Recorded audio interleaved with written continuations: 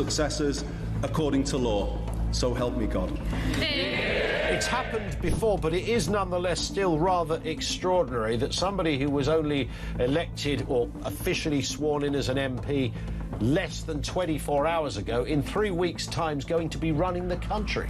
Yes, I think it is rather extraordinary. I think the issue isn't whether someone like that should automatically have to hold a general election. If Andy Burnham wants to introduce major changes to our constitution, he's talked about overhauling the House of Lords. He's also talked about overhauling our electoral system, bringing in some form of PR. I think if he wants to do any of those things, he needs a mandate from the public to do them. To try and do them without calling an election, I think, would be a constitutional outrage. I've got an interesting tweet. There's always a tweet, Julia. Yep. If I can just read this out to you from Andy Burnham 3 years ago.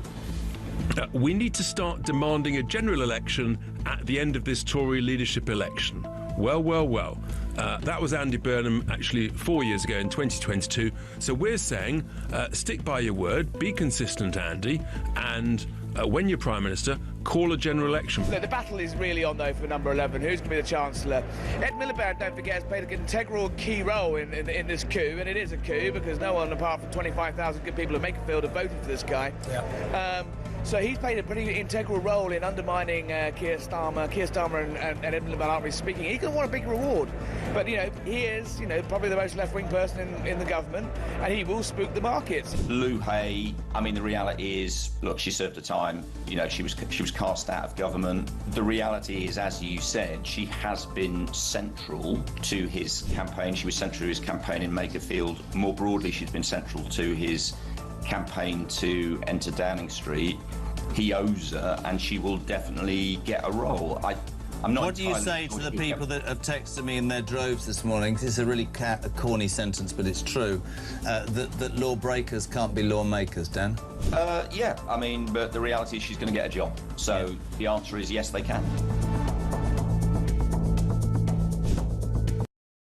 Across the UK, on DAB+, on YouTube, on your mobile, and on your side.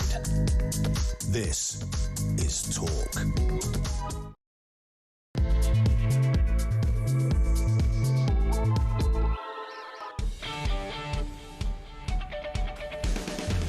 Well, a very good morning to you. Just gone 6 o'clock. It is Monday, the 29th of June. We've got through the heat wave. We're back on the home of common sense and the place where your views on the day's news are always, always welcome. Good morning. Hope you had a good weekend. I'm in the good books. I should share this with you.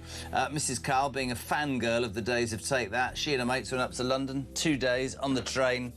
Drunk by the time they got to Woking, hanging out, going, Gary, we love you. I said to my children, you see, that's your mother. That's what she gets up to, but easy.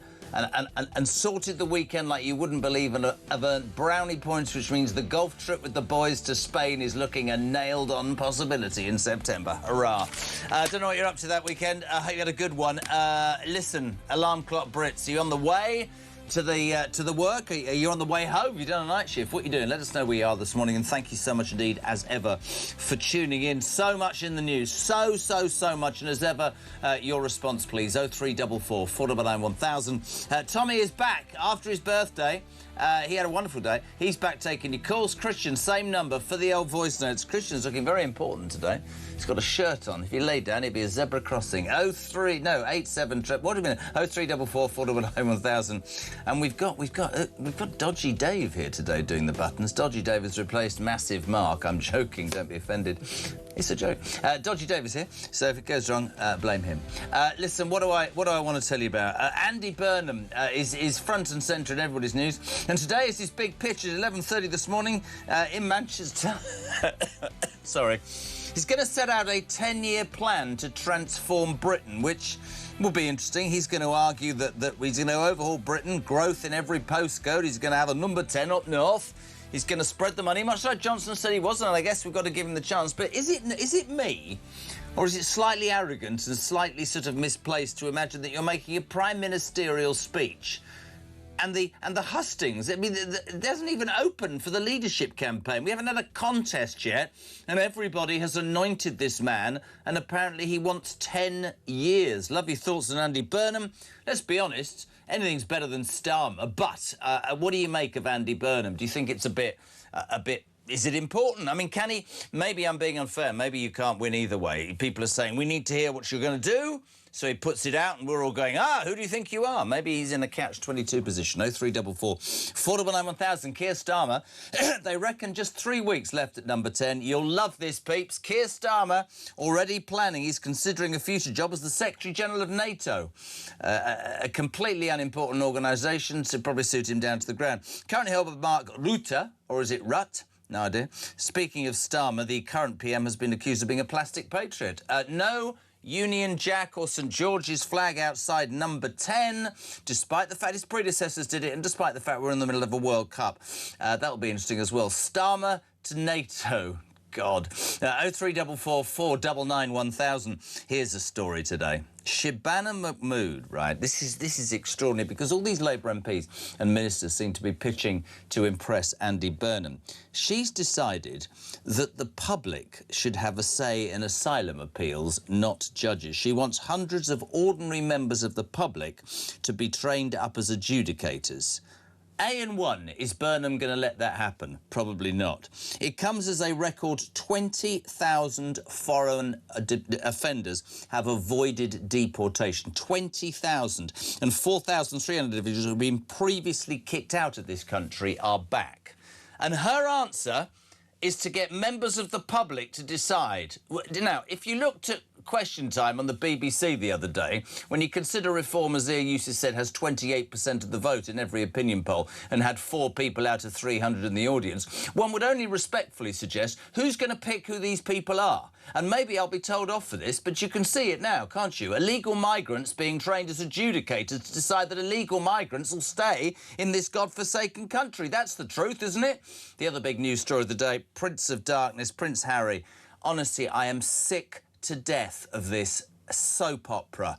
You know, King Charles, ill, a grandfather, agrees to meet the kids. He's going to come over for the Invictus game. He's bringing Meghan. It's all going to be great. They even get offered accommodation, but no. There's been a huge backlash. He hasn't decided now whether she's coming or not, whether the kids are coming, whether the security's enough, whether the house is big. Sod off and stay there. The British public are bored to the back teeth. I hope King Charles, having done the right thing, I hope his patience snaps and he says, I'm done. Because William and Kate are right.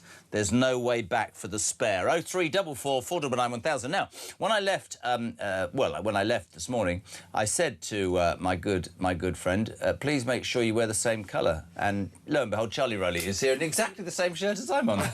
Good morning. Although he hasn't ironed it very well. You've got a double crease. Well, I have, and we were talking about this outside. You're right. I should iron your shirts. Would you? I don't mind at all. How are you? I'm very well. How are you? I'm all right. Straight away, Nicola from Norfolk. Morning, just like Mrs. Carl. I was also at the Take That gig on Saturday. Absolutely brilliant and welcome respite to the forget the farce of what's going on with the government and their new Messiah Burnham. Andy Burnham, does he excite you? Well, he is better than Sir Keir Starmer. I mean, under his leadership and under the auspices of his Chancellor, it was a bit less take that and more take that and that when it came to taxes, didn't it? Nobody writes this crap, as you can assume, and Christian's just said in my ear, could you raise your hand when you speak, Jez and Charlie, this morning, because I can't tell you apart. Mine is a nicer hue. Well, the blue. It is, yes. It's nicer slightly more blue. dark. I'm more pale this morning. You are pale. Let's start with Andy Burnham, because... am I wrong? I mean, maybe he can't win either way. This morning at 11:30, and I've no doubt Julia will have it in the show, he's going to make his pitch to be Prime Minister. It's a 10-year plan, Charlie, to transform Britain as he prepares to enter Downing Street. Now, we can jump up and down about the procedure, but he's going to get there. He's indicated that he intends to fight at least 2 elections, and he will argue that he needs a decade to overhaul and deliver good growth in every postcode as he lays out plans for a number 10 up north. He also wants local mayors to help curb the benefit bill. Is it arrogant to be doing this when you haven't even had a leadership contest yet, or am I being unfair? No, I think you're absolutely right. I think, look, people assume that he is just going to become the next Prime Minister. He's the only one so far that has announced publicly that he'll run for the Labour leadership. So it is more than likely that he will become the Labour leader and the Prime Minister. But, as you say, the nominations for the leadership aren't even open. Now, what he's doing, some could argue, is he's making a big old speech today. Now, if his Labour colleagues don't agree with him, that might actually prompt others to come forward and say, oh, I'm not quite sure about that. I might actually challenge him. So he might be shooting himself in the foot with this big grand fanfare of a speech. But let's see. But the trouble I have with it is that I'm bored of this 10-year malarkey. You know, we were supposed to have a decade of Boris Johnson. Yeah, he messed that up. He messed that up. And a lot of what he was saying is actually, I think, Andy Burnham is trying to replicate. So more devolution, more money to levelling local authorities. That levelling up agenda, exactly, which was never really, well, it wasn't achieved at all under the Tories, despite how we tried. I say we because I was there at the time. But, you know... Front page of the Telegraph, let's just give it Burnham, give me 10 years to fix Britain. Absolutely. And we were supposed to have 10 years of care. You know, and that's ended in. Can we just? I don't know if you can pull it out for me though, Christian. Louise Haigh, the ex-transport minister, was a convicted fraudster who's had a bob done. The hair's not bright red anymore, and ran his campaign in Makerfield and is heavily tipped to return to cabinet. Did an interview in one of those left-wing magazines the other day. We'll get it out. I think she and Miliband. And I think the truth needs to be told about Burnham. He is a socialist through and through. They will tax Middle England to pay for whatever they choose to give to whatever union mates they've got. He will raise your taxes. And there will be one or two things, I'm sure, that will be done to look good. But the truth is, and I'm not sticking up for Keir Starmer any goddamn way in my life. I thought he was awful, and I mean beyond awful. Britain is about to know, for the first time since 76, a proper left-wing socialist government. Not Blair. Blair would be centrist compared to what's coming. That's not an exaggeration, is it? You're absolutely right. I mean, even under Blair's time, for all of his faults, you know, the top rate of tax remained at 40%. Louise Haigh calls for an increase in capital gains tax and a relaxation of fiscal rules, borrow more to give more away. And we will be even more skint, and inflation will go as high as it will ever go. And there's a wise old man who I can't quote, who said a couple of years ago, the wise old man said to me, Starmer won't last 2 years, and I laughed at him. He told me the other day, Burnham, by Christmas, will be as unpopular as Starmer. Because the reality of what listen, I quite like the guy, but the truth of the matter is he's a proper socialist. Well, and let's take those two things together. So if Louise Haigh, who you're absolutely right, is an ally of Burnham, was photographed in all of the campaign pictures that he had when he was campaigning in the by-election in Makerfield, she was apparently his sort of chief whip, so getting support from MPs in Parliament before he even arrived. If she's saying what she's just said, what you've just said, on the one hand, all the while Andy Burnham's saying, I'm actually going to devolve more powers to mayors to give them the ability to tax more as well, to increase their revenue to spend on local priorities. You're going to have massive taxation from the centre of government, but also the shield, as Andy Burnham would probably have, and say, well, look, it's not me raising more taxes, it's your local mayors to pay for your local services. We're going to get hit with a double whammy, both at the centre nationally and locally. So it'll be Tax Britain PLC. I'm not trying to be unfair to Andy Burnham. I'm prepared to give him a chance. Front page of the Mail, tax raids on middle classes in Burnham's 10-year plan. You might also pull this out. I read it. One of his last acts as Manchester Mayor was to give the aforementioned... There's a bus company that everybody's been talking about how well he's done with the buses. They gave the unions 56%. Literally one of his last acts as Mayor. It all sounds great, and I'm not being cynical because I want my country to work. I'm fed up of that ridiculous approach that we had. I wasn't happy with the Tories. I'm not happy with parties that promise. But the truth of the matter is you cannot say, I'm going to increase defence spending. You cannot say I'm going to improve our public services. You cannot say I'm going to put more policemen and women on the street unless you find the money. And Labour will not cut the benefits bill, which outstrips the money that the Exchequer gets on working people. So until they do, we will continue to borrow or raise taxes. That is, in essence, just the housekeeping rules there, in a heartbeat. That's it. Absolutely. And if you look at the last Prime Minister that was a former mayor, Boris Johnson, that we talked about before, yes, had this whole idea about the levelling up agenda, but that was increasing taxes. That was increase in public spending. You can't... Being Prime Minister, you're not qualified for that role, just having been a mayor, where if you're a good-time mayor, as I think Andy Burnham... A good-time mayor? You're a good-time commentator, aren't you? I try. Yeah. But, you know, if Burnham is, like Boris Johnson, a good-time mayor, where you can splash the cash, where you can give to people, A, because you're receiving money from central government, and you can put a big stamp on it and say, this is my project, this is the Manchester Mayor's delivering here, or the Mayor of London, as it was under Boris.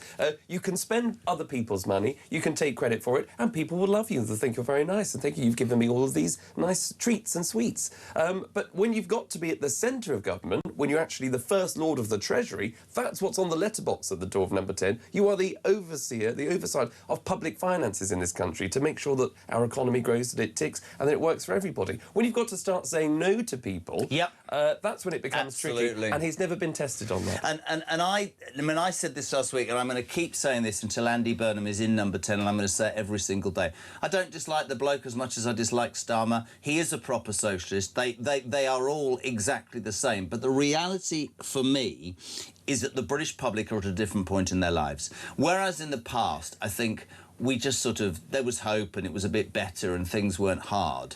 I think, and I don't want to use COVID because that's gone, but I think the cost of living, I think the way we treat illegals better than we treat ourselves, I think the way the police seemingly are two-tiered, the social justice system, the NHS, most of our public services do not give us back what we pay in for, what we were promised. I don't think people will accept this because for the first time in British political history, they'll go, oh, right, see, where's that come from then? Where's that come from? Oh, you've increased our taxes. And if the Mail and the Times and the Telegraph are right, and people will say those are right-wing papers, it will be tax, tax, tax. That's the reality. Tax rates on middle classes are Burnham's template. It is proper left-wing policy. Times on page 1's quite interesting. I want mayors to help cut benefit bills. Can you explain that to me? How does that work then? How does a mayor cut a benefit bill? Well, every single council I know in this country is billions of pounds in debt, aren't they? Like Birmingham's 300 billion in debt. How are they going to cut taxes and benefits? Well, exactly. And they'll be given the powers to raise revenue as well. That's what Andy Burnham's saying. But what he is also saying is that I'm going to give more powers to mayors and local authority leaders across the country to give them the power to create jobs. So they have more local economic say, so they've got a bit more money to spend on that. But that creates opportunities, that creates jobs, that creates training placements to get people in their local areas off benefits. So they'll have more responsibility of making sure that employment and training and skills are high in their own patches. But as you say, you know, every council always comes back to central government asking for more money. And, you know, where does the money come from? It's the people's money. It's more tax. I would make them balance their books before they do any giveaways. Well, I'll tell you what's really interesting. I said this to Christian this morning. You realise the way Burnham's sort of been ushered in, sort of parachuted in. I mean, I suppose we should be great. It could have been Sadiq Bleeding Khan. Well, and he's not going quietly, is he? He's sort of saying, well, you can't forget about London, Prime Minister. You know, we are the economic heartbeat of the UK. We need us, not under his leadership. No, we're not. But he was... Right, no, go on. No, he would just say, the Mayor of London is always asking for more money, don't leave us behind. And he's only saying it because he doesn't want to be left behind personally. He's putting his own interests before the people of London. Of course he is.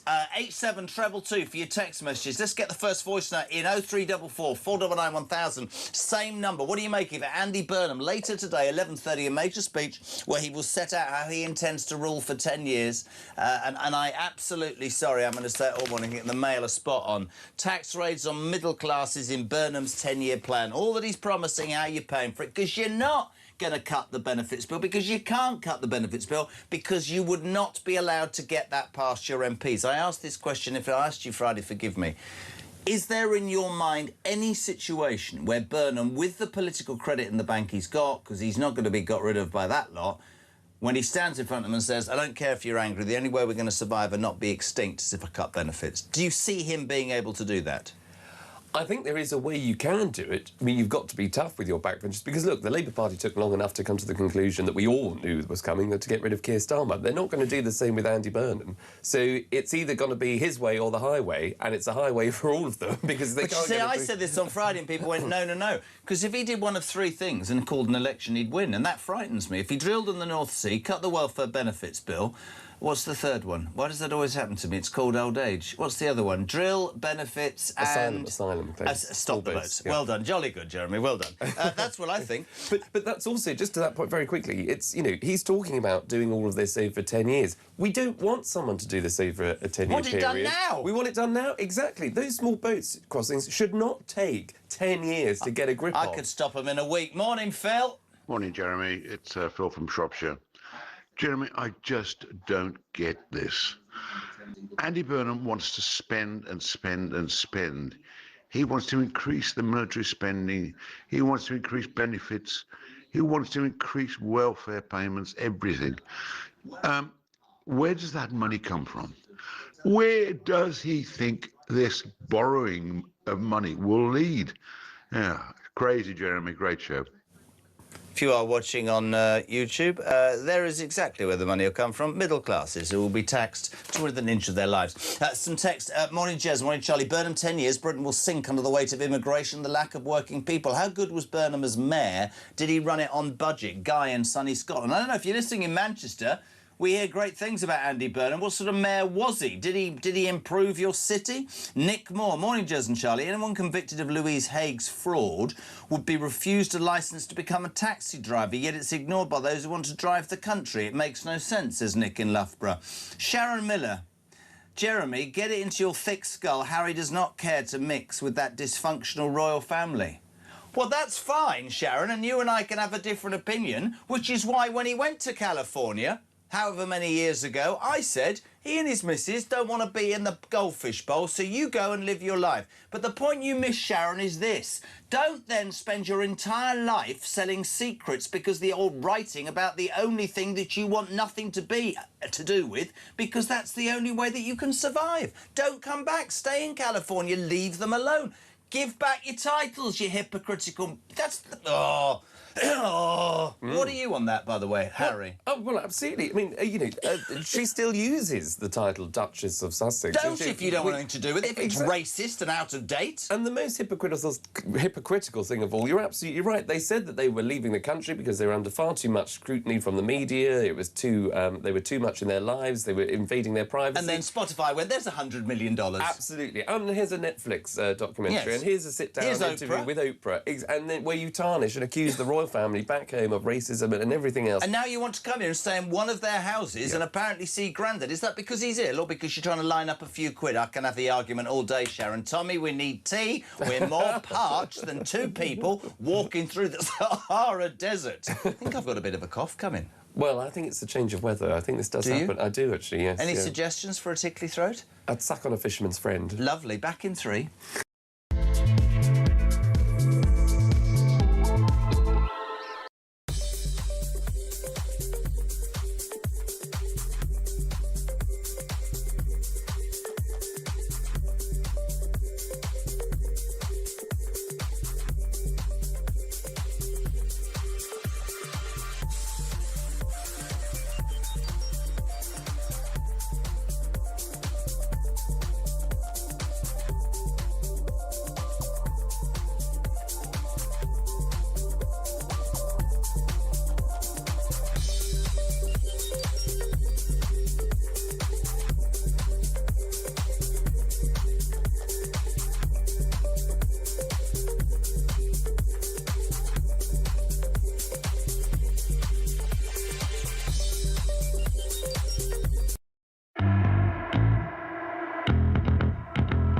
Lara Bird on Monday walked into the House of Commons as the new MP for Arbroath. She had a lot of attitude and held up her fingers as if she wasn't telling the truth and didn't really respect the king, and that was picked up online. So I think if you're silly and trivial in that way, you rather deserve to get caught out, but I'm afraid everyone will now remember her as the fake Scottish accent lady.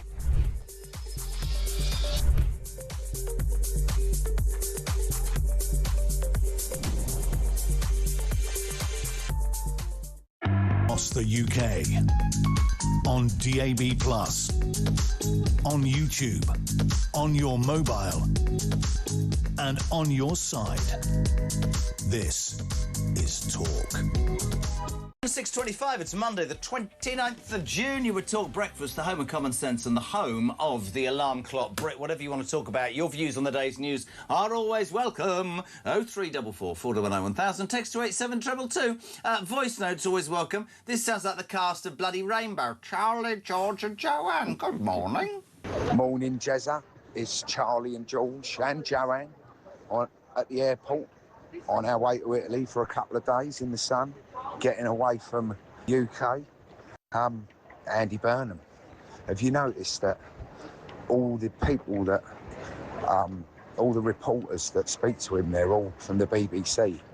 He ain't had no scrutiny yet. He's had nobody go at him and question him about what his plans really are. I desperately hope he does do well, because if he doesn't, I think we're all in for a rough ride. I can only see more of the same. Left-wing government, communism, socialism, whatever you want to call it. They only know one way to go. Hit the people, the workers in the pocket. Have a good day, over and out. Over and out. Don't you just love the alarm clock Brits? Well, he's not an alarm clock Brit, he's a lazy holiday git. But I love the fact that they're at the airport ready to go to Italy. And they ring the show. They're about to go into the Wetherspoons, spoons for a breakfast, aren't they? Big breakfast. Do you like a big breakfast? I do actually, yes. Yeah, I do like a Wetherspoons. Particularly taking a flight. I'm partial to, I'm partial to a Wetherspoons, the full works. I haven't had a fried breakfast in 20 years. Have you not? No. That's very good. Well, that's why you're looking as well as you do. And obviously that's why you look like you do. Is that a slim fit shirt today? It is. I think we need the classic fit. Joking. Jeremy and Charlie, Labour just don't get it. Labour are done, finished, no second term, finished for decades, says Linda, Jez, Chaz, first-time texter. When Labour have a new number 10 up north, will they be happy to have the weekly Saturday protest that grinds central London to a halt and make it a no-go zone for London residents? Dave's in the south-east of London. That's a really good point, isn't it? Yeah, absolutely. And look, I don't want to get too bogged into the detail or complicated here, but I do remember when I was advising in government and we had the whole levelling up agenda, we moved departments from central London to other places across the UK. But we tried to, I think, be slightly too clever about it. So instead of, for example, moving parts of the Home Office to maybe, say, Manchester or Liverpool, which are already built-up cities, that can then expand outwards themselves, we decided to move some of the Home Office, for example, for Stoke. We moved some of the Treasury to a campus in Darlington rather than, say, Newcastle, which might be more built up. Just as a sort of trying to level up the country, but also as a message to other communities. The Communities Department went to Wolverhampton as opposed to Birmingham. So that's brave. But the trouble with that, you've then got the time of ministers having to go and visit these places and go all around the country, as they should. I know people will argue. But when you then have a problem in central London of civil servants working from home, where there's no scrutiny, where you can't find who Mr and Mrs Tax was here, or Mr or Mrs, housing person, whoever is responsible for these policies, you can't get hold of them in central London. How on earth are you going to be able to track them down when they're in some long-lost, department? And the other thing for me is levelling up, which Johnson used and which Andy Burnham is going to talk about. I spent 15 years of my life in Manchester. I love Manchester. I've got nothing against it. But there's a difference between levelling up economically and encouraging growth. Think HS2, which he says, by the way, he'd like to restart. That'll be worth a lot of money. The point is there's a difference between levelling up in terms of jobs and growth and just putting government departments there as some sort of, oh, we've got an office in Wolverhampton, or we've got one in Doncaster, we've got one in Stockport. That doesn't create growth. Growth is either the Prime Minister stands up and says, I'm going to divulge certain powers to the mayors and they can do this, although I wouldn't really, well, the London one. I don't know, but the levelling up needs to be a level playing field, not just politically, economically, morally. Wayne, good morning. Morning, Jezza. It's Wayne from Sunny Beach in Bulgaria this morning. Andy Burnham needs 10 years to stop a boat. How is that man getting into power? I could stop the boats in a day.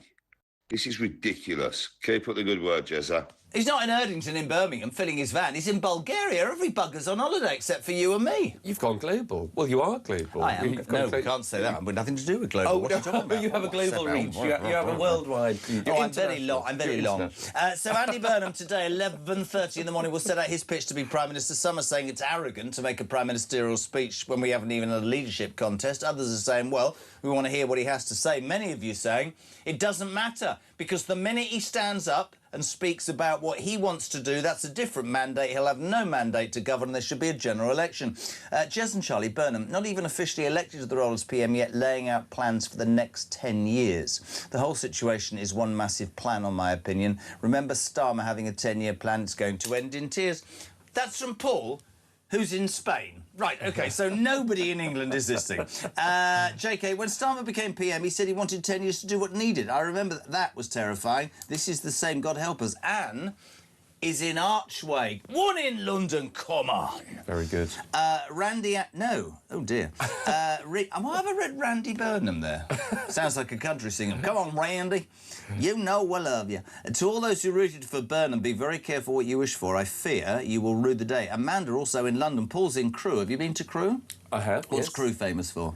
Now, that's not ceramics, that's Stoke. But Crewe... Trains. Trains? Trains. Really? Massive trains. I thought, I was in York for 3 years, and I thought York was Did you go to York University? I did. Jesus. There are 57 universities, and that ranks 55th, doesn't it? It's not great, is it? What did you get a degree in? I think, actually, you'll find York is one of the... Where did you... well, it might have gone down since I've left. What did you get a degree in? I did social policy. What does that mean? And, well, it was the study of policy and public policy and how governments work and how they've achieved their goals. And it was a very... Did you pass? Thoughtful. What did you get? I did pass. What did you get? How dare you? I got a 2-1. Oh, a drinking degree. So a first is absolutely work, no drink and fun. A 2-1, which my daughter just got from Edinburgh, is work hard but have a life. And that's what you got. And I got a 2-2, which meant I never went anywhere. I just got drunk every night. Oi! Kyle, it's me again. Sharon's not happy. This is Erin and me having an argument about Harry. Harry is English born and bred. He can come back to the UK whenever he wants. Good for him for writing the book so the British people can see what this royal family is all about. Sharon in Staffordshire, if that's his opinion, that's fine, and it might be your opinion. But if you think your family's full of racists and you don't like anything about them, why'd you keep bloody sponging off them? Fact. Yep, yeah, absolutely. And, you know... Say to my family, I want nothing to do with you. Everything you stand for, everything you represent is nothing I want in my life. The only reason he's coming back to see Charles is to wheedle his way in. Paul... is this Burnham laying out a new manifesto? Well, he needs a mandate. He'll have to go to the people and get a general election. Chris is in Surrey. Posh there. Have you been to Surrey? I have been to Surrey. Yeah. Jez, Burnham better than Starmer. Who cares anymore? He's not elected, not wanted, and not very bright. He should be fine. Hey, Jez, you and Charlie like Howard and Hilda in your same outfit. Which one's Howard? I think I'm a bit more butch than you. Bill from Romsey. It does not matter what Burnham says or actions he takes. The bottom line is we all know where the money's going to come from. Tax. You see, people are switched on, Charlie.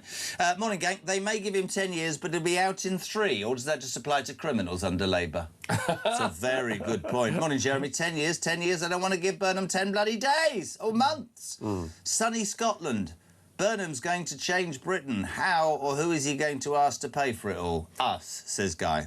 And that's why then people will ask the question, look, if he's setting out all these plans, if they are, as they are going to include more tax, more borrowing, more spending, more debt, that means, don't forget, for the what next are we paying? generation 12 of people. billion a year, a month in interest on the debts we can't afford. Absolutely. So let's borrow some more, eh? Ridiculous. Because these people don't care about their children and grandchildren. I have to suddenly... 61 next week, not a word, and genuinely, you think, in 30 years, we're still going to be paying these bills. I won't be around. My kids and grandkids are. Now, the other thing I needed to speak to you, you're a former special advisor, you're a very important person. Shabana Mahmood, bearing in mind that all of these politicians seemingly at the moment are rushing around trying to impress Burnham, will today say that the public should have a say in asylum appeals as she looks to replace judges. Ordinary members of the public could be trained as adjudicators. I don't know whether this would happen or not. So we've got 20,000 foreign offenders who've avoided deportation. You hear those terrible stories. I can't go back. Why not? Well, my son... We had it earlier in the year. People think, oh, my son doesn't like McDonald's. In Albania, they don't taste the same. Are you... Sorry, Lisa. She now wants to train adjudicators to deal with those, and also the 4,300 individuals who've previously been kicked out of this country but have managed to come back in. Now, am I being cynical, right? Why don't we just have judges who have common sense rather than left-wing tendencies? And as for adjudicators, knowing how we are incapable... I mean, take a border force person, Hello, sir. How old are you? I'm 11.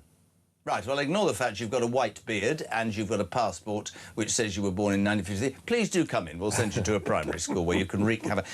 So I'm not going to have any faith in adjudicators, am I? I mean, here's the million-dollar question as my wire falls out. I can see a scenario in this country where adjudicators are illegal migrants who trained by the Labour Party that we're all paid for with tax to end up saying to illegal migrants, you can stay here. Yeah, I have zero faith in the government of any persuasion as it happens, but just how government works. Trying to find, as Shabana Mahmood has said, a cross-section of society, a society that reflects everybody in this country, and therefore they'll be able to adjudicate sort of fairly. No, they can't even say, them. can they? So they can't even say, let's just get some common sense people in. No, we're going to get people who are sympathetic to illegal migrants. Yeah, I don't want that. I want people to uphold the law. I want judges who are trained to do that in the first place.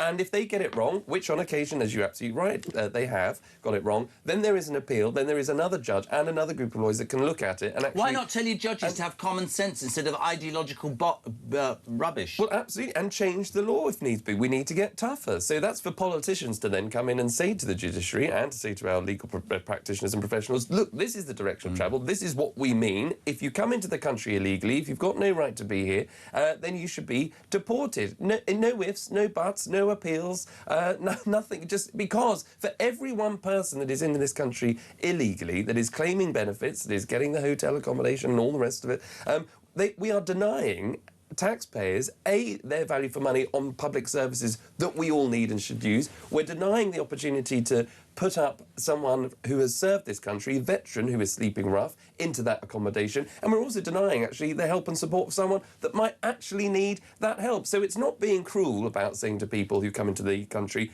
you must go, you're not entitled to stay here. It's just about being fair. Yeah, it's about being fair to the British public and also being legal. You'll also not be surprised here, Peeps, that over the weekend, Labour has quietly dropped plans to stop illegal migrants becoming British citizens. So all of this is to kowtow to Andy Burnham, when in fact the British people are screaming out for, could we please do something about our borders and this immigration? I was having a really interesting conversation with a driver on Saturday, and he came to this country 25 years ago, really nice guy, and he said to me, Muslim guy actually, and he said to me, you know, I came over with my family, I worked really hard, just sort of built himself a little business.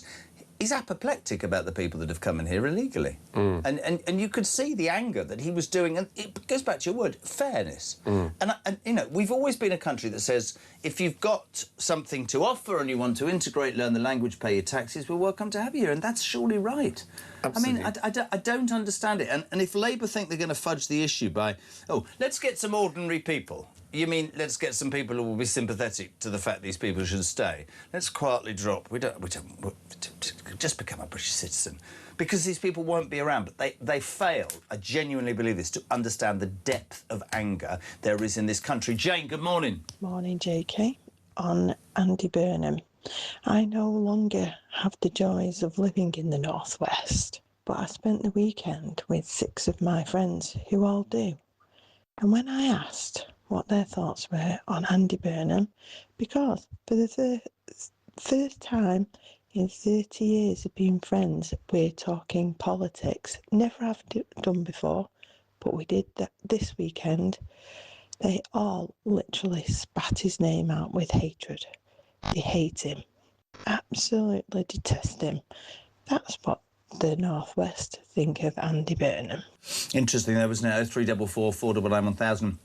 Jez, Keir Starmer didn't learn the lessons of the Tories. They went to the right to compete with Nigel Farage. Starmer did the same, and Andy Burnham needs to take the party to the left exactly the same way. Morning, gentlemen. Biggest news story of the day has to be that our Charlie, our lovely Charlie, says Jules in London, has actually been to a Wetherspoons. Thought you were too classy for that. No, I'm not at all. I'm partial to Wetherspoons. You like to get down and dirty, don't you? Well, I especially before a flight. But nice. When I was talking about the full works earlier on, I do like. I don't know how much I can say at this hour, but that's. I'm not a nervous passenger. I'm not a nervous flyer. Far from it. But I do feel as though a little tipple before a flight is always helpful. So you go through. See, this is the bit I get a bit lost. You go through your bag thing. And then you go and you walk amongst people, and then you go to Wetherspoons and you have a breakfast, and then you have a drink. I do, yes. I go through that thing, and then I go through this door. And it's called a lounge, and there's quite a lot of people. Well, there's not a lot of people actually. There's a lot of people who bring you breakfast, and then they tell you when the plane's ready and take you. No, I mean, I am surrounded by security, but a voice of Alarm Clock Britain. I am. Let me absolutely. I've worked hard all my life.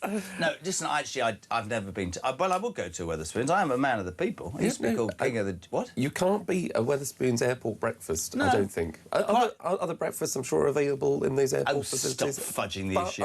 I'll be there. Will you? We've heard. If Burnham needs 10 years, that surely means he has to go for an early election, says Dave in Donny. Do you know where Donny is? Doncaster. Well done. Johanna is in Salisbury. Hi, Jez and Charlie. Levelling up. All those rich Labour ministers in government attacking the rest of us. So Burnham is middle class, is he? He's a landlord owning a second property, which is an ex-council house in London. JK and Charlie. Harry is a pain in the bleeding backside. He chose to leave, end of, and they are coming over for his charities and expects the taxpayer to pay for his security. I'll respond to that lady. He can do one. Morning, Jez. The sun is out. The sky is blue.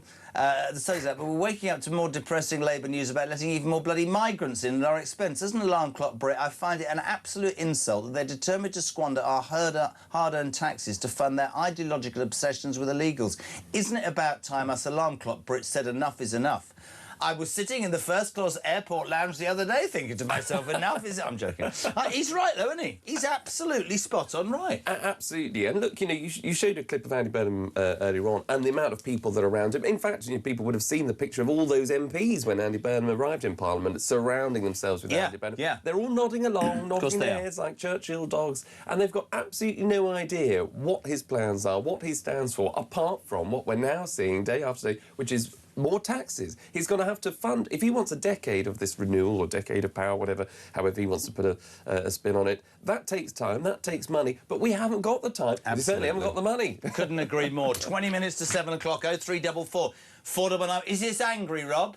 Angry Rob, good morning. Morning again, it's Rob.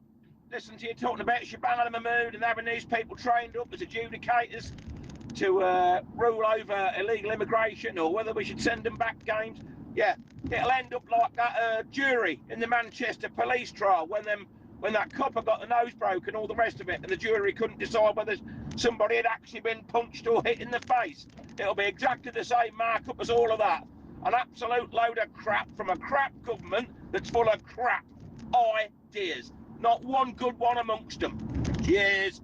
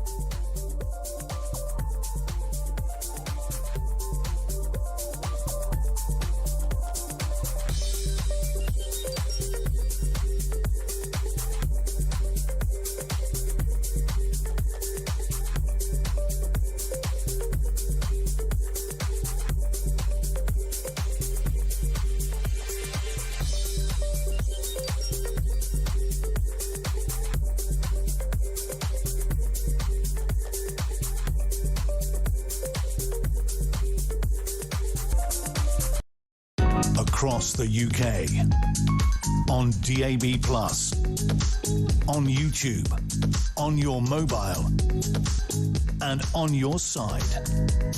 This is Talk. 17 minutes to 7 o'clock. We're live across the UK. It's Talk Breakfast for Monday morning. This is Jeremy Carr with Charlie Rowley in matching blue shirts. If you want to give us your views of the day's news, 03, nice blue, 0344 410 1000, you text to 87222. The news you're waking up to 11:30 this morning. Andy Burnham will make his pitch to be Prime Minister. He'll ask for at least 2 terms, 10 years. But the reality is, ladies and gentlemen, as he promises all of these things, I'm not being cynical, the Mail have got it right head on. The tax raids on middle classes is Burnham's 10-year plan. It will cut. That's what happens. They promise you the earth. The only way to do it, they won't cut benefits. They absolutely won't cut benefits because that wouldn't sit. They're going to increase Middle England's tax. Meanwhile, big news, Sir Keir Starmer, very quickly, is considering a future job as the Secretary-General of NATO, currently held by Mark Rutte. Speaking of Starmer, the current PM has been accused of being a plastic patriot because there's no Union or St George flag outside number 10 during the World Cup. Well, that's a disgrace. I mean, they can put it up, as they could have put up the Scottish style tie if they wanted for Scotland's games. You know, he's the Prime Minister of the United Kingdom after all. That's absolutely fine. But of all the hypocrisies about Sir Keir Starmer, you know, always saying one thing, that we're going for growth, that we're dealing with, you know, grooming gangs when he didn't want to have a national inquiry there and didn't want to go for growth, obviously, because he's put up taxes.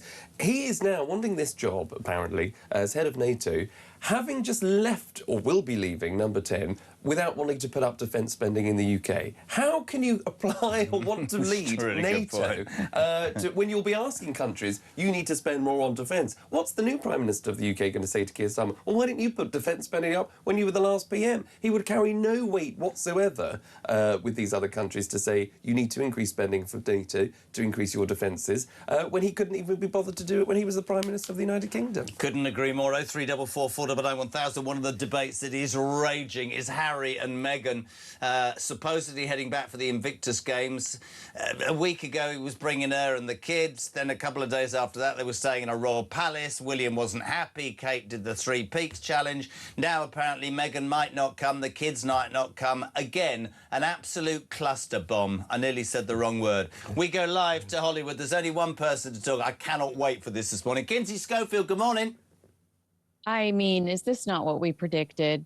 We both said we'll believe it when we see it. This all felt like a painfully orchestrated PR stunt. And I've even said from the beginning of this that my prediction was that Harry would not come, or Meghan and the kids would not come. Harry would say it was because of security, all to yet again villainize his father and say, look at my dad not taking care of us and not making my family feel safe in the UK. We had a woman on, I don't know if you've been listening, it's late with you, you've been working hard. She's going, you're so unfair. He's every right to come back to this country. The royal family is this and the royal family is that. And I'll say it to you, and I said it to him.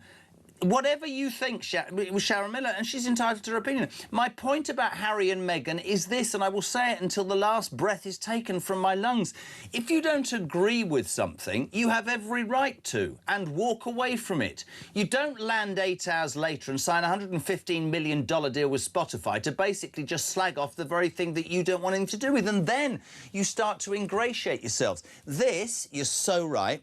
I mean, this will be, for me, the end game, because I think that Charles probably, some of us would say naively, but as a grandfather myself, I can see what he's doing. Probably because he's not well, thought, listen, it would be nice for me to meet the grandchildren. Then the Sussex's PR machine goes into full swing, and it's going to be, we're getting this, and we're getting a house, and we're doing all these sorts of things. Presumably, still, that isn't enough. I think Camilla's a massive part of this, by the way. I really do, Kins. It's been widely touted that she's as lacking in love for Harry and Meghan as William and Kate are.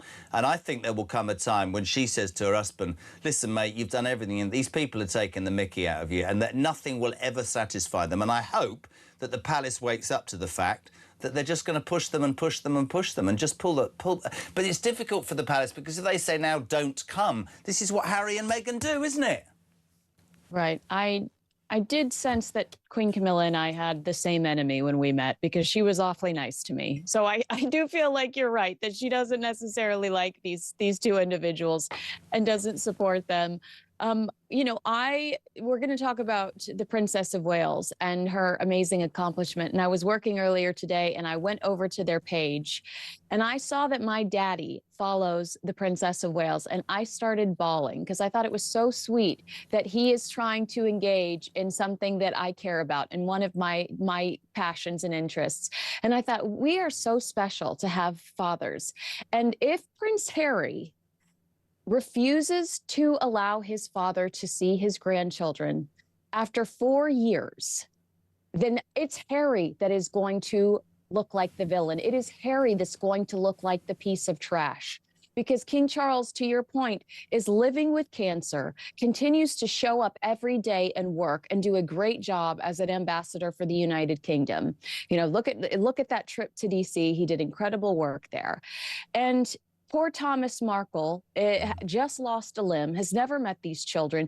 Harry and Meghan cry and complain And then all they talk about is how empathetic and compassionate they are, but their actions say otherwise. The king deserves to see his grandchildren, and Harry and Meghan are manipulative and self-serving, and I'm sick of it. Yeah. Like, I'm tired.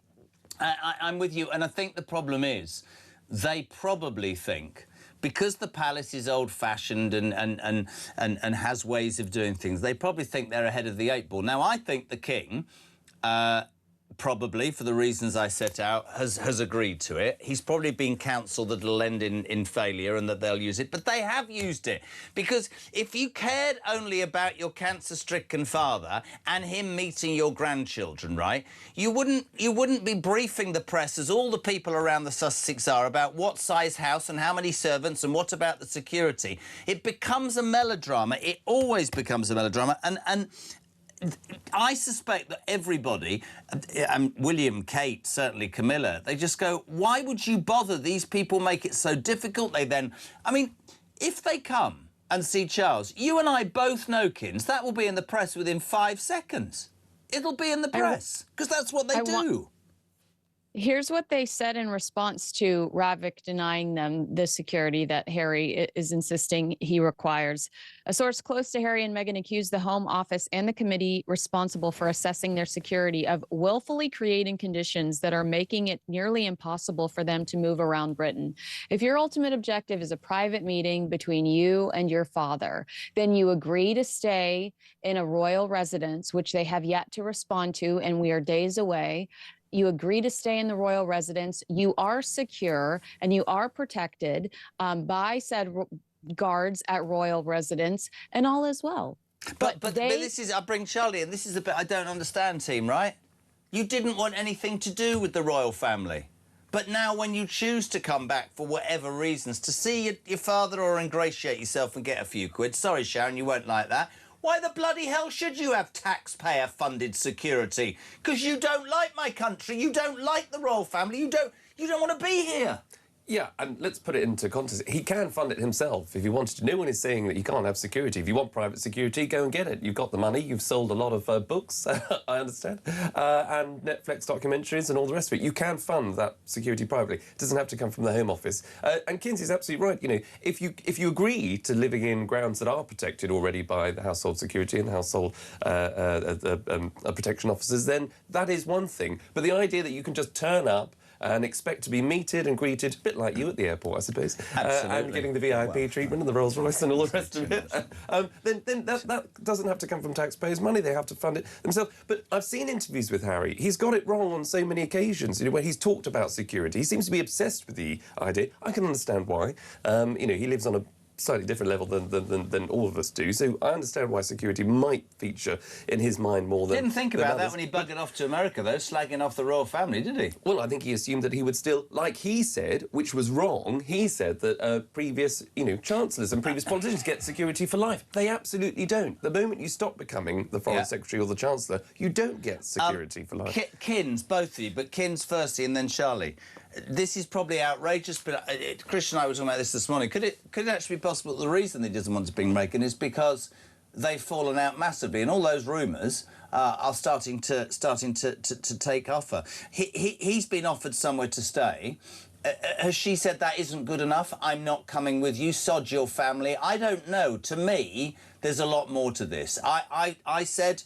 The old man's one of the last things the old man said. Within 5 or 10 years, he'll be back here with his ginger tail between his legs and 2 kids out in America with her.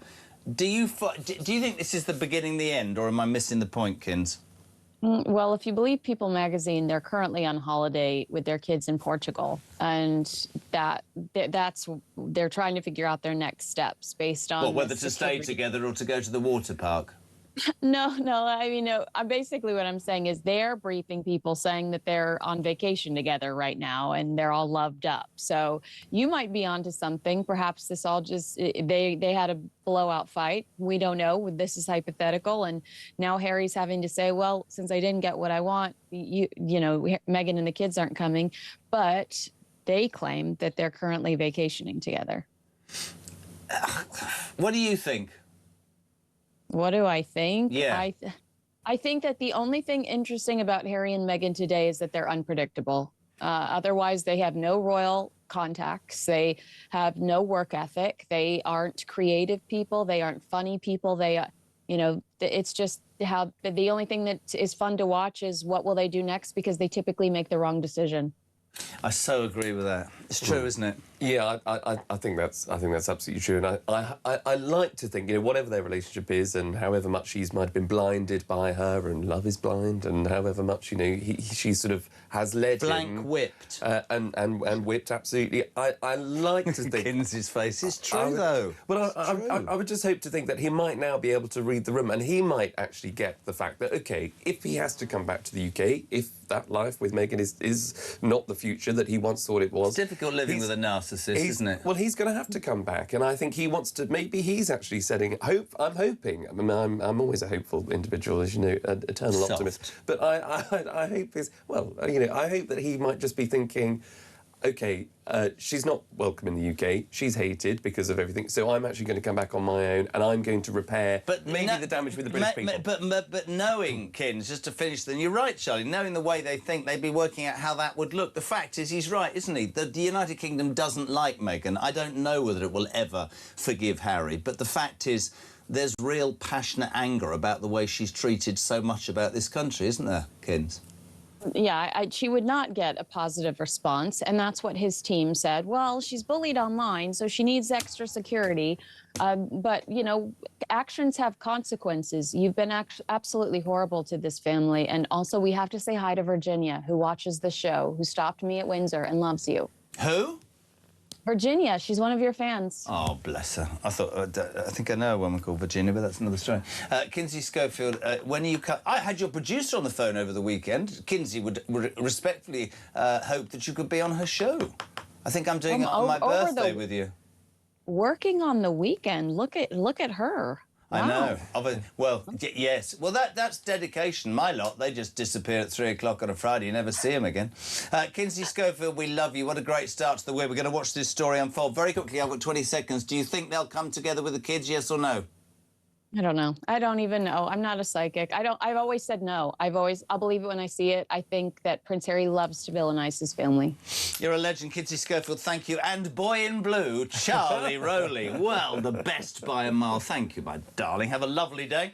Almost 7 o'clock, 0344 499 1000. News on Talk is next.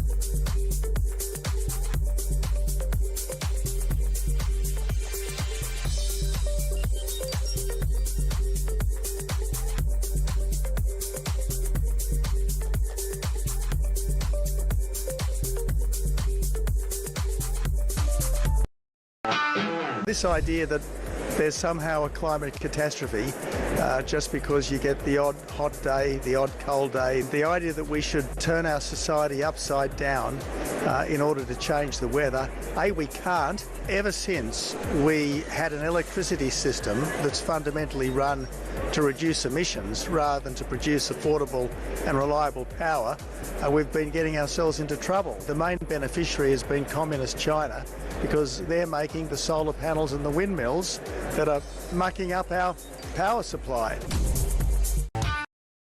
Across the UK, on DAB+, on YouTube, on your mobile, and on your side.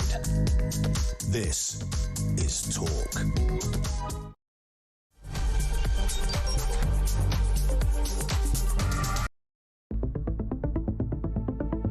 The question my party is asking now is whether I am best placed to lead us into the next general election. I have heard the answer of my parliamentary party to that question. And I accept that answer with good grace. Every decision I've taken has been about putting the country I love first. That is why I will resign as leader of the Labour Party. Well, you know what? In the end, he did do the right thing, and there were some achievements, and he's an honourable man, and he cared about public service. Guys, that's not what happened just now. In the last half an hour, Keir Starmer resigned, and he resigned because he was pushed. Most of his issues, most of the things which have damned him from, let's face it, within days, within weeks of him becoming Prime Minister back in July 2024, or of his own making.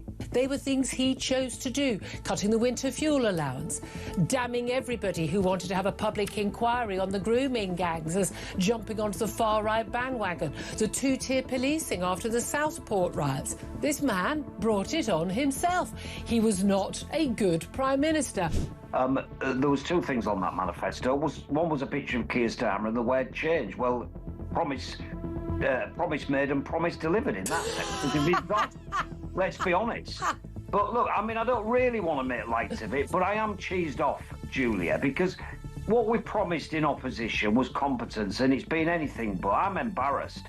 I'm really, truly, honestly, I am embarrassed, because I did think we would be competent. We've not been. I've no idea whether there'll be a contest or a coronation.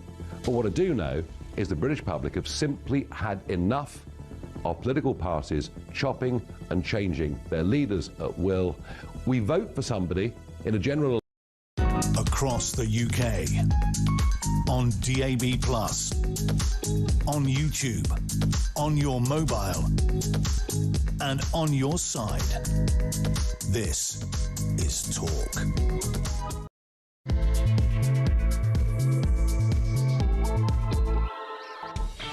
Welcome back or welcome along. Just gone 7 o'clock. What is it? Monday the 29th of June. We're live across the United Kingdom with Talk Breakfast, the home of common sense and of the alarm clock Brit. If you want to be part of the show today, your views on the news always welcome. 0344 499 1000. Leave a voice note on that number, whatever you want. 0344 499 1000. We'll speak to you live. You can text us on 87222. Start your message with the word talk. Well, you're waking up to the news that Andy Burnham is today going to set out a 10-year plan to transform Britain. He's going to say that he'll need that time to overhaul Britain, deliver growth in every postcode, set up a number 10 up north. And I'm just here to tell you that I completely agree with the Mail. It is incredibly easy to promise all things to all people. The front page of the Mail, tax raids on middle classes in Burnham's 10-year plan. It's simple. If you're going to improve the National Health Service and you're going to improve our defences and you're going to improve social security payouts and you're going to improve this and that and t'other, more police on the street, you have to pay for it. You have to balance the books. The only way that any Prime Minister or Chancellor right now in the United Kingdom in 2026 can balance the books is by getting rid of some of the ridiculous spend on benefits, a bill which now outstrips what we get in tax in terms of people working. Just imagine that. We're paying out more for people not to work than we're getting in when they do work. That doesn't tally, it doesn't add up. He's never going to cut benefits, right?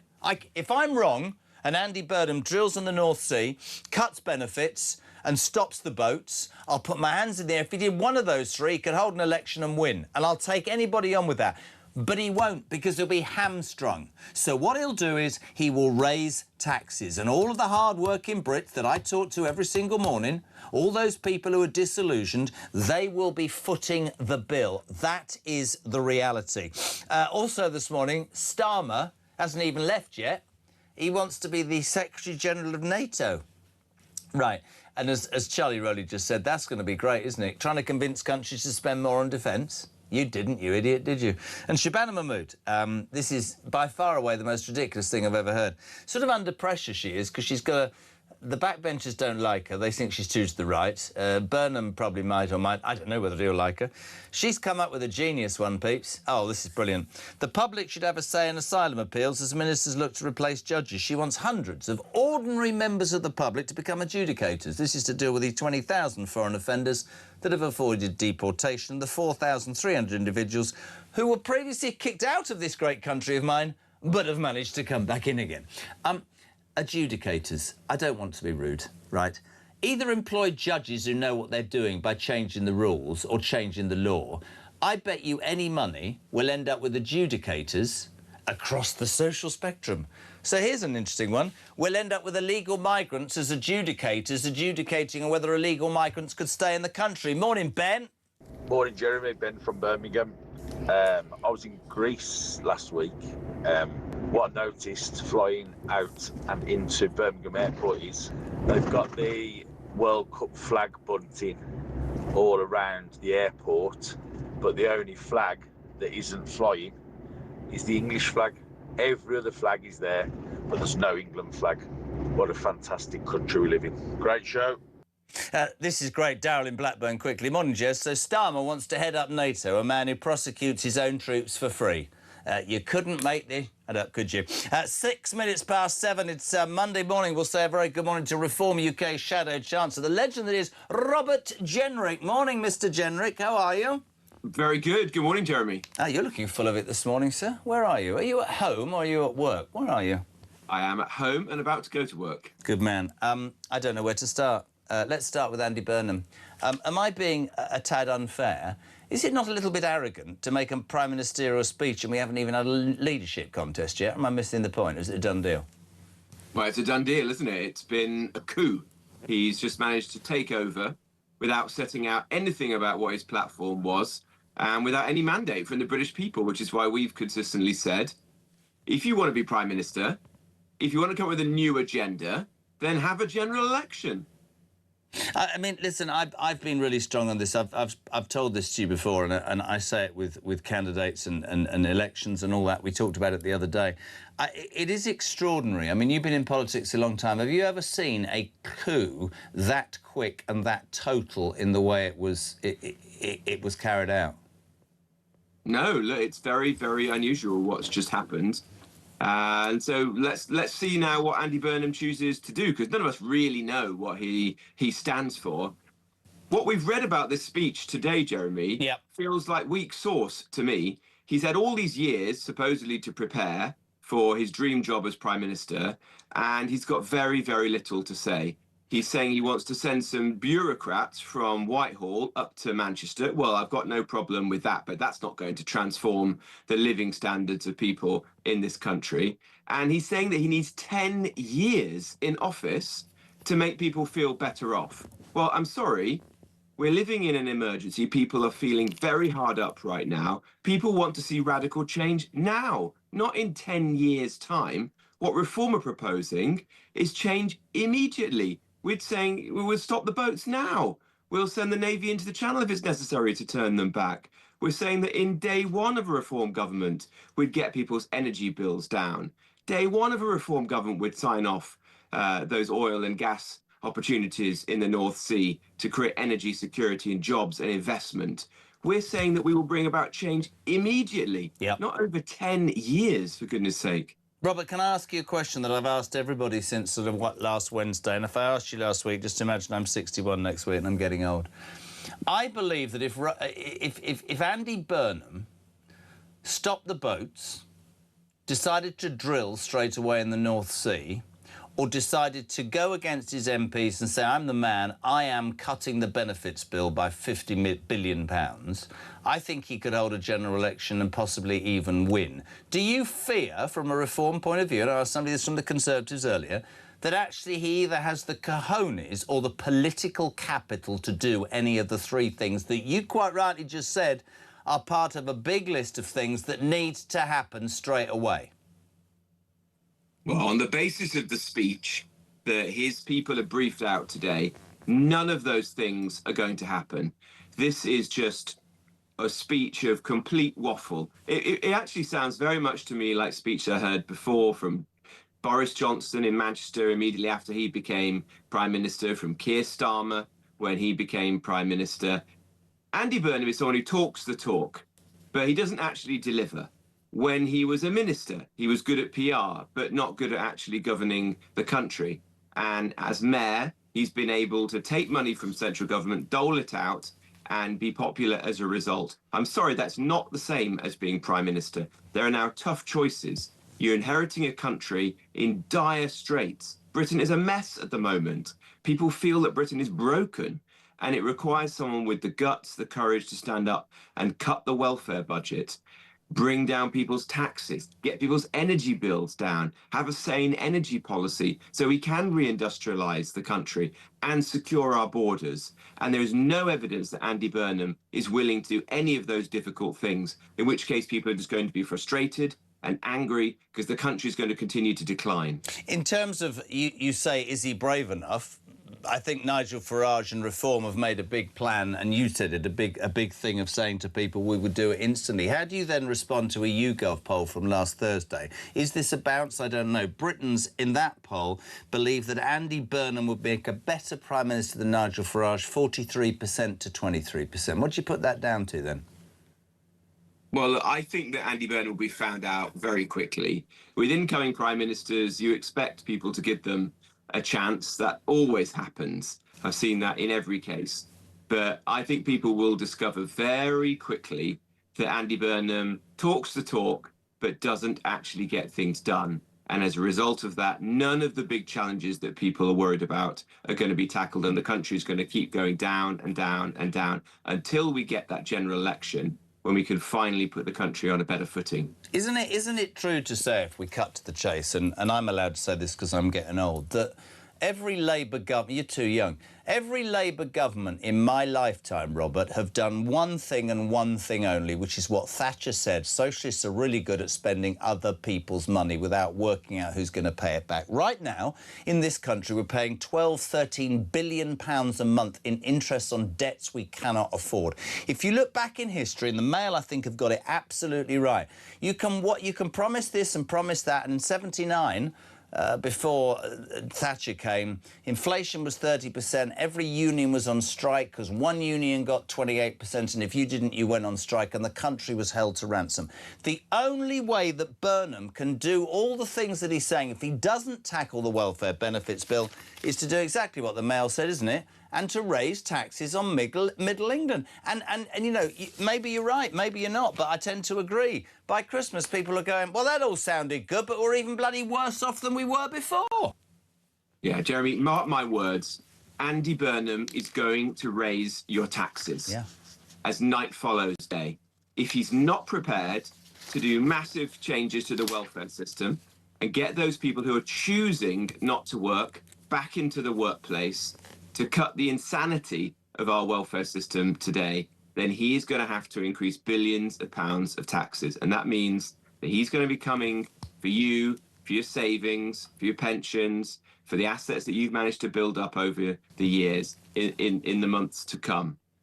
Oh, let's not forget, by the way, Louise Haigh, the one that was sacked from being Transport Secretary for fraud, she called for, over the weekend, some sort of left-wing magazine, an increase in capital gains tax and a relaxation of the fiscal rules that Richard III Rachel Thieves put in place. So the whole Labour approach, which is let's just borrow more to give away to people we consider, without any consideration as to how you're going to pay that back, is alive and well, isn't it? Yeah, so Louise Haigh, the one who was sacked by her employer for stealing, is now saying that she's going to be coming after your savings.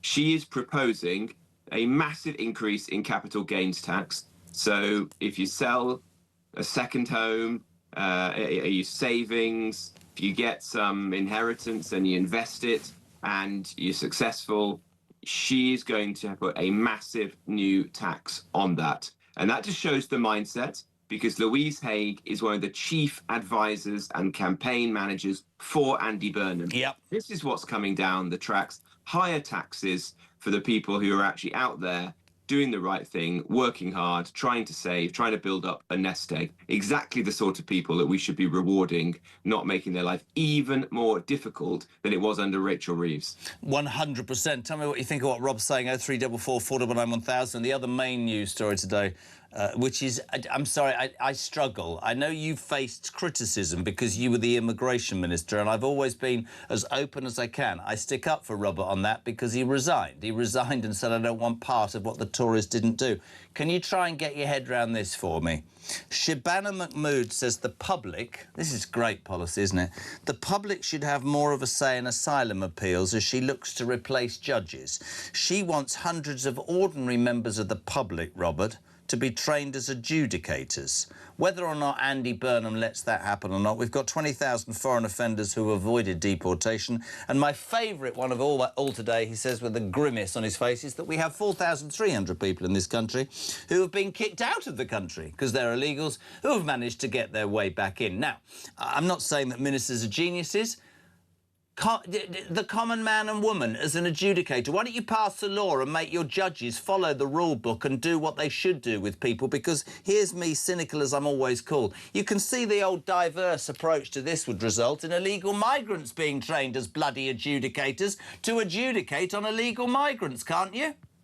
Well, we've seen what's happened it's unbelievable. With the activist judges in our employment tribunals. These are judges who've taken the law and then expanded and contorted it beyond all imagination. These are the sorts of people who said that an Albanian illegal migrant should have his deportation delayed because his son doesn't like the taste of chicken nuggets in Albania. The idea that we should replace these people and this failed system with a load of so-called adjudicators is for the birds. Reform have a very simple answer to this. Get rid of these appeals altogether. So it goes straight to the Home Office. The Home Office makes a decision. The decision is final. And if you have to be deported, you are kicked out of the country as quickly as possible. No more hanging around in a hotel at taxpayers' expense on this merry-go-round of legal appeals. And Jeremy, this isn't the only mad thing that Shabana Mahmood has said in the last few days. Shabana Mahmood announced at the weekend that she wants to set up a scheme to bring 10,000 so-called refugees into the country, people from places like Sudan and Eritrea and Somalia, who live with people in this country and then ultimately get citizenship, bring in their own family and friends with them afterwards through so-called chain migration. We don't need any more Somalians and Eritreans. We don't need these people in our country. There's quite obviously no public appetite for this. There's nowhere for these people to live. We can't afford the hundreds of thousands of pounds it costs to even try to integrate them. And some of these people are coming from very, very different cultures, as we've seen with the sexual violence, the serious violence that we've had perpetrated by these individuals on the streets of our country. This has got to stop. Why can Shabana Mahmood and Andy Burnham, who presumably has blessed this, not see that the public want an end to this kind of immigration? This is the bit I don't get, and why I would struggle so hard to do the job that you do. Because common sense to me, I mean, I've had stand-up rows with people, look me full square in the face and said, these are refugees. No, they're not. They're economic migrants who throw their passport details in the sea. And I keep saying it, Robert, and I will say it until I'm blue in the face. And I'm sure you're the same. I met your beautiful wife the other night. If you were in a country where your wife and kids were being bombed, you wouldn't leave on your bloody own, would you? You'd take your wife and kids with you. When you got to the first country that wasn't being bombed, you'd go, oh, come on, Generic Clan, let's just calm down a minute. We're feeling a bit better. No, come to Britain because we're soft. But more than that, I don't understand. I watched Zia Youssef on Question Time. He asked how many Reform supporters there were in an audience of 300 because, you know, the BBC's so straight and unbiased. 8. Well, 8 out of 300. That's not 28%. You speak to these people and they look at you in the face and they go, but these are poor migrants. No, they're not. I'm afraid that politicians genuinely, a lot of them, don't understand the depth of anger. These people that are angry in this country are not far right, they're not racist, they just think it's unfair and wrong. Their living standards have dropped, their cost of living has gone through the roof, they can't afford to pay their bills, and they're hearing story after story about how, excuse my French, we wipe the arse of anybody but our own indigenous population. I think they've had enough.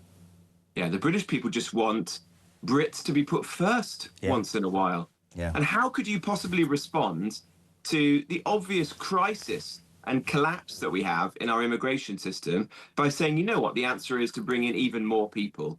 How can you respond to the protests that there are outside hotels and the fury that bedsits, HMOs are being turned into? I'll tell you how this government responds to it. More people in. I'll tell you exactly how this government responds to it. Think of the Bell Hotel in Epping. I still, to this day, cannot believe that my government went to court to overturn a good council who'd looked after its people and said this is wrong and had got it closed. And the Home Office went to court because, and I quote, migrants' rights are more important than British people's rights. I mean, that is just... Do they think that washes, though? Under the ideology of let's be the best and let's care, do they think that your average hard-working alarm clock Brit doesn't just go, are you having a laugh at me or what? Yeah, but it tells you a lot, I think, about what Shabana Mahmood and, above all, Andy Burnham are now trying to do. Yeah. They are moving the Labour Party to the left because they think that this appeals to a certain part of the electorate. But it's not the hard workers who are out there, you know, putting in the hours, who are listening to this programme in their van on the way to work or taking the kids to school. This is just going to cost you millions and millions of pounds, and it means you're going to have someone from Somalia or Eritrea or Gaza living on a street next door to you. It's extraordinary. I wish everybody could see your face this morning, because the next question is going to result in the most extraordinary. Can you imagine, right, being Prime Minister of this country and your own Defence Secretary resigns saying you don't actually want to defend this country, and you are, I'm afraid, going to be known as such a lowlife that you took our own soldiers, men and women who wore the uniform, to court simply because 30 years ago they might have said something untoward for sake of being shot and killed, right? And you're so completely deaf to what people think of you that barely a week after you get thrown out of number 10, you want to be the Secretary-General of NATO? How does that work, Robert Jerry? Can you imagine Starmer going, right, come on, Burnham, I need you to spend more money on defence. Why should I? You didn't. You can do one. That is ludicrous, isn't it? Yeah, I've never heard anything so ridiculous in my life. You've got a Prime Minister whose resignation was precipitated by the resignation of his Defence Secretary and Armed Forces Minister because he refused to put enough money into defence. Yeah. He refused to cut welfare in order to keep the British people safe. He's the Prime Minister who appointed Lord Hermer, a man who is about as close to a traitor as you can get in modern public life, who pursued a bill which took away the immunity for prosecution for the brave men who served this country in Northern Ireland during the period of the Troubles. You could go on and on and on. This man now has the audacity to audition to be Secretary-General of NATO. Well, God help us. I'm sure our allies in Europe and the United States will see through that. I can't imagine Donald Trump clearing that, not in a million years, if he's anything to do with it. Can I just go back to one question before we go, ahead of this 11:30 speech by Burnham today? Is there any part of the Reform Party that thinks that he could do anything that would blow a hole in the hull of the right-wing parties? Because we all know, whatever we're called, that the boats, immigration, the welfare bill, drilling in the North Sea. I mean, I just give you the other scenario because I'm fascinated. It worries me slightly. I mean, what if he convinced those 400, listen, you're not getting rid of me and I'm going to drill in the North Sea? Would that not blow a hole in the right? Well, look, let's wait and see. None of us really know what Andy Burnham is all about yet, do we? No. But as I say, from the extracts of this speech, which he has put into the papers overnight, I think the British public are going to be very disappointed by Andy Burnham. It feels to me as if he's someone who talks the talk, talks a good game, but he doesn't actually deliver. He doesn't have a plan as to how he's going to fix the country. and he's talking about it taking him 10 years to bring about change. I'm sorry, the public want radical change, and they want it now.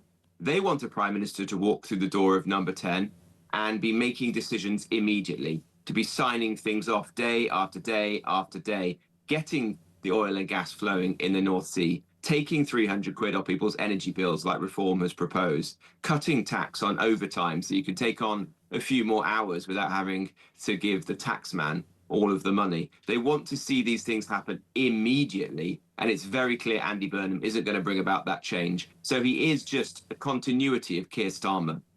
Couldn't agree more. Listen, great to have you on, my friend. Busy day ahead for you, I know. Thank you so much indeed. Robert Jenrick, Reform's UK Shadow Chancellor, 7:25 Monday morning. We're live across the United Kingdom. Still to come this hour. We'll talk about the England football results. A bit boring. Mike Neville, retired Scotland Yard detective, will be here. And more on that royal story. The Prince of Darkness, Harry, is facing a huge backlash. He was going to come with his wives and kids. Now they don't want to come. Or apparently he was worried because they might not get the security and the palace might not be big enough and all those sorts of things. Just stay in California, you whinging git. Talk breakfast. Morning, Sarah. Morning, Jezza. Morning, Charlie. Great show. Just phoning up for a bit of a moan. Seem to be like a broken record at the moment. But I'm going to ask the same question again. How has this been allowed to happen?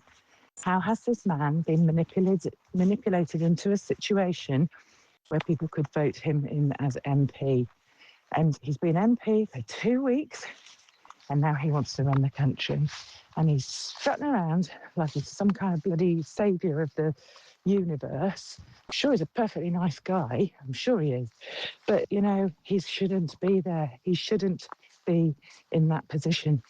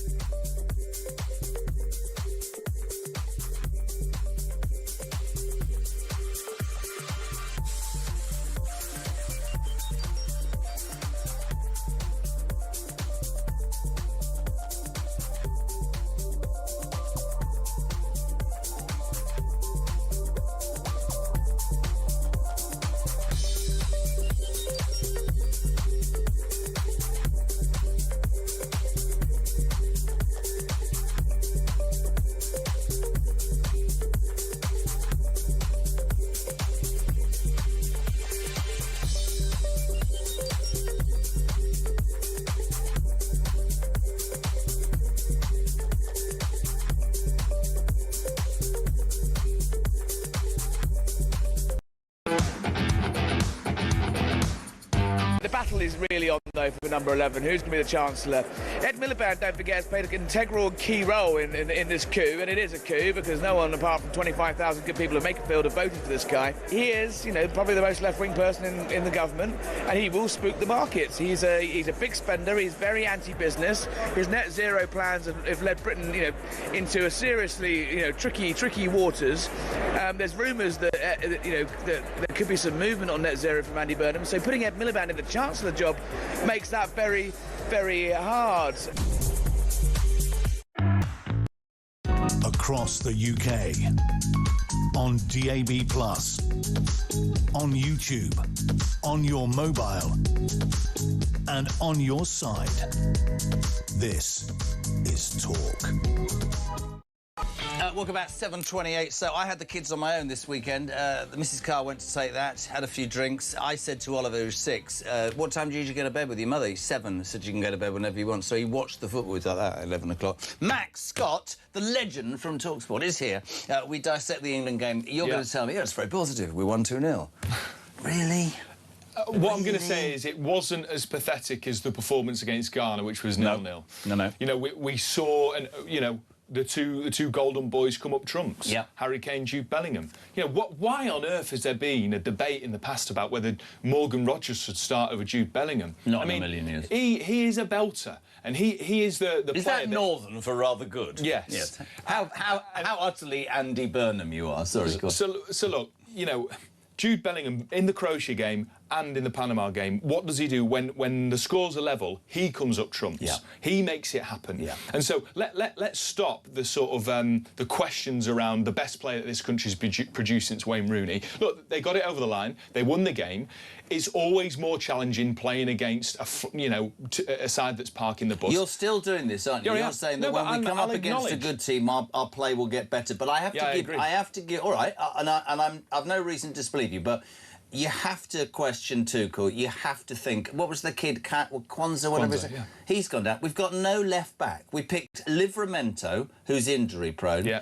And who's Reece gone with James, injury. who's injury prone. No Trent Alexander-Arnold. No, sorry, Lewis Hall from Newcastle by a mile for me on the left. That's going to be a real danger up against the better teams. You lot are all saying when we get it, but we haven't got any. Our defence is not looking great. No, I agree. My point is going forward, we'll create a lot more chances. Okay. Like we did against Croatia, against sides that aren't parking the bus and trying to frustrate England. However, the reason England probably won't win the World Cup is because Tuchel has made a grave mistake in his defensive selection. Completely You've just covered it. You're absolutely bang on the money. That will be the reason England don't win the World Cup if it's to happen. But isn't that an extraordinary thing if you've got all that talent that you don't have the ability after 18 months to go, let's take the best left-sided player? Lewis Hall, everybody knows, in Newcastle, my mates, Livramento's great, but he's chocolate. You're not going to get a season out of him. You're not going to get a season. Reece James, everybody knows, can't play 2 games, so what does he do? He plays in for 2 games. Reece James probably isn't going to play another World Cup game for England. God. And so that's the issue for England. See that rumour overnight that Barcelona are lining up a big money move for Harry Kane. That's interesting as well. Well, Harry Kane's the best striker in the world, Jeremy. So I don't blame anybody. Would you go from Bayern to Barcelona to finish your career? No, I think he'll probably stay. I think Harry Kane will stay. He's very settled in Germany. He likes the fact that there's far less media attention. Yeah. That the press are slightly less invasive there. But having said that, Harry Kane's never in the front pages, is he? There's never any news, and I love that about him. However, everybody has a price, and if Barcelona, whose finances have been a little bit dodgy in recent years, if they can front up 120 million quid, then Bayern Munich might say, well, for a striker in the twilight of his career potentially, we might take it. What about Nottingham Forest, just very quickly, finally selling Elliot Anderson to Manchester City for 116 million? Maybe they would try and buy Harry Kane for that money. Well, I wouldn't put it past Mr. Marinakis. He's an ambitious man, and so, but no, look. Credit to Forest for making a huge amount of money on a player that ultimately cost them £15 million. Newcastle will be scratching their head. Not scratching, absolutely devastated the Newcastle people. They had to because of that was a homegrown talent, wasn't it? England next, what is it? Democratic Republic of Congo. Oh. Wissers, the only player I know from Newcastle that plays for them. Wednesday afternoon, 5 p.m, is that right?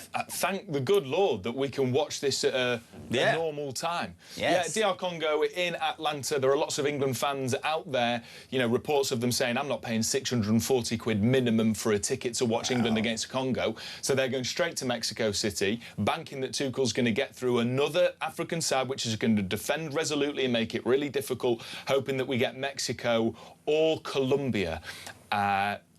Ecuador in Mexico City. I would bank and put my money on it being Mexico at the Azteca, where the hand of God took place, not a happy hunting ground for England whatsoever. And wasn't a goal, it was a hand. Are England going to win the World Cup? Probably not. How far are we going to get? Semi-final Argentina. Oh, Max, we love you. He's a busy man. He's got to shoot off. TalkSport, our sister station. Feel free to walk, my friend. Sister station, TalkSport. The only place you need. Every single detail covering this World Cup. Absolutely unbelievable coverage. An amazing array of hosts and commentators. And just a little side note that makes me laugh. Dodgy Dave, who does the buttons on the show this morning because Mark's away, does an awful lot of the desk for TalkSport. I said to him, are you enjoying the World Cup? He went, I don't even like football, to be honest. Morning, Nigel. Morning, Jeremy. It's Nigel from Brighton here. I think we're watching a piece of theatre, but I don't think most of the country can see the strings being pulled. Look at how Andy Burnham has been built up. The BBC's been following his mayoral years like a fan club. King of the North, they called him, and they verify and amplify it. He wins this by-election, they put a helicopter over the train taking him to London and a reporter in the seat beside him. Every interview soft. Nobody asks how he's paying for any of it.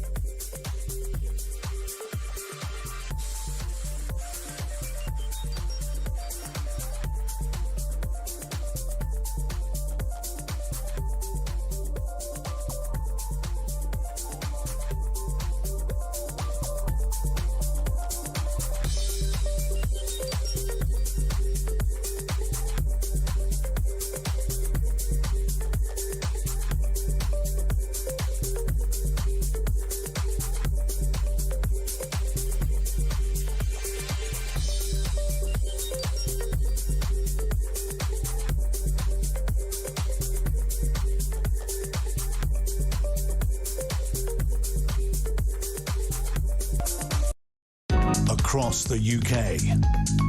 On DAB+, on YouTube, on your mobile, and on your side. This is Talk. Oh, there is music. I can't hear a thing. It's very weird. Right, listen, welcome back. 7:35. I was just looking at this text message.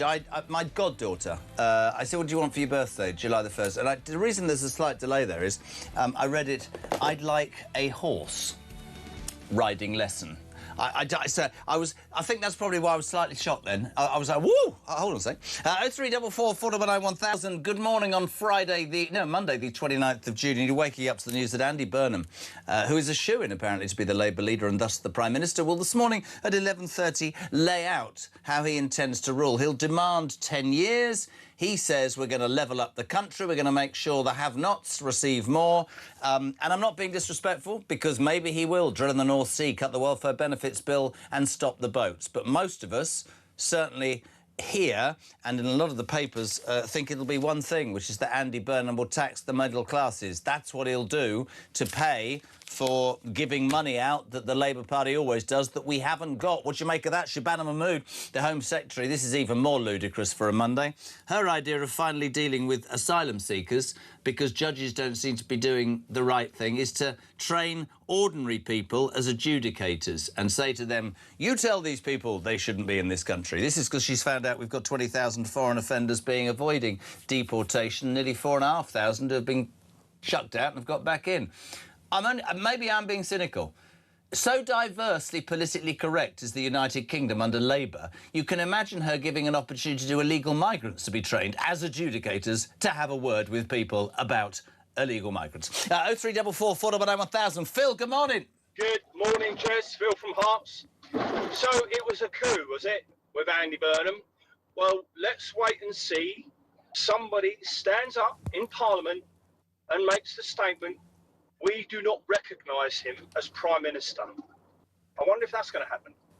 It'll be very interesting, the debate about calling a general election, not having a mandate, will only intensify today because, of course, today he's putting forward his ideas of how he would govern. But I'm going to be balanced and say that for the last week since he got the job-ish, everybody's been saying, well, we don't know what you stand for. So is he supposed to say anything or not? Morning to Brian Goodwin. Morning, Jez. Regarding more immigrants coming in, the reason for this is simple. When they get the right to vote, who do you think they're going to vote for? Very true. Steve, Robert is correct, Robert Jenrick, in that the public do want radical change now. Trouble is, the ones holding the reins of power at the moment think we want to have more changes to the left, not to the right, so they are notably at odds with the public, yet refuse to see it. Of course, that's the point. Betty, good morning. Funny how Starmer also said 10 years. These student commies just expect they'll get 10 years because the Tories got to go. Student commies. Labour Party, according to Betty, are all student commies. Morning to Dave in South Gloss. The plan of Mahmood is a half a plan. These adjudicators may decide an asylum seeker should not remain in the UK. What does she propose doing with them? This is more gaslighting and fiddling about pretending to do something about the problem, but in truth, they are just surreptitiously increasing the numbers coming into the country for their own ends. I couldn't agree more. My 6-year-old son could stop the boats tomorrow. There is no will to stop the boats. And then you start asking yourself, is that because the government want these people to vote for them? Because anybody with a brain cell, my wife says to me, will you stop? I say it in the middle of the night to her. If you've got no money, she does love me. Yeah. If you've got no money and the people that work in your country are being screwed to the ground, can somebody tell me how it makes any sense to invite more people into your country who don't work and give them something for nothing and screw your country still further? There's either got to be a screw loose or there's got to be a reason behind it, and I think he might be right about the vote. Keith's in Nottingham. Morning, Jez. Why is Burnham allowed to announce all these plans? How can someone who's not yet in power not be hauled in front of the Speaker? I think you'll find Sir Lindsay Hill's Labour. Oh, he's obviously completely and utterly straight down the line. I know that. But, you know, it is interesting. It is interesting as to why...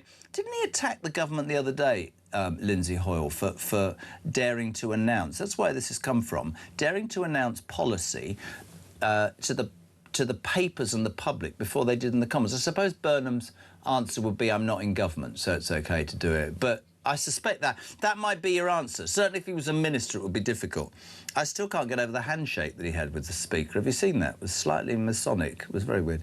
Mahmood adjudication plan. Why not have prisoners interviewing the applicants for prison officers as well?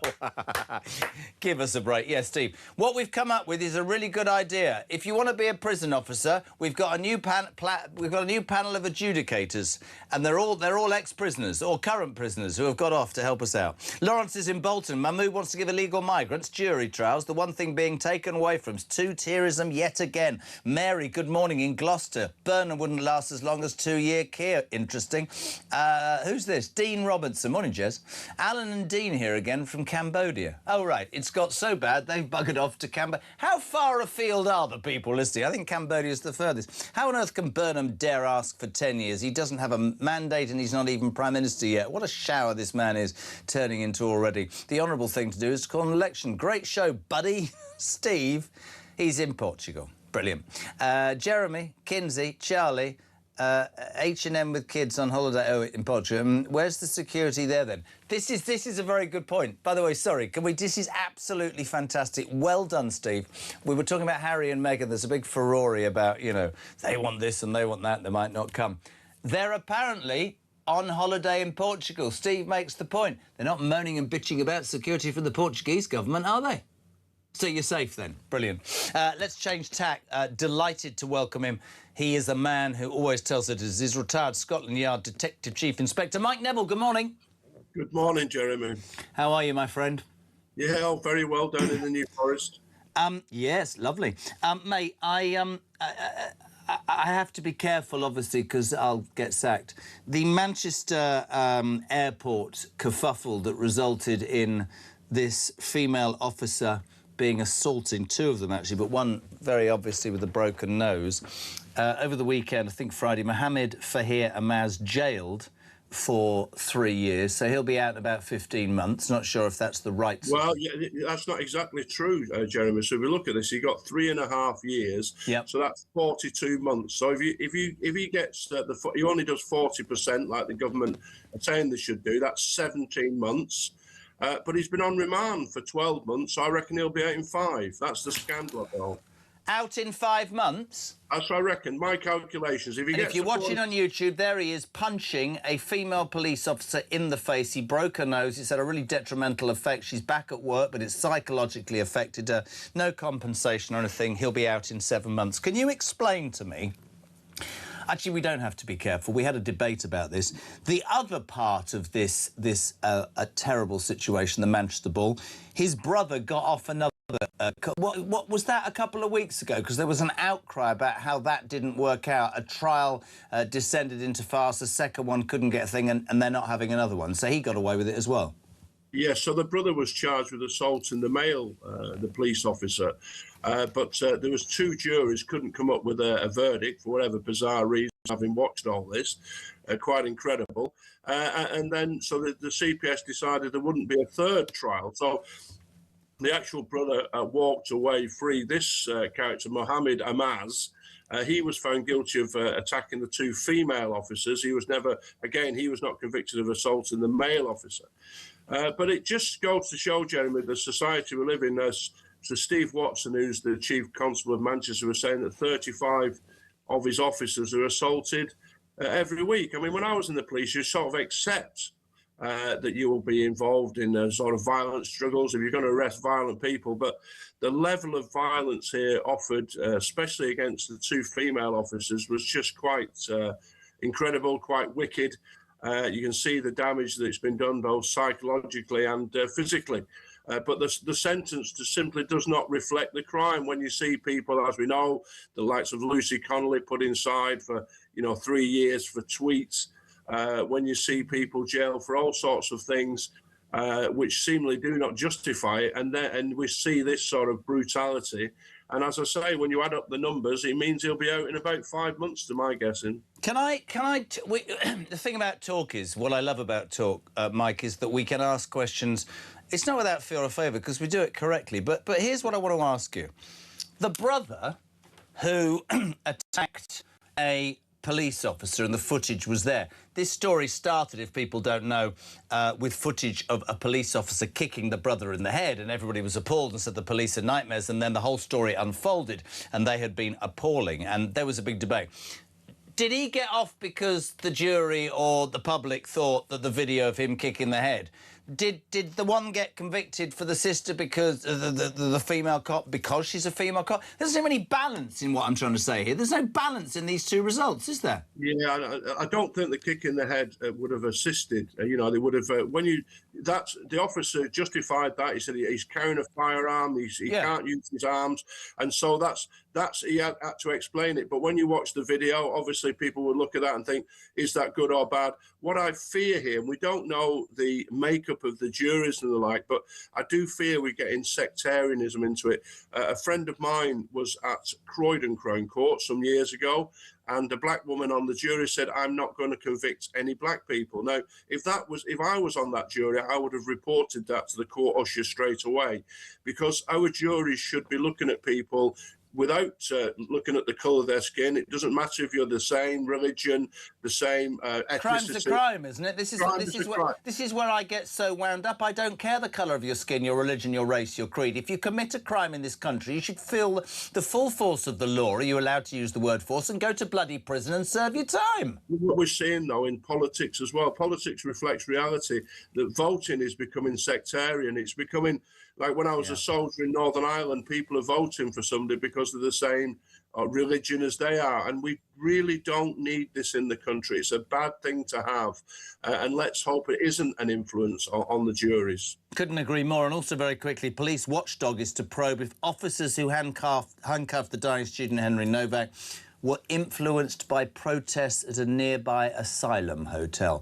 Whether they were or not, the way they treated that kid was despicable, and I have always defended the police. Those officers, you have been stabbed, no you haven't. I hope they... Sorry, mate, you'll disagree with me. They need to go to jail. The way they treated that kid was utterly appalling, and I hear all the arguments about the bosses, but where's common sense, Mikey? Yeah, where is common sense? So I think you've got two aspects here. One, the lack of empathy, the lack of... You're supposed to care for... When you're a police officer, you're supposed to care for people. You can fight with them, but you care for people who are victims. But I really do think the influence has nothing to do with the asylum hotels.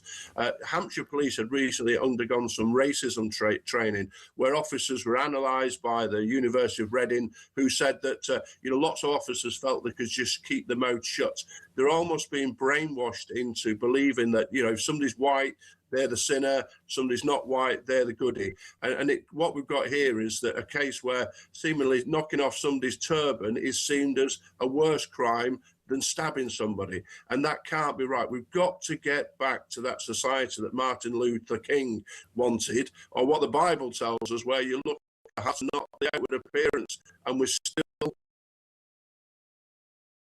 I agree, and it's beyond. There will be mistakes, but the ideology of the colour of your skin could affect the way you are treated in terms of the law or the judiciary. Social care is fundamentally wrong.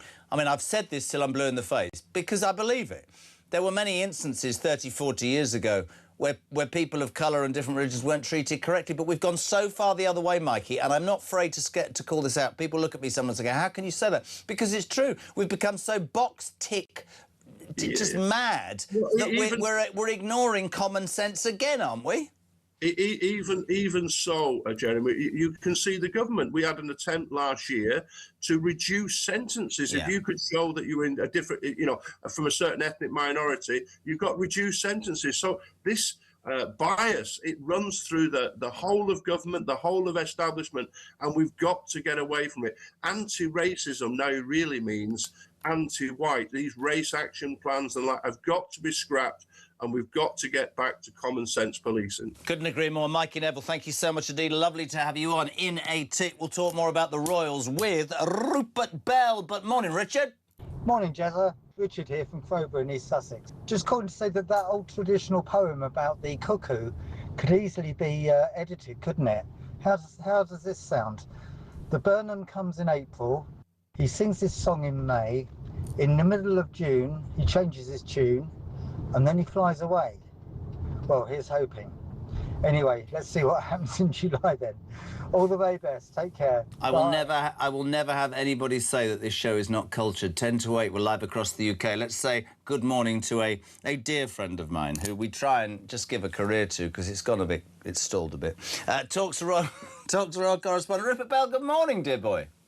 Good morning. I'm ready to go and put my tennis hat on for a Where week are you? or Now, two. you're not at home. Has she sent you to the attic? Has Mrs. Bell said... Are you living in the attic now? Where are you? No, I'm in some digs in southwest London, near Southfields for the week. That's where I ahead went of to Wimbledon. college. Oh, that's your little thing, and you got your little skylight window. Have you got aircon there?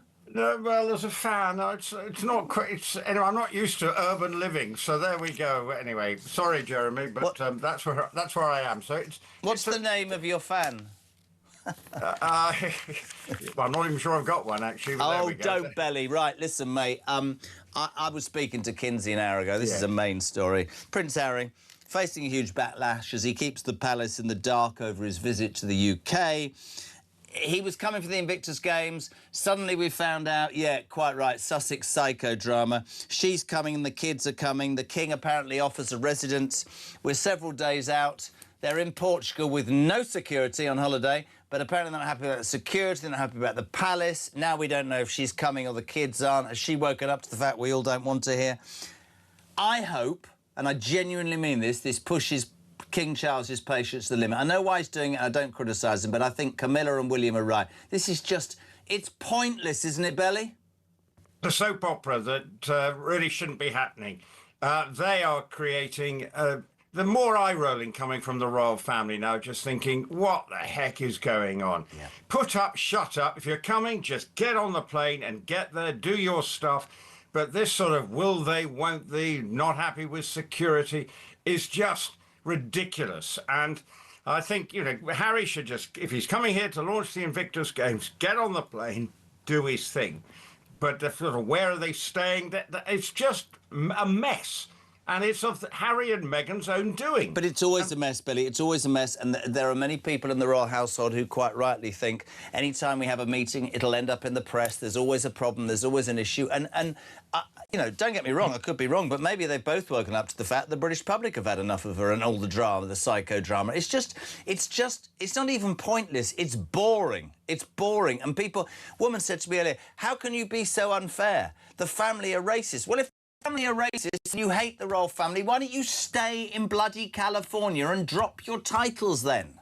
Yeah, well, exactly. And also, it has an element of blackmail about it. Yeah. Look, if we don't get this, we won't come and we'll throw our toys out of the bath, you know. And so it really is just a ridiculous sort of soap opera, you know, an episode of The Crown, you know, which you probably couldn't even think about. Meghan just wants to create drama, and Harry hasn't got the wherewithal to say, look, just put up, shut up, get on the plane, let's go to Althorp, let's go and spend time with Well, do you know, I was going to ask you, do you know where it is? Because there were rumours he'd been off at Buckingham Palace. You just said Althorp is his uncle's place.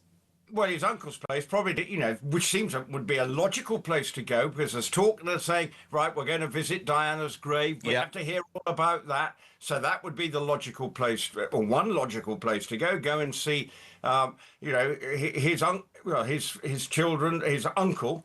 So the whole thing's a mess and needs to be sorted out. And if they don't come here, just stop the shenanigans. Yeah. Do you think that because I think she's a real manipulator and a narcissist, I make no apology for saying that. Do you think that actually, ironically, she doesn't want him to stay in a royal residence for fear that she's managed to ostracise him from a royal family and control him? Do you think she's slightly concerned that if he got back into that, he might change the way he approaches where he's at now? Well, actually, where's he going to go? Yeah. Windsor, would he stay in Windsor? Would he stay... Well, Buckingham Palace is being renovated, so I don't think they can stay there, but there's obviously apartments maybe at Kensington Palace. I don't know.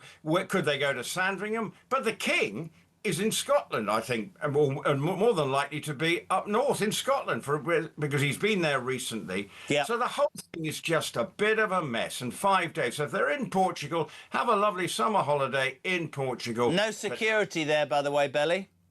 Well, I know, and this security thing is a sideshow. Of course he would have an element of security if he comes here, but she wants the bells and whistles version. But this is my point, and people say you're being really unfair. She wants the bells and whistles. She wants everything, but she doesn't want to be part of a family that she says are racist and unfair and have treated her husband and her appallingly. So give me your title and bugger off back. I don't get it. I don't understand it. Well, I think that's part of the problem. People don't understand. He wanted... The grass isn't greener on the other side. That's and Harry is discovering that. It's a cold land out there for him, because when he was part of the royal family, he had everything done for him. He didn't have to worry about where the next penny was coming from. Now he is. Her career seems to be stalling. The as ever is not working. She's not being feted as she would like in the States. So she's clutching at straws. And now she's turning a potential visit into this country into another sort of royal enders. You know, and it's absolutely ridiculous. So I think she needs to learn to say, am I coming? I'll get on with it and quietly bring the children. I think somebody needs to just tell her, we don't want you here. Do you think she will come or not? At the moment, I haven't got a Scooby-Doo. Yeah. I do not know, because one minute they're coming, next minute they're not. And this is sad, because actually we should be talking about the fact that the Princess of Wales has done an amazing physical achievement in walking the 3 peaks, Absolutely. You know, having recovered from cancer. And raising money. Absolutely. Yeah. There you have the difference. Kate, weekend, 3 peaks, raising money for charity, cancer charities. I'll tell you one thing I think, we've only got a minute. I know William wasn't very happy about this sort of establishment, so let's try and rehabilitate the Sussex. I think Camilla are exactly the same. I get why the King probably did it, because this will prove them absolutely right, this whole psychodrama, won't it, Belly? It does, and because, you know, we've known about it for a long time. They should just come here and quietly do everything under the radar. But it's not in their DNA, certainly not Meghan's DNA. And that's why I think there is more eye-rolling within the royal household as to what's going on. And William is thinking, we should be applauding the achievements of my wife getting out there and doing something which most people would find incredibly difficult to do. And yet she's done it in 23 hours, the 3 peaks. So and also, I completely agree. And also, very quickly, if it was just to see your dad because you're concerned about his illness, 2 things, and then I've got to go. 1, you wouldn't make it so public. You'd slip in and out of the country and introduce. And secondly, Thomas Markle, as Kinsey said. Go and see your father-in-law, or Meghan, your father, who's never seen the grandkids. Belly, off to Wimbledon today, are we? Strawberries and cream and a pint of Pimm's? Well, no, it's a working week, so just a little bit of strawberries, and maybe after a match or 2, I'll have a little glass of Pimm's, if I can afford it. You're a legend. Rupert Bell, thank you very much indeed. Talks, our royal correspondent. We start the next hour with Brendan O'Neill, but the news on Talk Breakfast at 8 is next.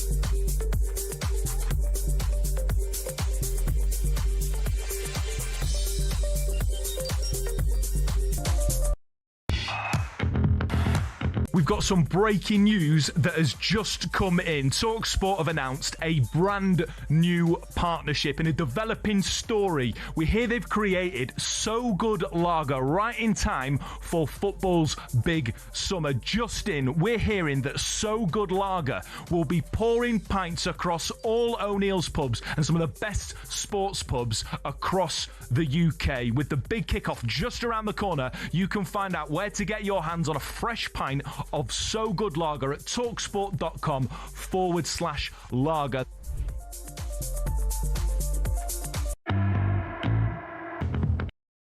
Across the UK, on DAB+, on YouTube, on your mobile, and on your side. This is Talk.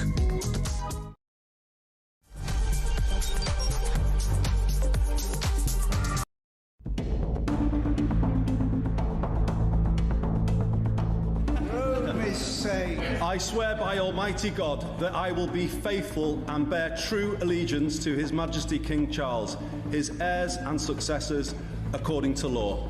So help me God. It's happened before, but it is nonetheless still rather extraordinary that somebody who was only elected or officially sworn in as an MP less than 24 hours ago, in 3 weeks' time, is going to be running the country.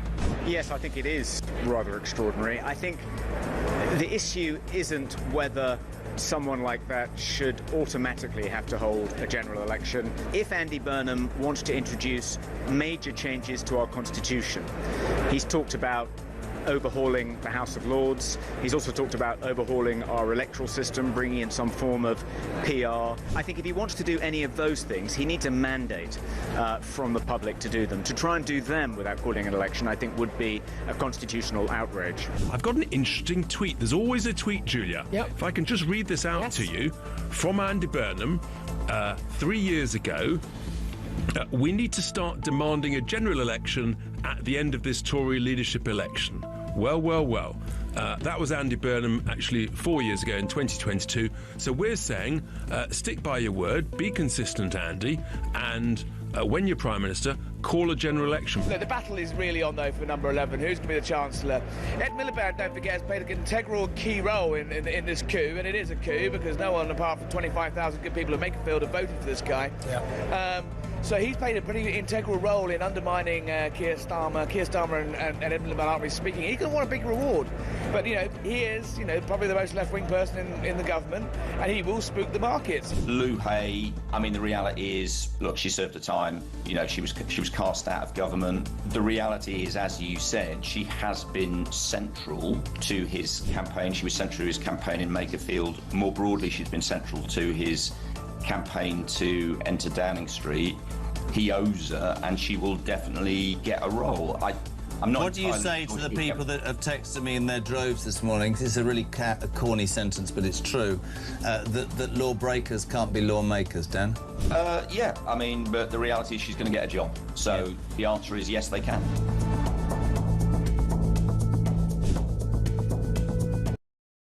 Across the UK, on DAB+, on YouTube, on your mobile, and on your side.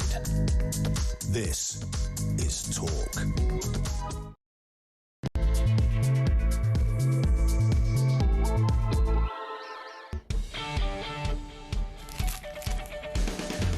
Welcome back and welcome along. It's Talk Breakfast, the home of common sense and the home of the alarm clock Brit. Thank you for tuning in. It is Monday, the 29th of June. My name is Jeremy Carl. I'm just looking through the glass, and I've just walked through to go to the toilet, and they're all tucking into egg and sausage and bacon and mushrooms. I've had a tangerine. That's what happens when you get old. Your digestive system doesn't work as quickly. All the kids are eating a cooked breakfast. Good God. Except for Big Dave, who can't eat a big breakfast because he's been eating all night. If you are tuning in today, what are you waking up to? The news that Andy Burnham, the man who's assuring to be Prime Minister, will this morning at 11:30 set out how he believes he will change Britain. He says, I'll need 10 years. We haven't even had a leadership contest. I will need 10 years to get... So I'm marrying, as Christian says, I'm marrying your wife and going, you just need to give me 10 years to get this right, love, without getting divorced. Listen, Andy Burnham, he's saying his bit, and I get that. I absolutely get it. His idea of delivering growth is devolve powers to mayors. He talks about building a number 10 up north. The truth of the matter is, and I'm not being cynical because I want my country to succeed, the Daily Mail front page is absolutely right. Tax raids on middle classes in Burnham's 10-year plan. Here's the thing, and listen, I'm just saying this, it's my opinion, you could tell me you disagree. Every single Labour Party government in history and every single Labour Party Prime Minister in history has promised everything to everybody, be it their union mates, to improve public services, whatever, all very laudable, right? Defence. But the truth of the matter is this country's financially screwed, and it's screwed because we have a welfare benefits bill that's out of kilter. I'll say it every hour. We're paying out more for people not working than we're getting in from people working. Then you know you've got a problem. We're paying 10, 12 billion a month in interest on debts that we can't afford to pay off. So any party who then thinks the way out of that is to indeed spend more money, i.e. borrow more money, i.e. increase your debts, isn't doing the job properly. Louise Haigh the Transport Secretary, ex-Transport Secretary, who was sacked for fraud, is his campaign manager. She's expecting to be back in the cabinet. Over the weekend, she wrote an article saying that capital gains tax should be increased, fiscal rules should be relaxed, and they should borrow more money. And as Margaret Thatcher once said, love her or loathe her, she said, the great thing about socialists is they're great with spending other people's money, but they don't worry about paying it back. Daniel, good morning. Good morning, Jeremy. It's Daniel here from Epsom. My broader question is, why won't the government do any of the things that the British majority are demanding? The country's going, why won't they do anything? Law and order's at an all-time low. Immigration's destroying the fabric of the country. It's ruining the place, endangering the lives of British people. Nothing publicly run works. We've got 72 million people trying to use an infrastructure fit for about 50 million, yet they still won't do anything about it. Why? I couldn't agree more. I concern myself every day with the fact that our politicians totally deaf to what the British public, the silent majority, want. Let's speak to a man who isn't Chief Political Writer of Spiked. I love this man. I love talking to him. Brendan O'Neill, welcome to Monday. How are you? I'm good, thanks, Jeremy. How are you? I'm good. Let's start with that last voice note, because he's right. Why do successive politicians of successive parties, Brendan, not understand that the British people, whose bills have trebled, energy-wise, food-wise, petrol-wise, whatever you want to say, who try and live within the confines of the law, work hard, do all that. Why do people in government not understand that these people are truly hacked off? They feel it's unfair and unwarranted and wrong. And when the left go, you're just talking about refugees. No, we're talking about all sorts of people. Feckless, lazy people who have been gaming the benefit system for ages. And yes, people who shouldn't be in this country. I totally get their frustration, don't you? Absolutely. When you hear discussions in the papers over the past few days that Burnham might, dig into the pension payments and take some of that back from old people, while at the same time, Shabama Mahmood and others are talking about bringing in more and more so-called asylum seekers who cost tens of thousands of pounds every year to look after each individual. It's preposterous. It's completely preposterous. People up and down the country are asking why they are always being put second. They work every day, they get up, they pay their bills, they look after their kids, they do what they're supposed to do, and yet the other side of the social contract is not being held up. They're not being treated well. They're not being put first, which is what you should have in your nation. So people just feel cheated. They feel betrayed. And I've heard nothing from Andy Burnham to suggest he's going to turn that around. Well, let's talk about Andy Burnham. I mean, I'm going to try and be fair, because since this sort of coup, he's going to be anointed. That's politics. A lot of people saying we don't know what you stand for. You can't become prime minister. So today he's going to stand up and say what he stands for, and everybody's saying, what right do you have to do that? There isn't even been a leadership campaign yet. So I get that, but what I'm more interested in is the meat on the bone. And I think, I don't know if I said this to you last week. If I did, I apologise. But for me, there's three things that urgently need tackling in this country. One is stopping the boats, two is cutting the welfare benefits bill, and three is drilling in the North Sea, because there's your money, right? Not in that order. Do you think with 400 MPs who have basically begged him because they're so lacking in talent they've had to go outside, they've got rid of Starmer, they brought him in, they ain't getting rid of Burnham in 3 years. Do you think he has the political capital or the balls to stand up in front of those 400 and go, do you know what? We are going to cut benefits, we are going to drill, we're going to do one of those three, because I think if he did one of those three, he could hold an election and probably win. And I genuinely mean that. I think it blows a hole in a lot of the right. But can he ever be seen to be doing that, do you think? Well, firstly, your three jobs for the Prime Minister are absolutely right. Everyone around the country is going to agree with that. Stop the boats, or more broadly, police the borders. Yeah. Control the borders. Tell us who's coming into the country and why, and kick out people who shouldn't be here. Obviously, we've got to trim this cult of welfareism, this handing out of money often to people who don't deserve it and shouldn't be getting it.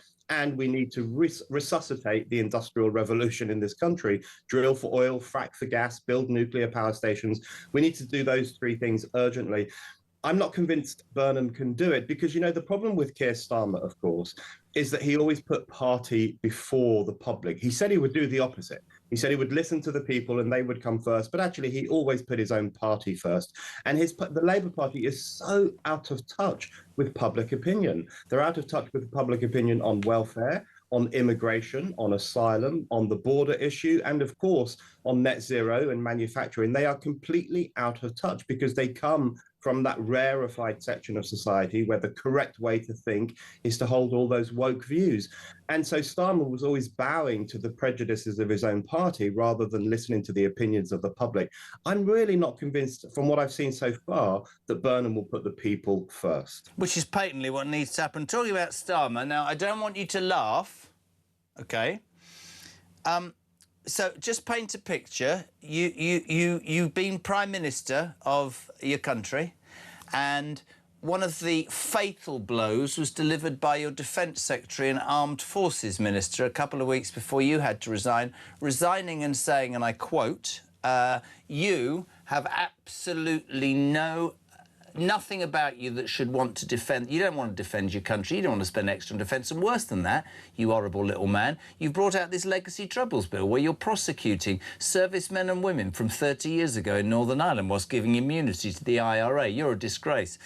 Literally 7 days after that Prime Minister resigns, and I'm talking Keir Starmer here, he's made a pitch to be the Secretary-General of NATO. So what, he's going to go round Europe going, I know I didn't spend anything on defence, but I'd like you to give me some more money. Is somebody laughing at me this morning or what? That's got to be a joke, hasn't it?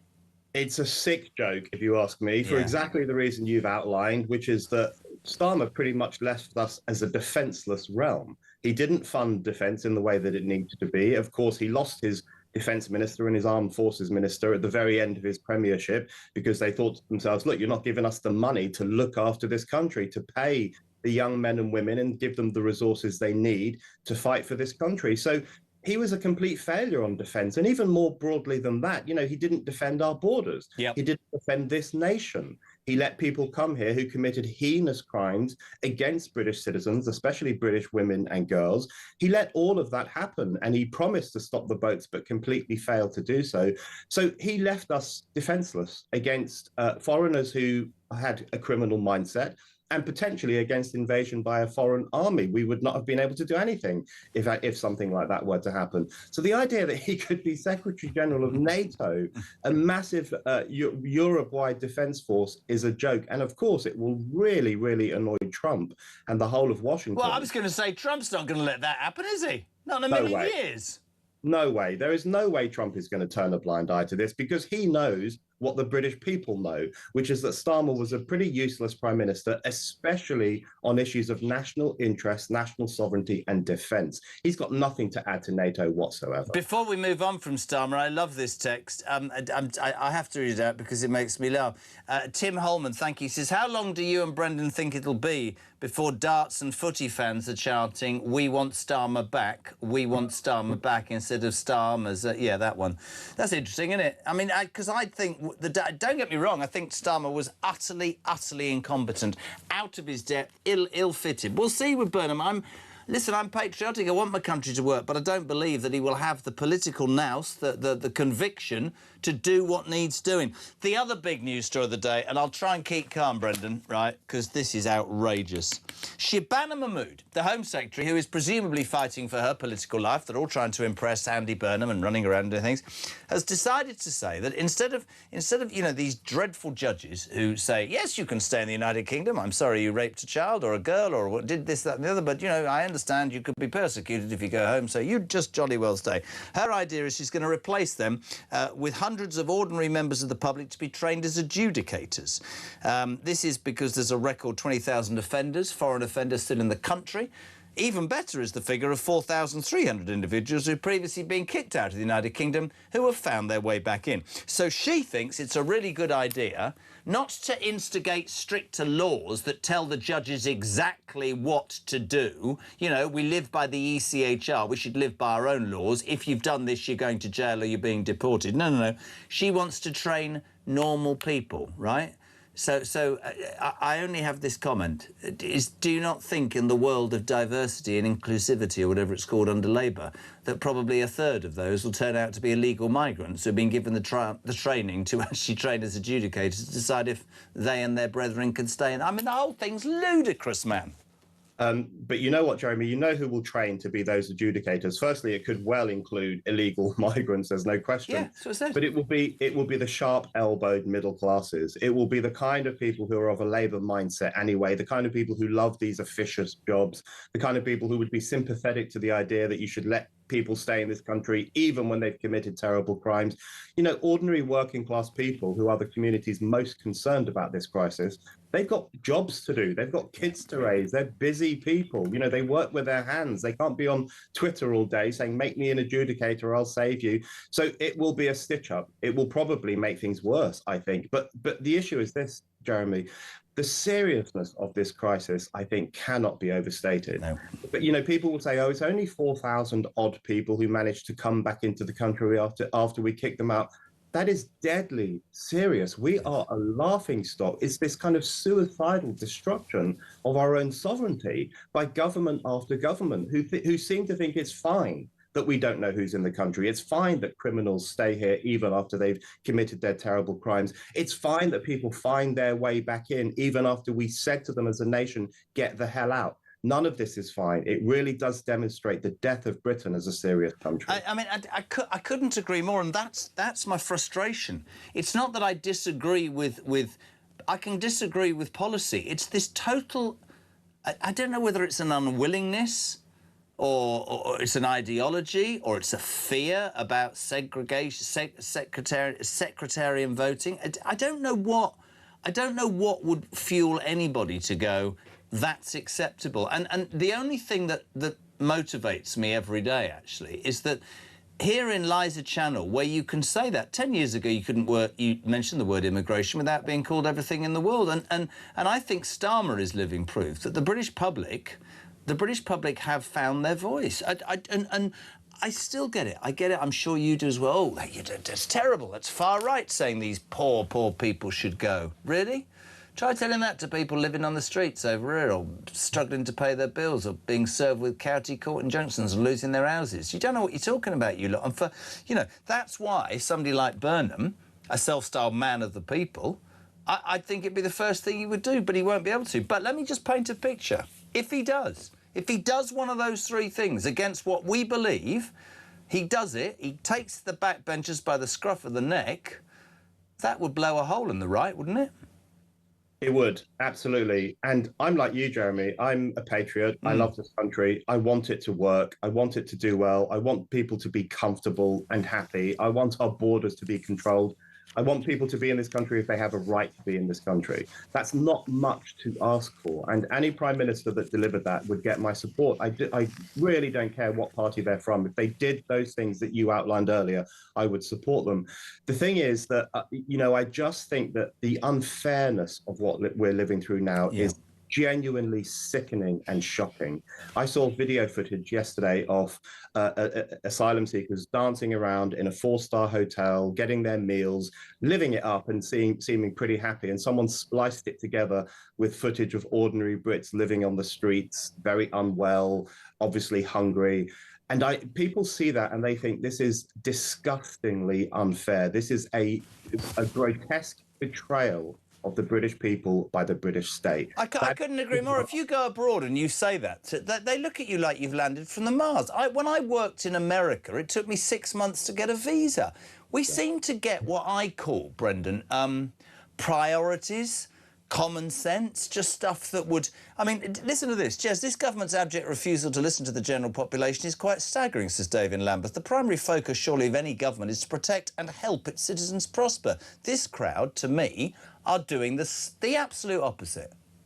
Yeah, that's exactly right. They are always putting the British people second. But you know what's so interesting, and you made this point, the racism accusation just doesn't work anymore. That worked for years. In fact, that's one of the reasons we're in this problem, because discussion about it was suppressed for so long. Absolutely. Discussion about the rape gang scandal was repressed by calling us Islamophobic. Discussion about radical Islam was suppressed because that was racist to talk about that. And discussion about our broken borders was completely shut down by people calling us racist. That's now falling apart because the crisis is too urgent. People are speaking out, they're speaking honestly, they're demanding answers. They don't care what names they get called, because what's at stake is the future of this country. Couldn't agree more. Love having you on. Check him out on Spike, Chief Political Writer, Spiked Online. Brendan O'Neill, thank you, my friend. 8:20. We're live across the UK. Talk Breakfast is on 0344 499 1000. Let's shoot. Are we outside? Are we outside? Victoria Gardens. Here's dedication for you from a man who sent me a WhatsApp on Saturday. Sir Mel Stride, Shadow Chance of the Exchequer. Good morning, Mel. Did. You did. Good morning to you, Jeremy. Good morning, my friend. I don't know really where to start. I'll start with the obvious, and I'm going to start a little bit nicely. People have spent the last week saying to Burnham, you know, how can you damn well become Prime Minister without explaining to people what you stand for? Today he's going to make a sort of prime ministerial speech at 11:30. You can't please everybody all the time.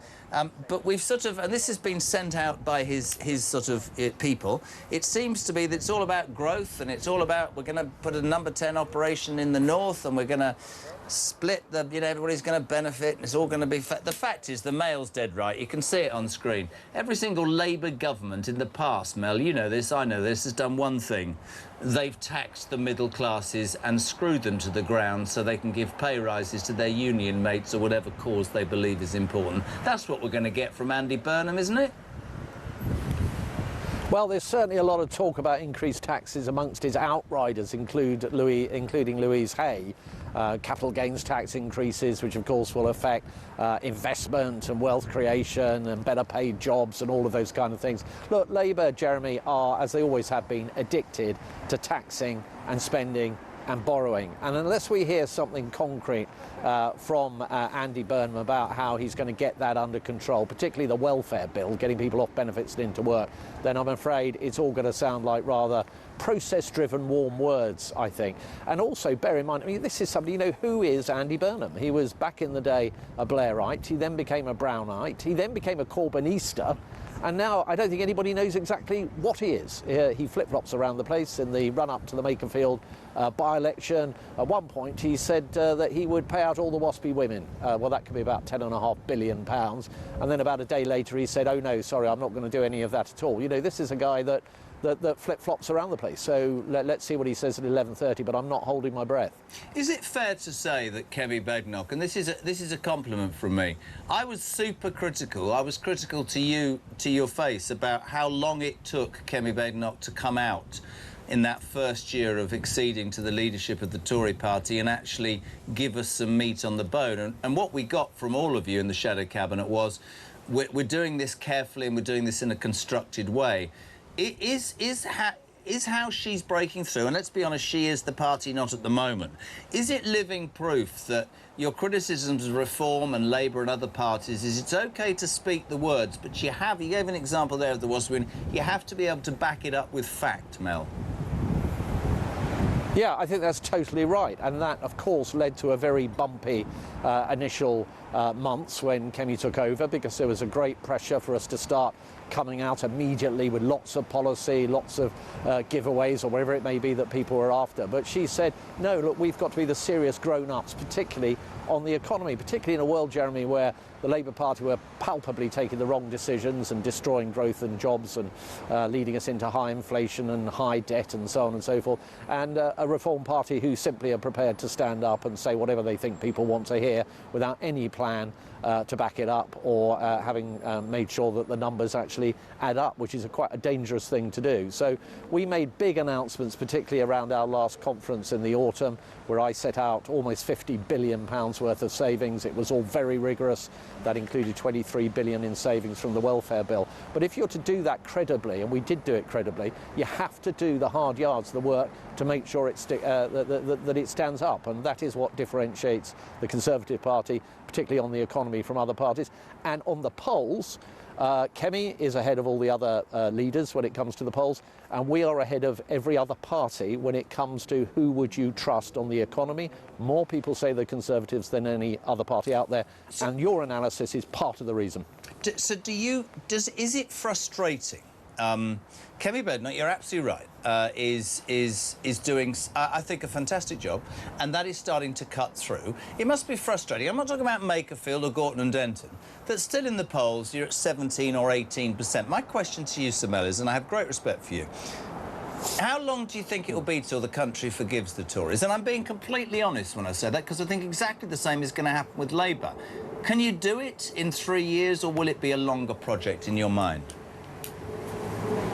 Yes, we can be ready for the next general election whenever it comes, actually, Jeremy. But I think you're right. This is a journey, and we mustn't forget that at the last election there was a visceral antipathy towards the Conservative Party that led to just about our worst defeat in the history of the Conservative Party. But I think that we have moved forward under new leadership. We're very united in a way that the Conservative Party has not always been in the past. We're probably the most united as a shadow cabinet and parliamentary party that I have certainly known in my 16 years in the House of Commons. We have a strong leader who works from Conservative principles, knows what she stands for, is communicating well. And what you're going to see going forward now is more of the team, because there is depth in our party, and particularly on the economy, there's a lot of business experience in our party. We understand and we get what it means to support businesses and give them the environment in which they can grow and expand. I completely agree, but the question remains, do you think the country have forgiven you yet? And if not, and you're very honest about your mistakes, how long do you think that will take? Well, I think it's it's difficult to define exactly what you mean by the way people will feel about us, but I think it's fair to say that people are beginning to give us a hearing now, certainly in a way that they wouldn't have been a year or two ago. We are, as I say, leading in the polls on the economy. That's a very significant position to have achieved, and the economy will be central to the next general elections, no question about that. And I'm extremely optimistic, and I think the Parliamentary Party is very optimistic about our prospects. Now, you mentioned the polls, and you take Reform. Back in the autumn of last year, they were up in the early 30s. They're now down in the mid-20s. They've not had great results in certainly the Makerfield by-election and so on, and I think they've got a ceiling to their vote. I think to many voters, they are quite a toxic party, actually, and I think when you're in that position and you've got tactical voting in play, which will be a big feature of the next general election. It will. I think the Conservative Party should emerge as the only natural party of the right that can actually get over the line. And I think that's a critical factor, and I think people are going to appreciate that more over the coming months. Samel, it's always a pleasure. I mean, that's really important on this show for me to get as many sides as possible. Not that Labour will come on, but we thank you enormously as ever. Shadow Chancellor of the Exchequer, Samel Stride, top man, 8:27. Stop there. Poor boy can't even go into school. He's been waiting 15 minutes. Oliver, William, Robin, Kyle, getting ready for you. Such a good boy this weekend. Love you, mate. And you little Rissy Roo. She's at the back. Have a great day. See you later. 8:27. Rob, good morning. Good morning. How are you doing? Oh, sorry, it's a call. I thought it was a... Oh, my God, I'm all over the place. There's Robs everywhere. Whereabouts in Cheshire are you, Rob? The posh bit? In Alderley Edge. Oh, the posh bit there. Coffee shops and wags are plenty. What you got for me, kiddo? Well, I was just looking at the Super Manchester. Andy Burnham? Yeah, that one. He don't live in Cheshire with you upmarket people. He lives in proper place in Manchester. Lee, what you talking about? I know he does. He lives in Lee. And the thing is, have you been to Longstaff? Have you been to Bolton? Have you been to Oldham? Yes, I have. Yes, I lived there 15 years. Yeah, you're not Manchester. He's proper Manchester. You're one of them toffee people in Cheshire, aren't you? Yeah, but he lives in Lee, and Lee's not a very nice place as well, by the way. But the other thing that gets me is that woman with the blonde hair works for the Green Party, and she lives in Hale. Oh, yes, Hannah Spencer. Yeah, you're absolutely right. Yeah, she does. She's part of the Golden Triangle as well, and she's looking after Denton and Gorton. Do you think he'll make a good Prime Minister, Burnham? No. Why? Absolutely not.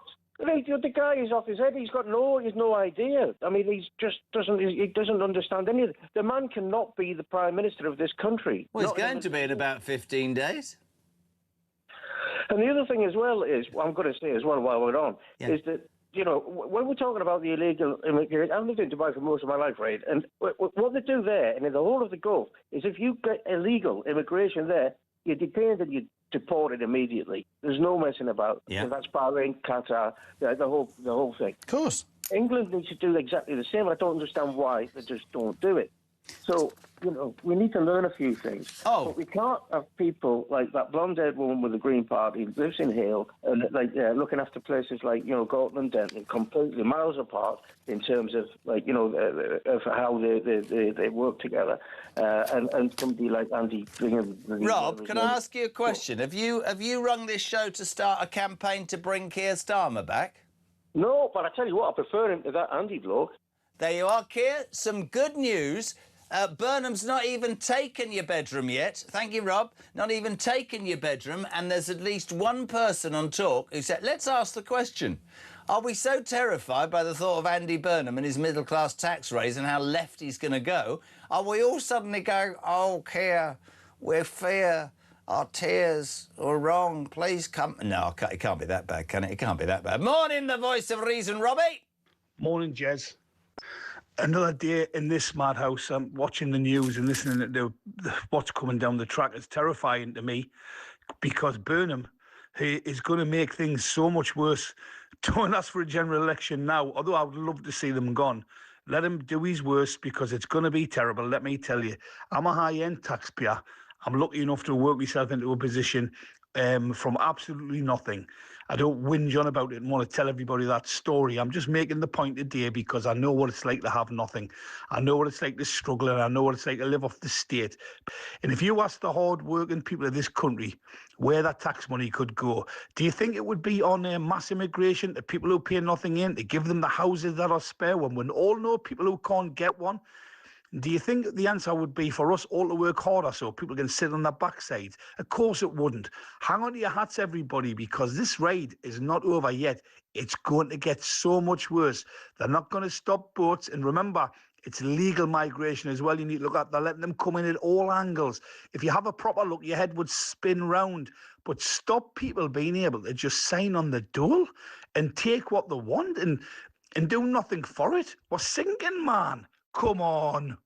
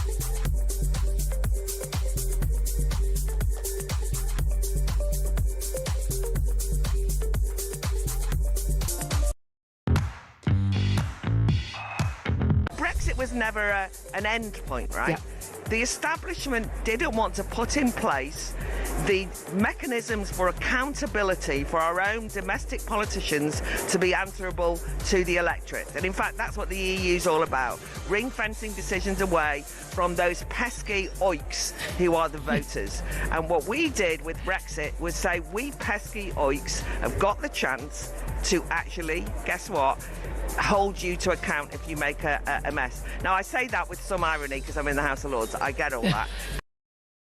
Across the UK, on DAB+, on YouTube, on your mobile, and on your side. This is Talk. Welcome back. 8:33. We're live across the United Kingdom. Still to come this hour, Harry Redknapp responding to England winning. Harry and I are quite similar on this, not just because we wear Sandbanks clothes, but probably, on a serious note, because he's a little bit cynical like me. We wish and we hope, but we're not so sure. Also, Fantastic. Got to tell you this very quickly. There's a World Cup competition on. You'll have spotted the tournament's well and truly underway. What is it? Our next game's Wednesday, I think, 5 o'clock. The Democratic Republic of Congo. We take them on the last 32. And on talk, we're celebrating a massive summer of football in absolute style.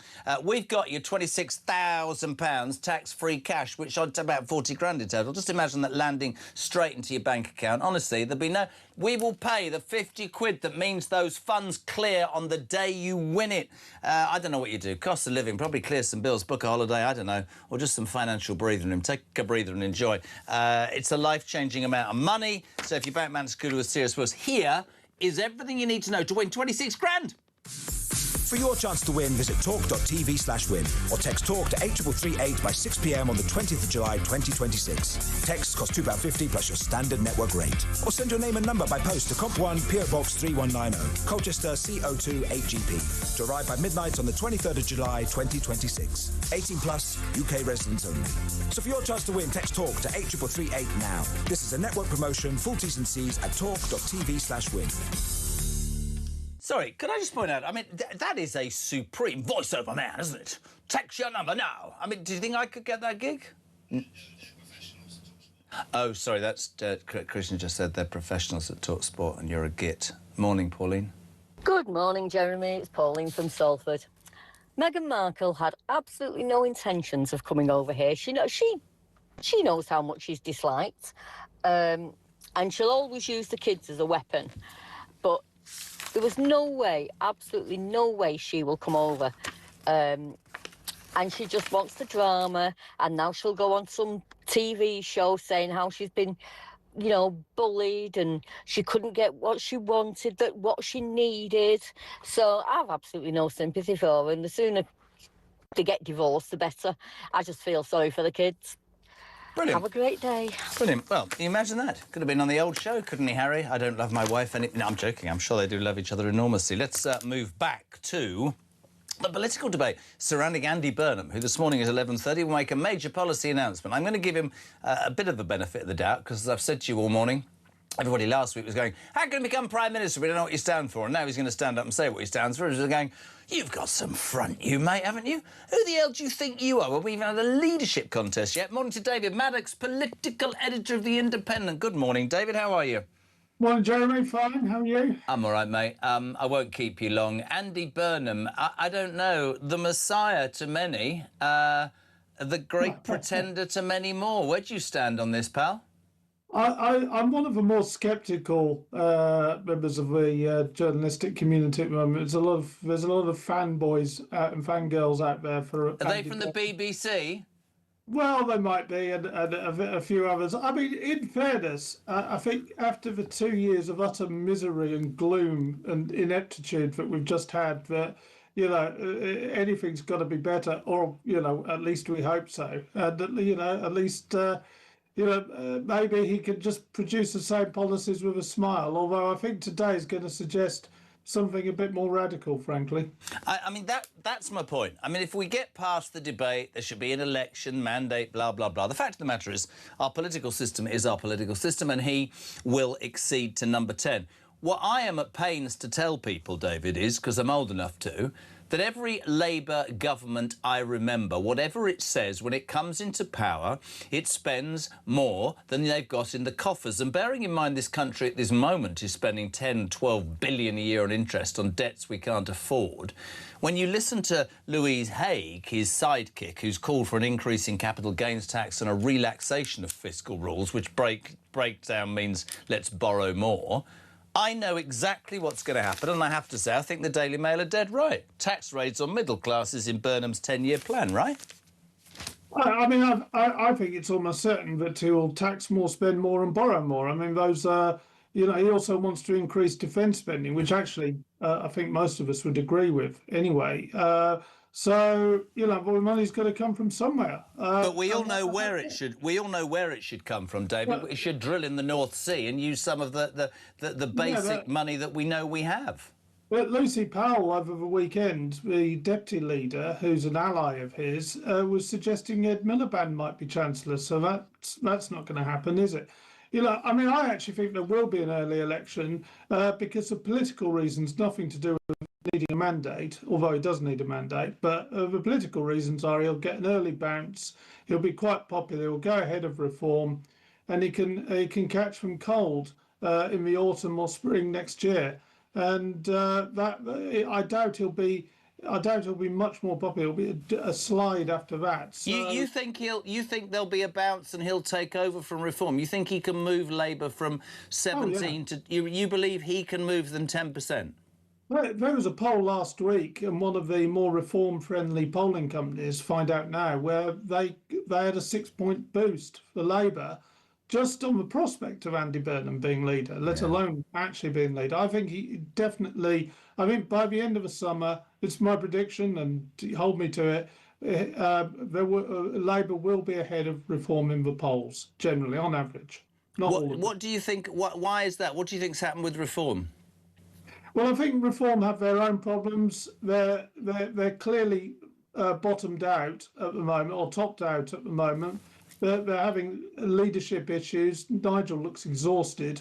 And, we're still waiting for substantial policies. We're still waiting for anything more than a bit of a kind of sugar rush on polling, frankly. And they're certainly not as inevitable as they were trying to claim they would be. And Labour can smell blood after Makerfield. They know what they can do to beat him. And part of that is putting Andy Burnham in as leader. It'll be very interesting. I think Reform probably, they probably need a chief executive. You're probably right. I read some stuff at the weekend about Nigel. We'll try and get him on to talk about that this week. My thing about Burnham is, and that's, listen, I'm a patriot. I've been saying all morning I want my country to succeed. But when you strip away... I think Sarah Vine got it right last week at the Mail when she said that Andy Burnham is the Labour equivalent of Boris Johnson. It's all very wonderful and there'll be a bounce and everything will be great. And when you start to scrape the surface, we're talking about inside. And the inside is purely socialist, which is, tax more and spend more by borrowing more. Well, funnily enough, I wrote a very similar article a few weeks ago saying that he was Labour's Boris Johnson. And I think he is. And that's why I think he'll want an early election. Because the longer he holds in there, the more people are going to find out. I mean, he's talking today about 10 years. Another prime minister talking about needing 10 years. But you see, the other thing is, you might be right, and probably Sarah Vine, both of you are right. But here's the thing. I'm told that if you become Prime Minister, you never want to relinquish it. He gets in there and they're going, we can do it, we can do it. Is he really going to risk, or is he just going to say, I'll be Prime Minister for 3 years and we'll take our chances? I don't know. It's very interesting. It's been an extraordinary time politically for it to have happened, that coup, so quickly and so effectively, right? I honestly have never seen anything like it. I mean, I've been in Parliament covering the events for the last 16 years, and it feels like everything becomes more extraordinary as we go along. I mean, it's just an incredible coup. I mean, it's an absolute indictment on Labour, but they got 400 odd MPs and they couldn't find one to be the leader and Prime Minister. And you don't think the British public, will smell a rat? You were talking about how they'll increase it and go, hold on a second, you can dress it up how you want, but there wasn't enough quality. You brought this man in from the outside, but exactly the same is going to happen, or is happening, as did under Stummer. We're talking about a personality. Can one man... Because here's what I'm going to ask you. If in your mind one man can get a toxic brand elected, why can't Kemi Badenoch do that? Because she's doing, by anybody's standards, a great job. Because the Tory has had much more of a build-up for the toxicity, and they've got a lot more poison to get out of the system. But I agree with you. I think Kemi, given time, can actually turn things around.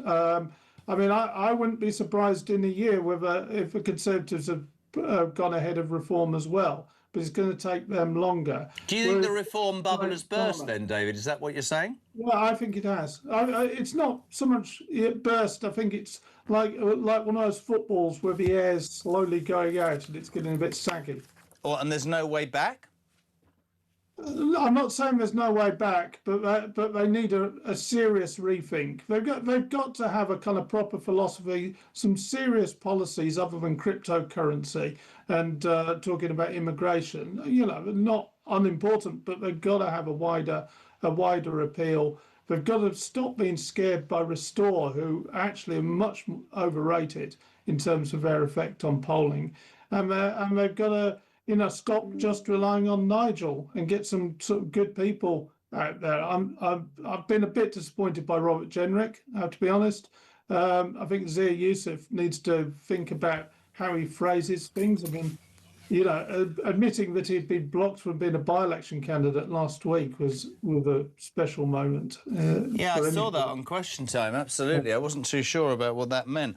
I think the millions of people who support reform and who feel, disenfranchised, disinterested and let down publicly would probably take issue with you. But I know you're talking from a constructive point of view. There's no doubt that it's all been on Farage for a long, long, long time. The trouble is that there are millions... I'd never count him out, though, David, not in a million years. No. Don't count Nigel Farage out. No, absolutely not. But there are millions of people. The problem they've got is that there are millions of more who are willing to tactically vote to stop them.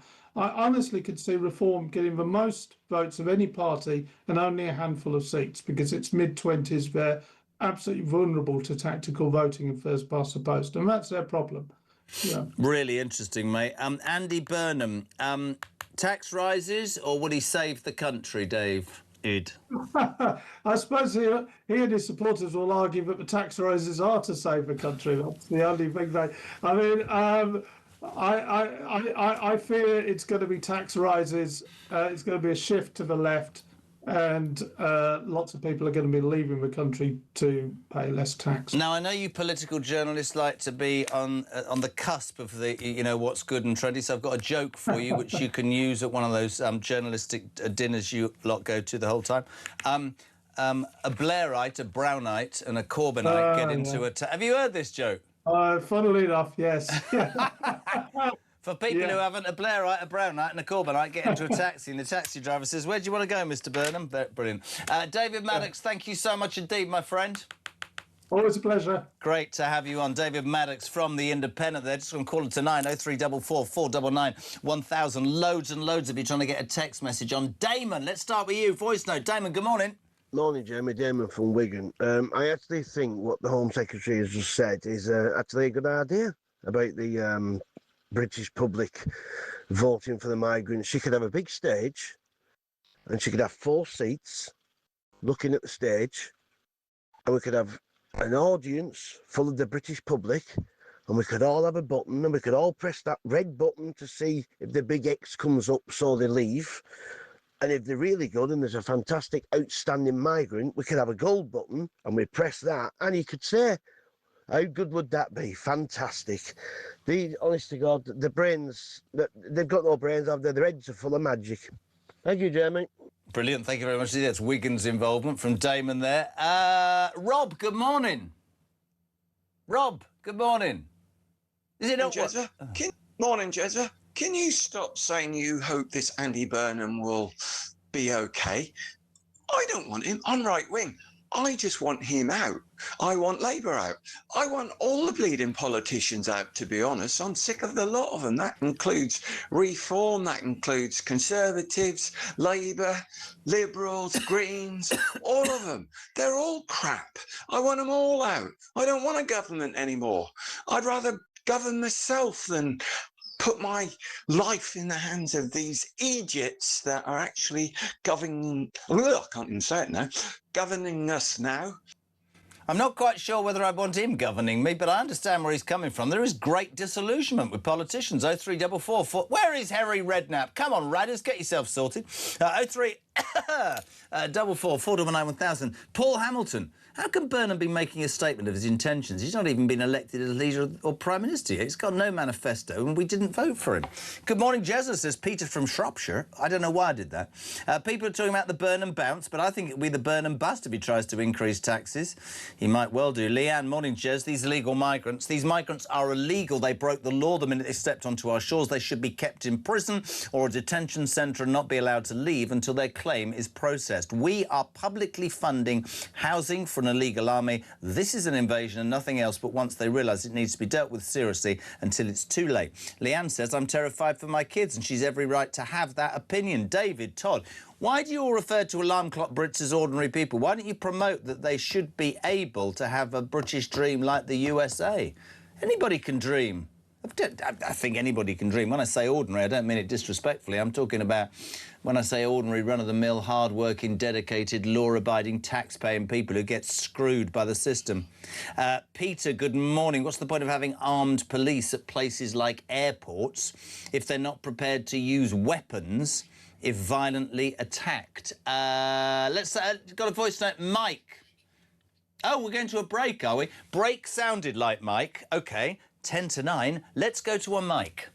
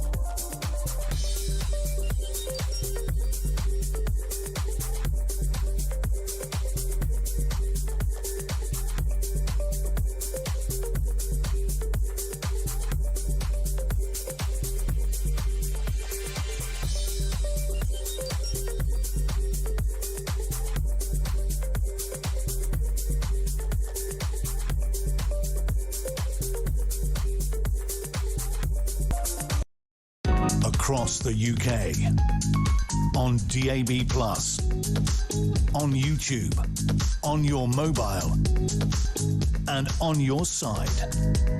This is Talk. Welcome back, 10 to 9. We're live across the UK. Talk Breakfast is on. This is Jeremy Carlo, 344 409 1000. Whenever England play, I only ever want to talk to the man who should have been England manager, because he would have been a better England manager, frankly, than anybody else. And he's probably wearing a top from Sandbanks, the greatest clothing company in the land.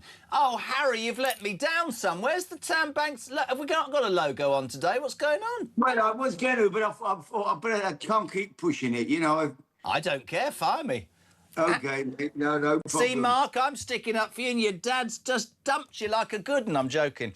Don't. How are you, mate? Yeah, good. Jeremy, all good, mate. All fine. So I watched it, and, you know, 2 minutes of brilliance and all that, but you come away from it without wanting to be cynical, thinking to yourself, how on earth did he pick a squad? Now, Kwasner, or whatever his name is, has been injured. With no Lewis Hall, no Terence Trent D'Arby, as I called him. We're absolutely light at the back, aren't we, Harry? We are, well, short at right back for sure, yeah. So it's going to be a problem, but I suppose you'll have to play Jed Spence will play there. What did you make of the performance, Harry? Bang, very average, wasn't it, really? To be honest, first half was poor. Then the two, you know, you could see a draw coming. I'm thinking, oh, hang on, we're going to finish second in the group. Yeah. Then, obviously, Nick has got the 2 goals, and then they created a few chances after that. They woke up a bit. And in all honesty, what is the standard of Panama? I mean, what would they be if they played here in England? They'd probably be bottom half championship, I would imagine, you know? I mean, this is my point, and people keep saying, oh, Jez, you're cynical. I said, get Harry on, because he agrees with me. I don't understand all this planning, all these great players. I mean, it's all very pretty and all that. My father-in-law was saying to me, it's like Chelsea, they just go backwards and forwards and backwards and forwards.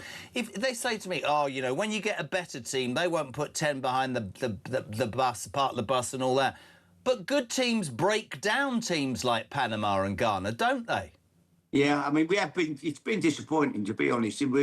We lack somebody, Jeremy, or, you know, people that can do something. That's why I said Cole Palmer. Yeah. You know, he's a player with great ability who, OK, he's not had the best of seasons, but still, you know, he's been OK. But he's a player for a big stage who can come off the bench if he has to and change your game for you. We need them. We're looking for 1 or 2 of them people at the moment. Yeah, we're relying on Bellingham really to score and do something. I mean, how much of a... Can you imagine that the major debate in all the newspapers and on Talk Sport, our sister station, for ages was, should Bellingham start at 10? He's the only shining light, isn't he? Yeah, oh yeah, he's different class. Yeah, he's a top player.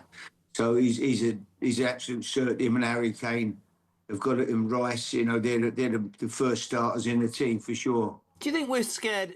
I was saying this the other day to somebody, that it reminds me of the rugby team in the 90s before Woodward took over, early 2000s, where we used to be so scared of losing that we were always tight. We'd either win 6-0 or we'd lose, you know. And then they took the shackles off and won the World Cup. Why don't England ever take the shackles off, Harry? Well, I don't know. I think I honestly think when we play some better teams, Joe, I think it'll open the game up. I think you will see a much better performance. And we've got a decent run. I mean, you know, Congo, we should, you know, getting through the next round shouldn't be a problem. Mexico, possibly, in the last 16? Mexico, Ecuador, you know, that'll be a different game, a difficult game. But, yeah, I mean, we missed Spain. I think we missed France and Spain, didn't we, on the way? And so, yeah, I mean, it's... You're not sounding... You sound a bit like me. You don't sound terribly confident we're going to win the World Cup, Harry. No, I'm not confident. No, I'm not confident. No, I haven't seen anything at the moment. As I say, second half against Croatia was good.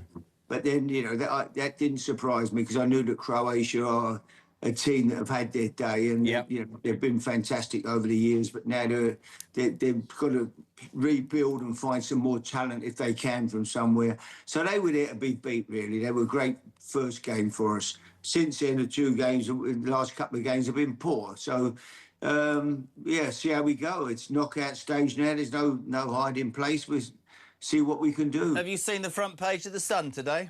No. Jude, Jude, Jude, come and do the Congo. Jude, Jude, Jude. It's unbelievable. Harry, I can't... Listen, I was brought up with you, you know, West Ham, and you'd have got them going. But it's just, I don't know. I don't want to be cynical. I want to believe, but I just haven't seen... I've seen flashes of brilliance, and you know how much the country needs it. Do you know what I mean? And you just want a scintillating performance or something to go our way. But I do think... What? There don't seem the same atmosphere around, Jeremy. No. I think that's being spread as far as it is, mate. I just don't think there's the atmosphere in the stadium. You know, but around it, even you drive around, you know, in past years you had people got flags hanging out of their cars, you know, and probably scared they're going to be arrested. Probably. Yeah. Some stupid, but yeah, these stupid people with these rules. You know, the cabbies would all have, the London cab drivers all have flags. Well, they don't get to pick up anybody because Sadiq Khan's closed half the roads in London because he's an idiot as well. Any update on you standing as London Mayor? Because I'm happy to finance that. Sam Banks, we could have a Sam Banks mayoral gown. I think Harry Redknapp for mayor would be bloody brilliant. I'm ready. Yes, they had to do. Yeah. I think you'd be amazing, me old son. I don't know. It needs something done to London, that's for sure, Jeremy. You know, I got in a taxi last week. Lovely cab driver. He said, "Harry, do you know?" He said, "In the last 2 weeks, I've seen 4 people had their phones stolen walking along while he's in his taxi. He's seen these 4 different people. I mean, it's scary, isn't it?" Mate, listen, we're both London boys. It's not what it was. We really appreciate it. I guess we've got to keep the faith. I'll continue. Yeah, keep the faith. Yeah, we got to keep the faith, haven't we? Yeah, we have. Yeah. Listen, we could turn it round. Who knows? Beat the Congo. And listen, before you go, you haven't invited me to your golf day. And next time you come on this show, put your Sam Banks top on, all right? Otherwise, there'll be trouble because Mark will get golf day, you're always invited. Well, I haven't been invited, so sort it out. I'll come along. I'll bring the boy. I was double booked last year. I was away doing I'm a Celebrity. I missed the golf game myself. Oh, my God. Well, let me know. But listen, Harry, we love you. Thank you so much indeed for coming on. I love to Sam and the family. Thank you. Good man, Harry Redknapp on Talk Breakfast, almost 9 o'clock. 0344 499 1000. You text to 87222. But the news at 9 on Talk is next.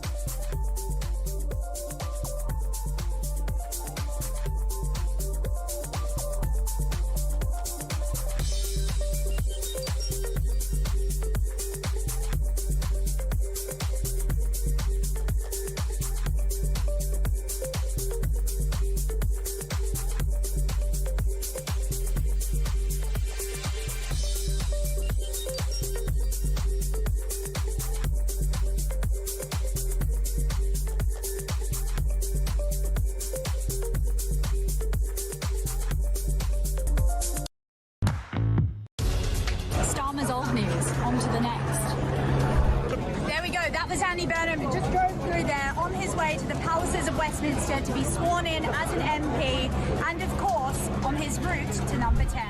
I swear by Almighty God that I will be faithful and bear true allegiance to His Majesty King Charles, his heirs and successors, according to law. So help me God. There was two things on that manifesto. One was a picture of Keir Starmer and the word change. Well, promise made and promise delivered in that sense. It means that. Across the UK, on DAB+, on YouTube, on your mobile, and on your side. This is Talk.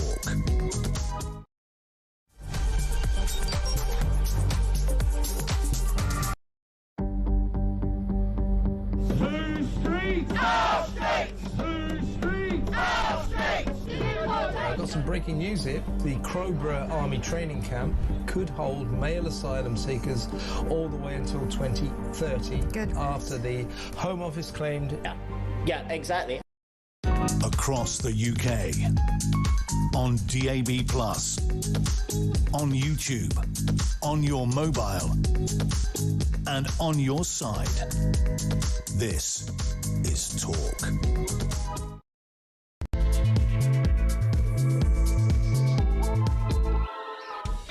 Welcome back or welcome along. Just gone 9 o'clock. It's Monday morning, the 29th of June. God, I'm sounding full of beans today, and so I should be. 0344 499 1000 is your telephone number and your number for a voice note, 87222. Start your message with the word talk. We're lining up Julia Hartley-Brewer from 10, Ian Collins from 1, and Kev O'Sullivan on Talk Drive from 4 p.m. What are you waking up to? Well, predominantly Andy Burnham, as you heard in the news, an 11:30 a.m. sort of launch about what he's about, what makes him tick. Now, people in his camp have been letting out the information. He intends or wants to serve for 10 years. He says that he needs a decade to overhaul Britain and build good growth in every postcode.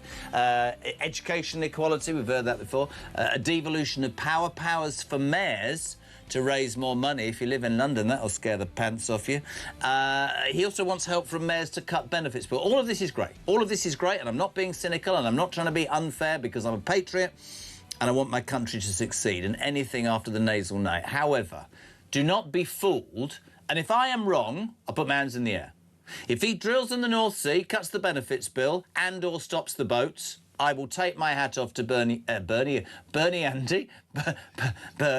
he drove the fastest. No, he didn't. Anyway, Andy Burnham. However, if you look back in history, what Labour governments have always done is spend more than they get in. We're at a point where the benefits bill is bigger than the money that the Exchequer gets, and yet Louise Haigh, who's his sort of chief whip, has already over the weekend called for an increase in capital gains tax and a relaxation of fiscal rules. And I think the Mail are spot on today. I do. I absolutely believe they're spot on. They say, look at that, tax raids on middle classes is Burnham's 10-year plan. If you're middle class, you will be paying more tax, because that's what Labour do. They raise taxes or they borrow money. We can't borrow any more money because we're up to the hill, and even the IMF are going to laugh at us. So, essentially, we're going to have to pay more. And it might be that there's a... I mean, David Maddox from The Independent just told me he thinks there'll be a Burnham bounce, that he will obliterate reform, and if he does one of those three things, he could essentially call a quick general election and win a majority. What do you think, Sarah? Good morning, Jeremy. It's Sarah from Croydon. Just regarding Andy Burnham and should we have a general election, I'm actually quite reticent to do that, as much as I hate this Labour Party, and I think Andy Burnham will be Starmer on steroids. I'm absolutely dreading it, but I'm just wondering whether we have to go through the bad, get through it, because if he's going to capitalise on his Burnham bounce, then the fear is he's going to get in and we'll get another 5 years of this on top of what we've already had. So maybe we just need to suck it up and ride it out. It's interesting, actually, because that view that Sarah's just shared is one that many people share. They point to how the Tories got it wrong for successive years. The brand is now toxic. They say you know, if there was a general election, maybe the real depth of misery that Labour have caused wouldn't be that relevant to more people. You might be dead right, Sarah. Maybe we need 3 years. Danny says, what the bloody hell is wrong with the general public today? A lot. Chris says, it's great, isn't it, during the summer breaks? Any time when politicians aren't ruining our lives. Gary says, everything with the messiah that is Andy Burnham will turn to muck. Trust me, I cannot believe that one man plucked out of absolutely nowhere is going to apparently save the country. Watch it go down the pan. 0344 499 1000, text to 87222. He didn't think I'd read this out. Dave Seddon says, Kyle, you are pathetic. Boo-hoo, I'm old, I'm 61. Please feel sorry for me. You didn't think I'd read it out, did you, Dave Seddon? Well, there you go. Let's say a very good morning to Talk's international editor. We love having her on. She won't be nasty to me. Isabel Oakeshott, good morning. Good morning. Why, no boo-hoo for you. You're always really happy in the mornings. What's going on? I am. I'm just not very happy about being 61 next week. I don't want to talk about it. I think it's irrelevant. It's just a number. And you're supposed to say you look very good. We'll do that again. You're supposed to say you look good. You look amazing. I mean, I have to say, you look amazing. I had no idea that you were anywhere near that. I thought you were at least a decade younger. Oh, my God. Richard Tice, move out the way. I'm a-coming. Isabel Oakeshott, Andy Burnham. I'm going to start with David Maddox, and I'm going to start with being honest to you, because I know you're always honest to me. There seem to have been a few rumours about Nigel Farage over the weekend. There were a couple of newspaper articles. Is he exhausted? Is he worn out? Has the reform bubble burst or whatever, despite the fact of leading in 300 and whatever it is polls? David Maddox, I put a scenario to him about about Andy Burnham and said that if, with the political credit he's obviously got at the moment with his 400 MPs, has he got the balls to either stop the boats, cut the welfare bill, and or, genuinely, hand on heart, call a grooming gang inquiry? Do any of the 3 or 4 big things that need doing in this country? Cut the benefits bill, you know. David Maddox said, I don't know. But like me, he felt that if he did one of those, it would make a massive difference. But he said that there was a poll a week ago when Burnham was thingy, which saw a 6% bounce. And he predicted, David Maddox, that by the autumn, Labour will have overtaken reform, and within another few months, so will have Conservatives. He said there seems to be something wrong and it's all going backwards. I just wanted your take on that, sweetheart, to get balance. Yeah, really. it's super interesting.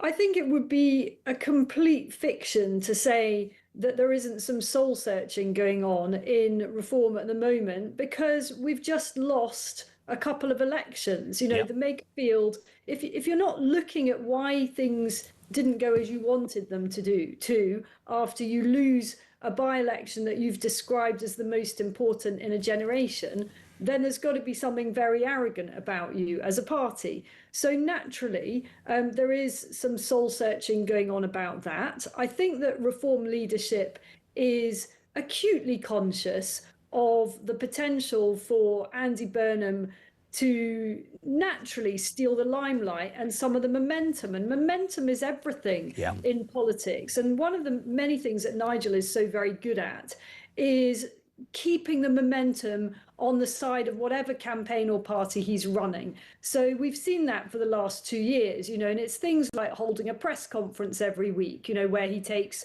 I don't know, 40 questions, whatever it may be, new announcements, always kind of trying to keep ahead of the agenda. Yep. And so I think the party knows that there's a big challenge coming. Of course, the party can also see that Kemi Badenoch is doing better. Although the party is, reform, I think, is reassured that whilst Kemi is doing better in terms of personal approval ratings, the Tory party lags well behind that. So I think it's a challenging time for reform as we enter, in a couple of weeks' time, the sort of slower summer period. And then everything kicks off again in the autumn with party conference season. And, you know, I think reform has to go at things with a bang in the next few weeks in order to dispel this whole, the steam, the puff is going out of reform, you know. There is a scenario, of course there is, where all 3 parties kind of meet around the mid-20s mark in the polls.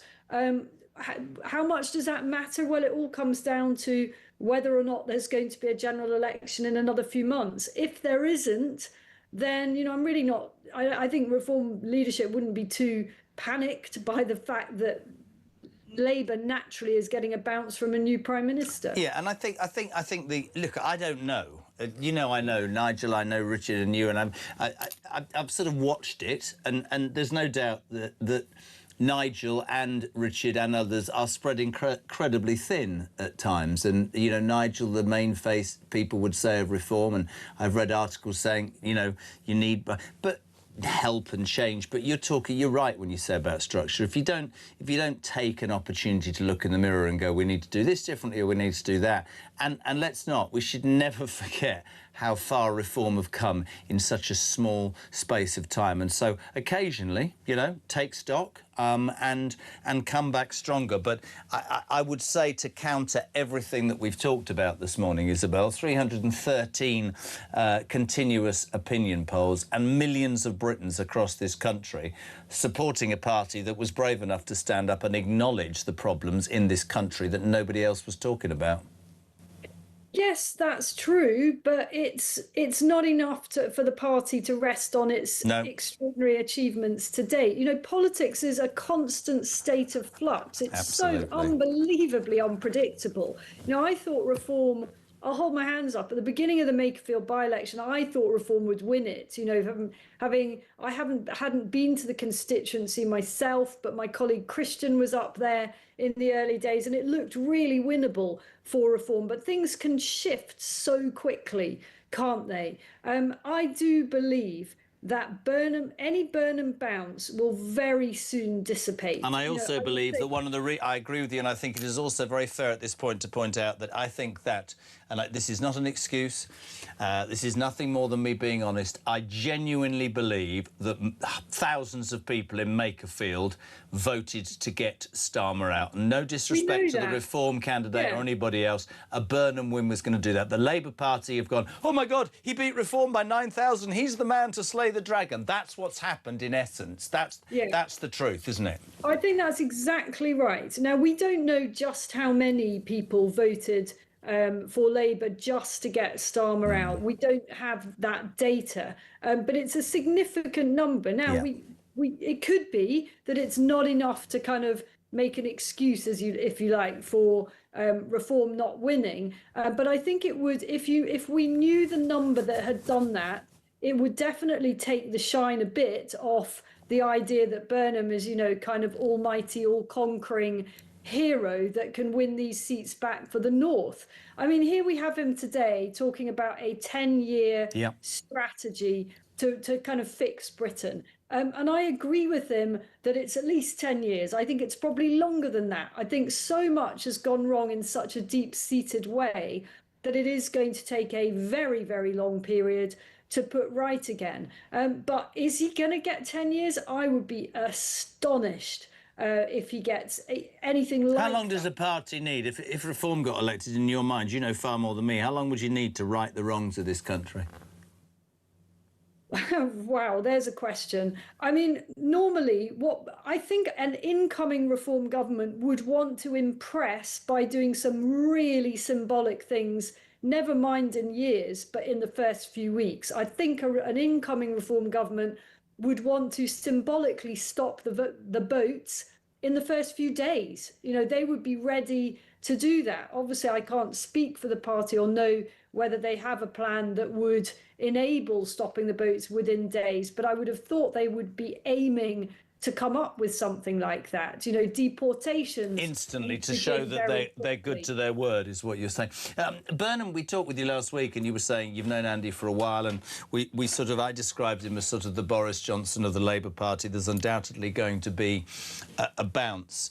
But it is fair, is it not, to say, however you dress up devolution to the North, mayors setting benefits cuts, blah, blah, blah, every single Labour leader that I've ever known in my time has done one of two things. They borrow money or print money to pay out the people that got them to where they are and they've promised, most notably people in unions in the past, and inflation hits 30% and we end up broke. Well, we're broke already. And when I hear Louise Haigh over the weekend, the transport secretary with the pink hair who got sacked for fraud, she's now back in the limelight with a Rachel Reeves bob that's deep auburn. She says capital gains tax should be increased. We should relax the fiscal rules set by the Chancellor, borrow more and give more away. That's Labour's philosophy, but we're screwed financially already before they've started, Isabel. It's insane. And, you know, all these warnings that we're getting now about more taxes on the middle classes. I mean, I think when you're raising taxes, you've got to have a very clear answer to the question, for what? Yeah. What are the middle classes, so-called? And it's a very big and fluid bracket, basically, which extends to pretty much anyone who's not living on the state. Yeah. What are the middle classes being asked to fund?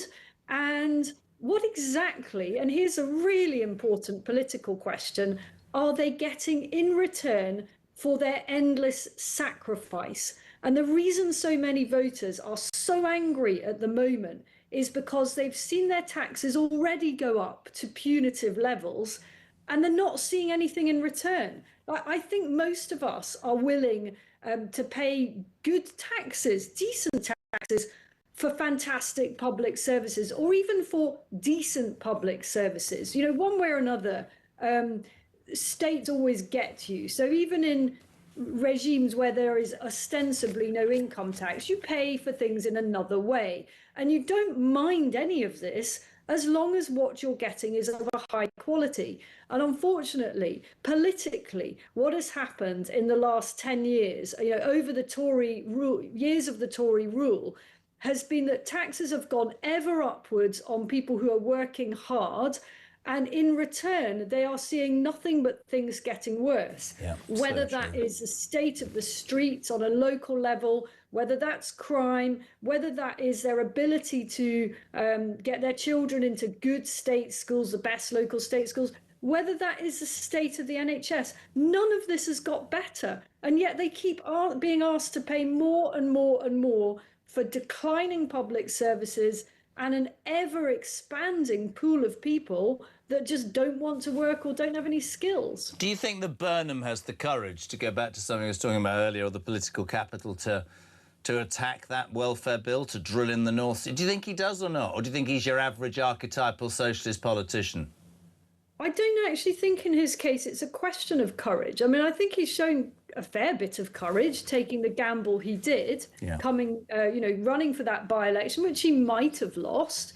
You know, he's positioning himself as someone who's going to save the country. Well, that takes a lot of fair bit of guts, doesn't it? I mean, we can all sit here in our comfortable studios, you and me, Jezza, and you know, critique from the cheap seats, but it takes guts to put yourself forward.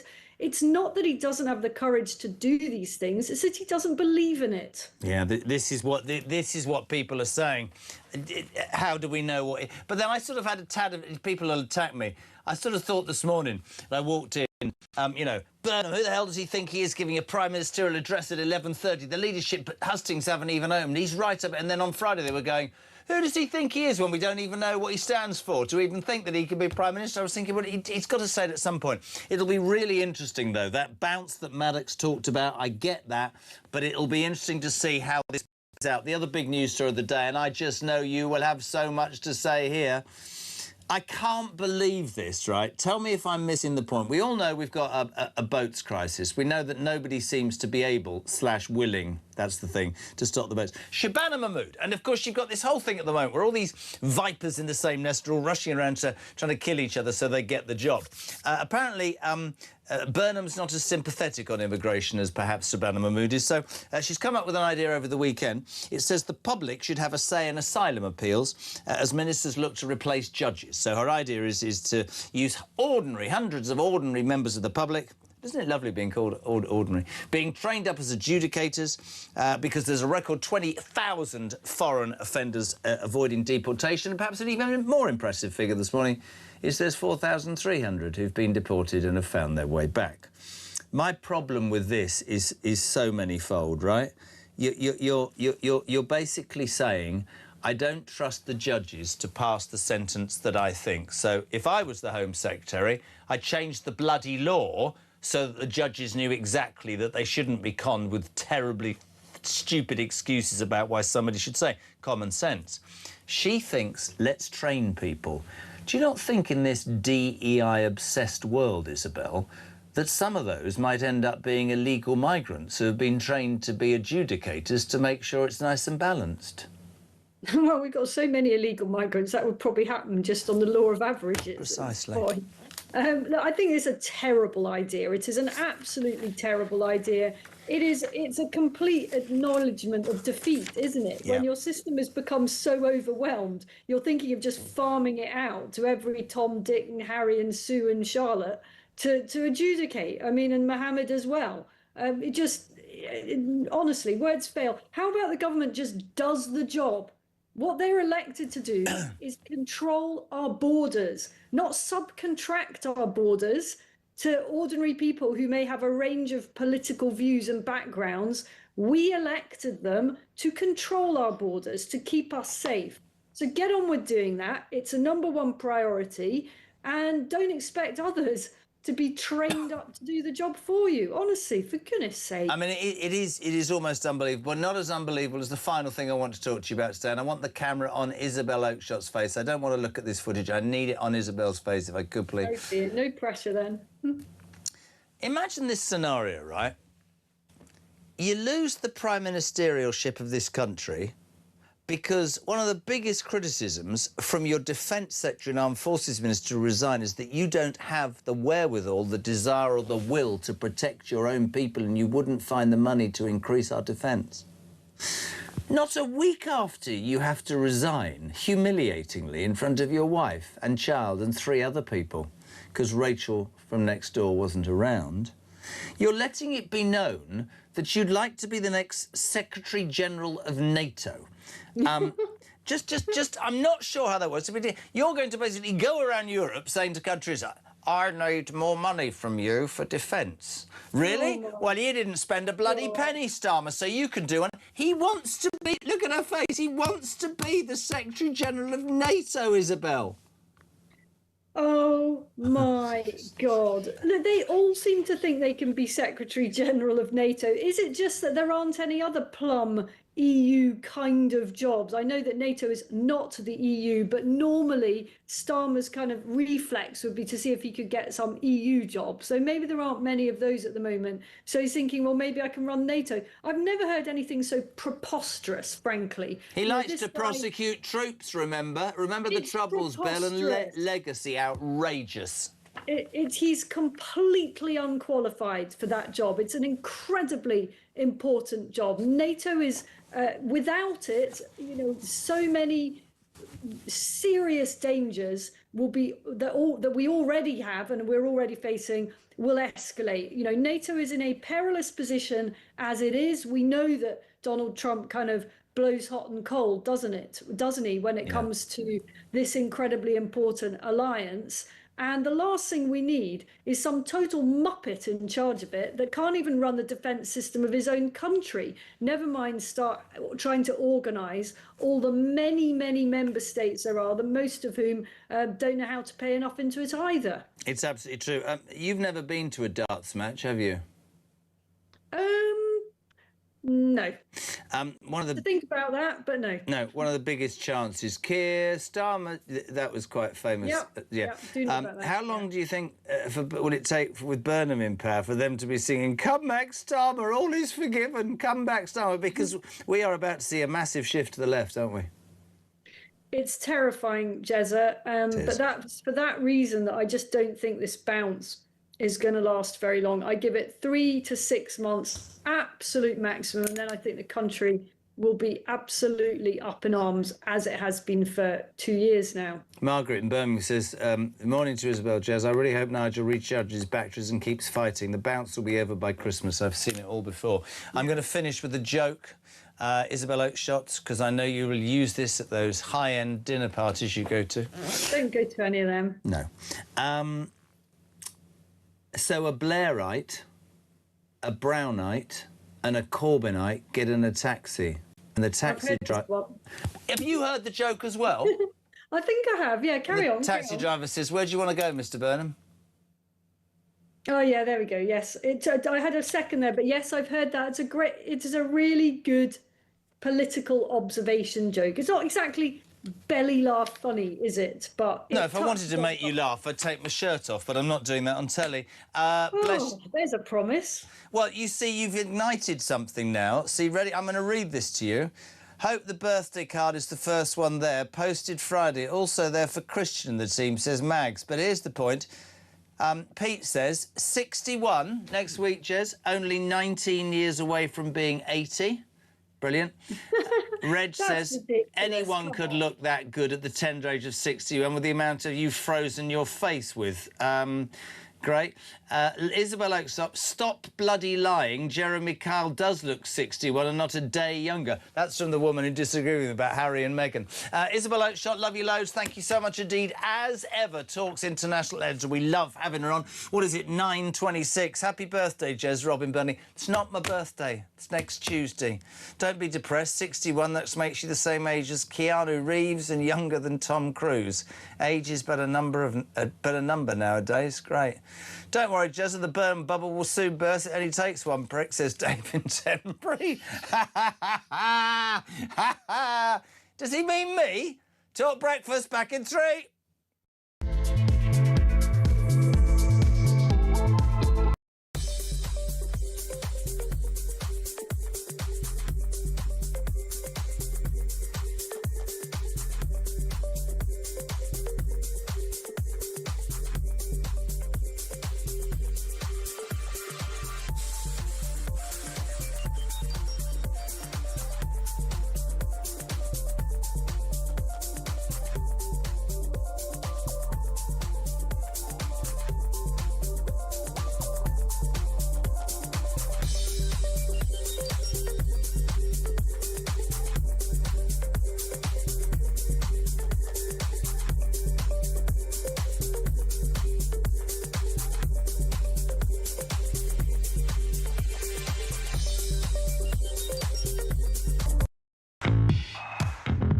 Kemi Badenoch was front page of the Mail on Sunday this weekend, ruling out the possibility of any electoral pact with Reform. But you know what? It's difficult to do a deal with a party that gave us net zero and wrote it into law. It's difficult to do a deal with a party that promised to do one thing and gave us the Boris wave. So for me, it's about trust. Very difficult to trust them.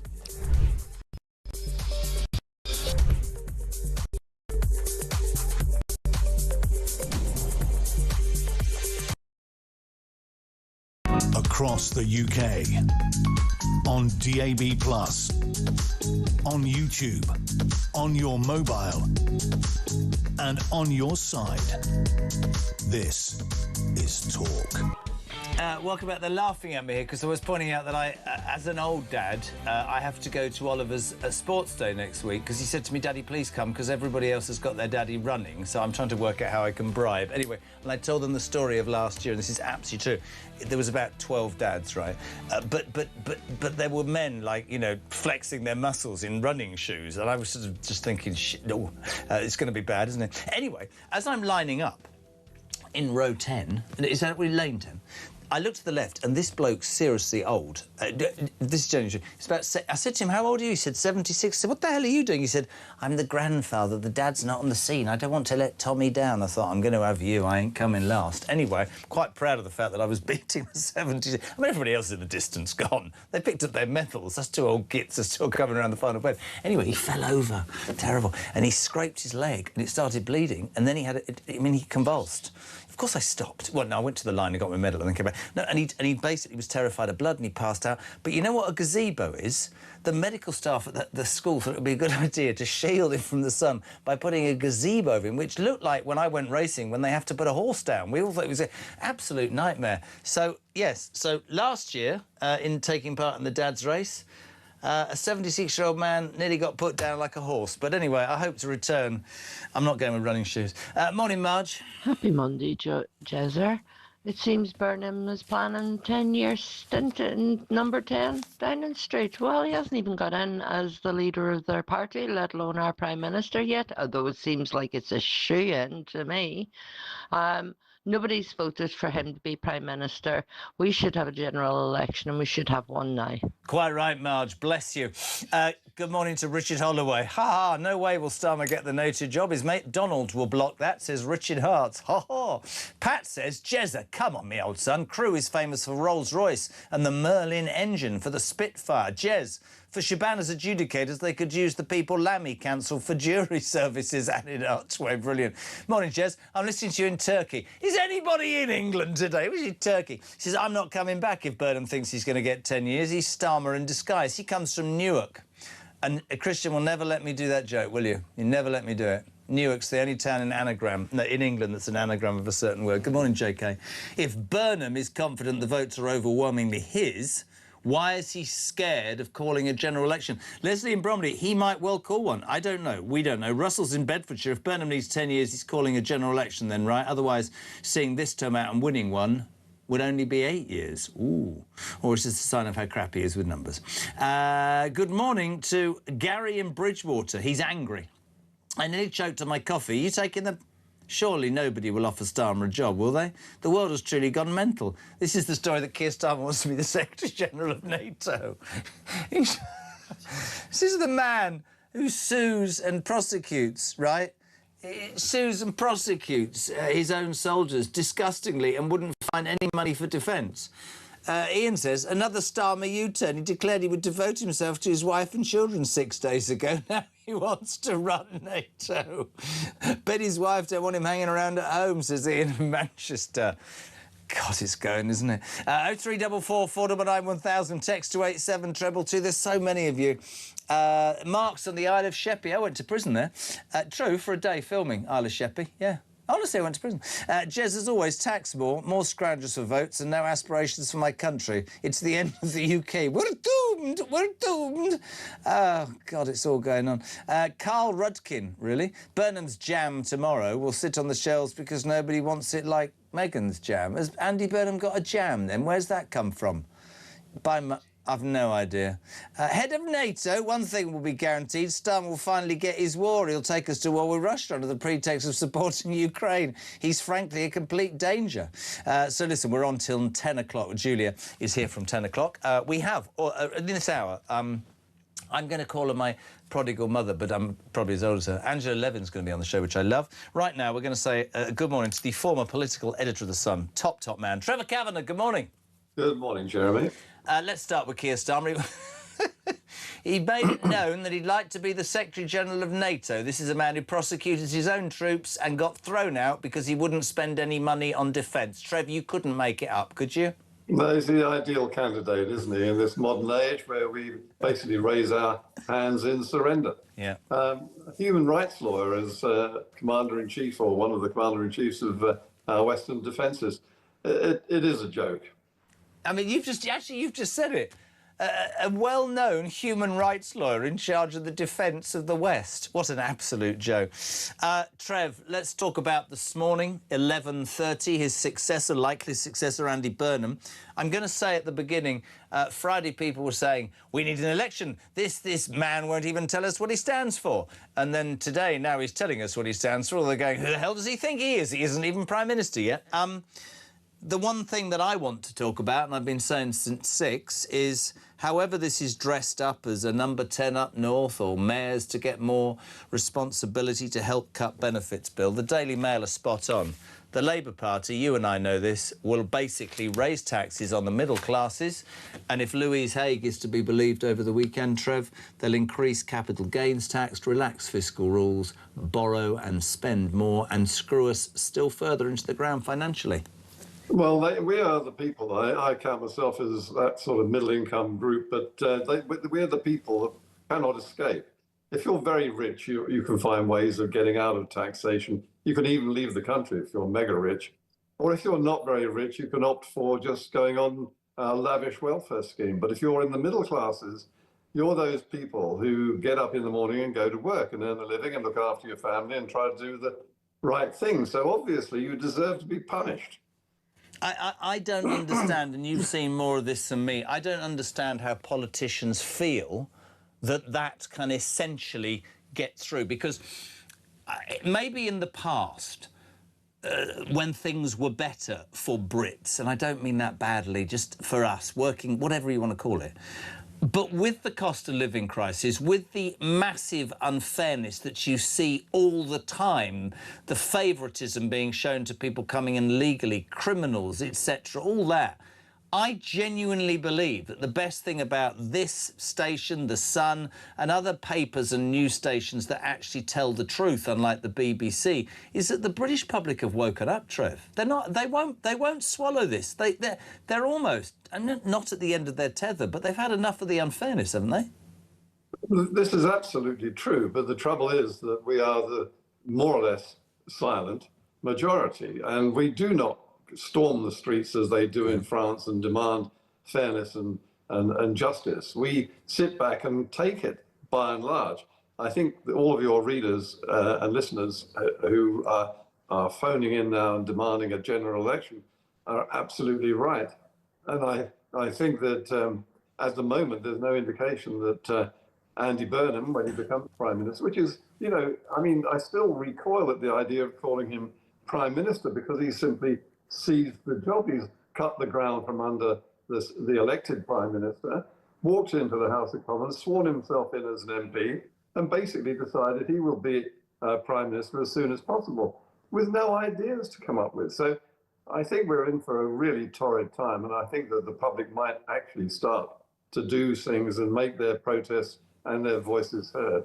I don't think it's going to. I think it will unravel very quickly, basically from that financial point of view, and basically because of the unfairness issue. However, let's just take you to task a little bit with ask you what you think of what David Maddox said from The Independent on the show earlier. He says the reform bubble is bursting, Nigel needs a rest, and that he wouldn't be surprised by the autumn that the Burnham bounce would mean Labour would be leading in the opinion polls, Trevor.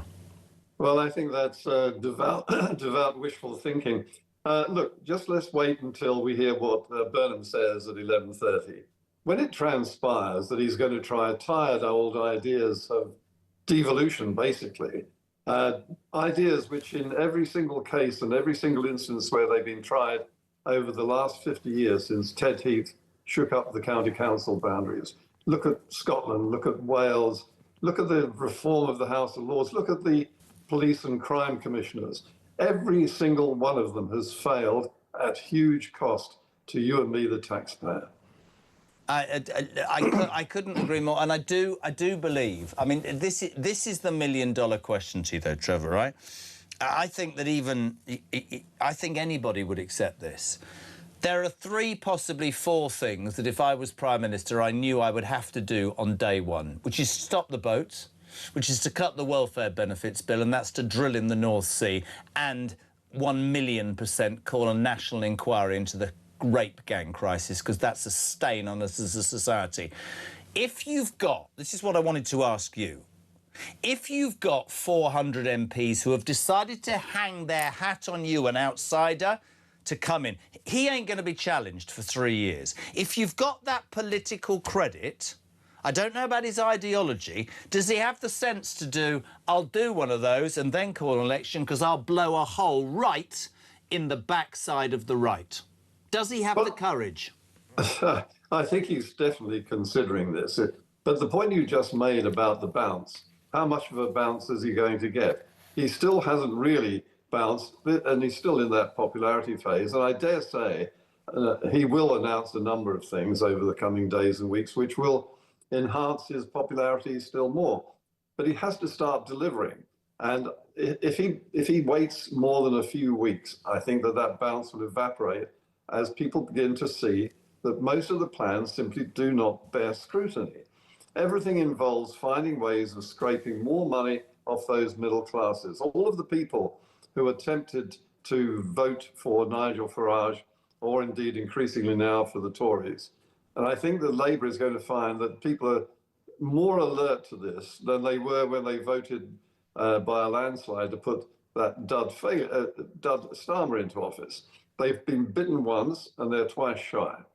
We were at a do the other night and I spent a few minutes, 20 minutes actually, with Kemi Badenoch, and I was I was talking to her about many things, but one of the things that I did say was, I mean, there's no doubt that she's cutting through. You've just said it, but the Tory brand is still toxic.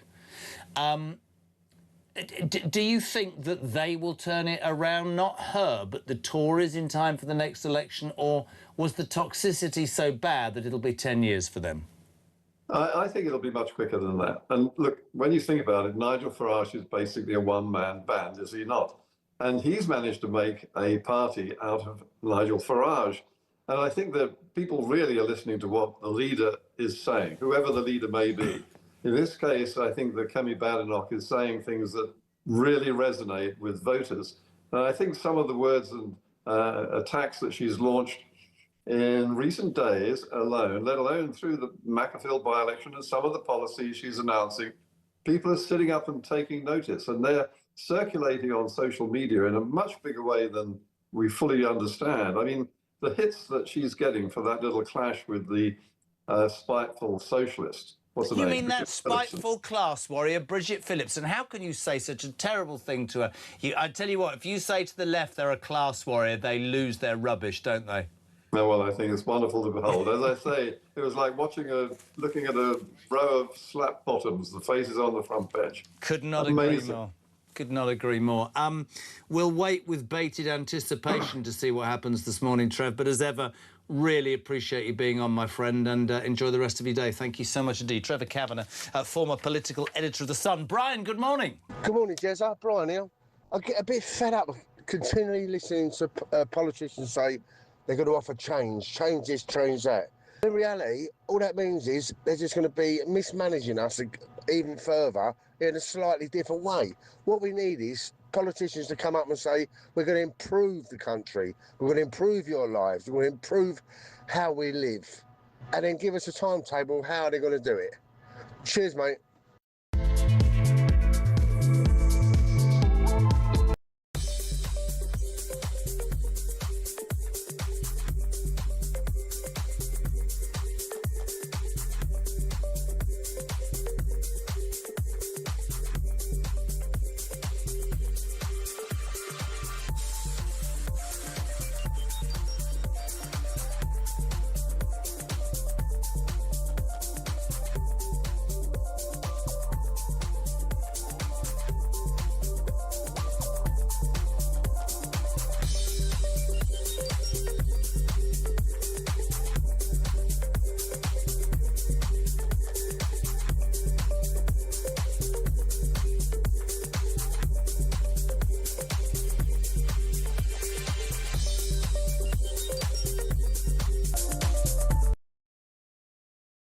Across the UK, on DAB+, on YouTube, on your mobile, and on your side.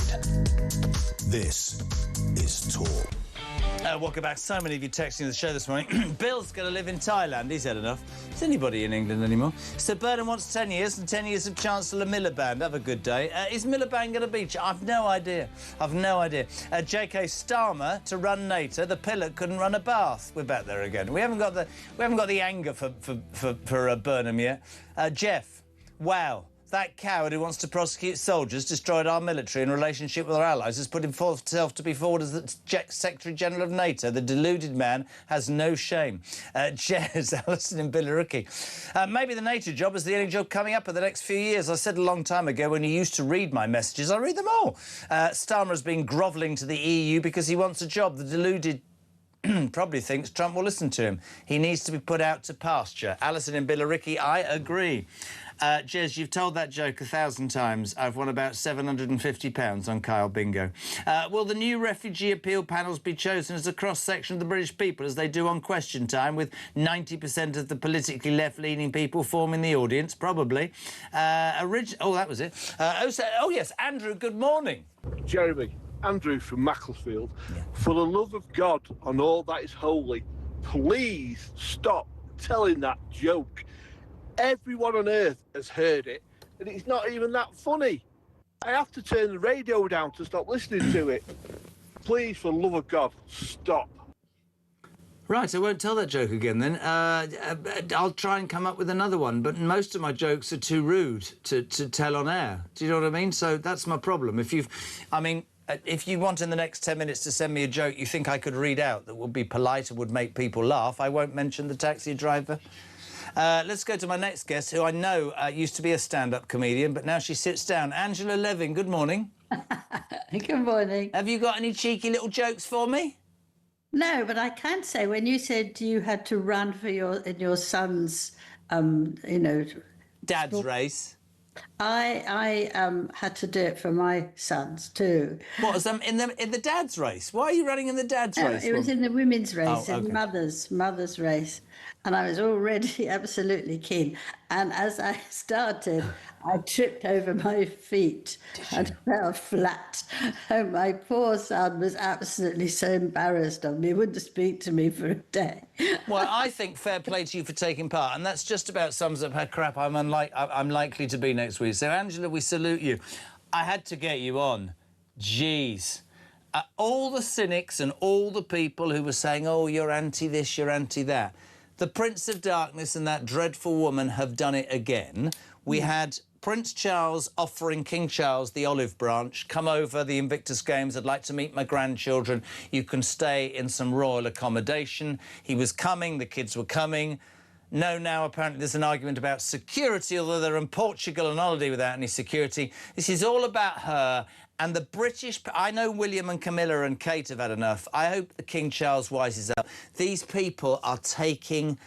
How can anybody trust anything they say, Angela? Well, they shouldn't. I mean, I thought it was very odd when they didn't know that everything was... Well, Harry didn't know when everything was clean and sorted so that they would be 24/7 for him and his whole family. And I think in his brain he thought if he gets there quickly, gets everything organised, then people would just say, OK, we'll let him have it. It was a foolish thought. What is his argument? So I mean, the palace are apparently dreadfully angry about how he's kept them in the dark. There's just a few days to go. They don't know who's coming. They don't know where they're staying. And this is straight out of her textbook. I don't care what anybody says. Do you know what I think, Angela? Go on, then. I think she wouldn't want him to go anywhere near staying or living in a royal residence because she feels he might get sucked back in. That's what I think, because the control freak in her, that would terrify her. I think so too. I mean, he's obviously persuaded her to come, but it's a sort of phony, like most things that she does, that she say yes, in the end she will come, but then she'll sort of make a sort of plan where she wouldn't be in any case. I mean, to behave so badly to his father. And you see, he won't pay for the family himself. He wants people with guns. They don't need to have guns. So what's happening in Portugal? They're on holiday. Is he paying for security with guns? Because if he is, he can bloody well pay it for himself in England. But I've had people on the phone this morning going, no, you're wrong. He's a prince of the country. Do you know what my answer to that is? When you two said you didn't want anything to do with this racist, appalling, horrible family, I said, good luck to you. I wasn't horrible, but you went abroad, you sold your soul to Spotify, it's blown up in your ridiculous faces, and now you want us to bend over backwards. Do one, both of you. Well, Sorry. the thing is, he hasn't accepted that he's no longer a royal that's working.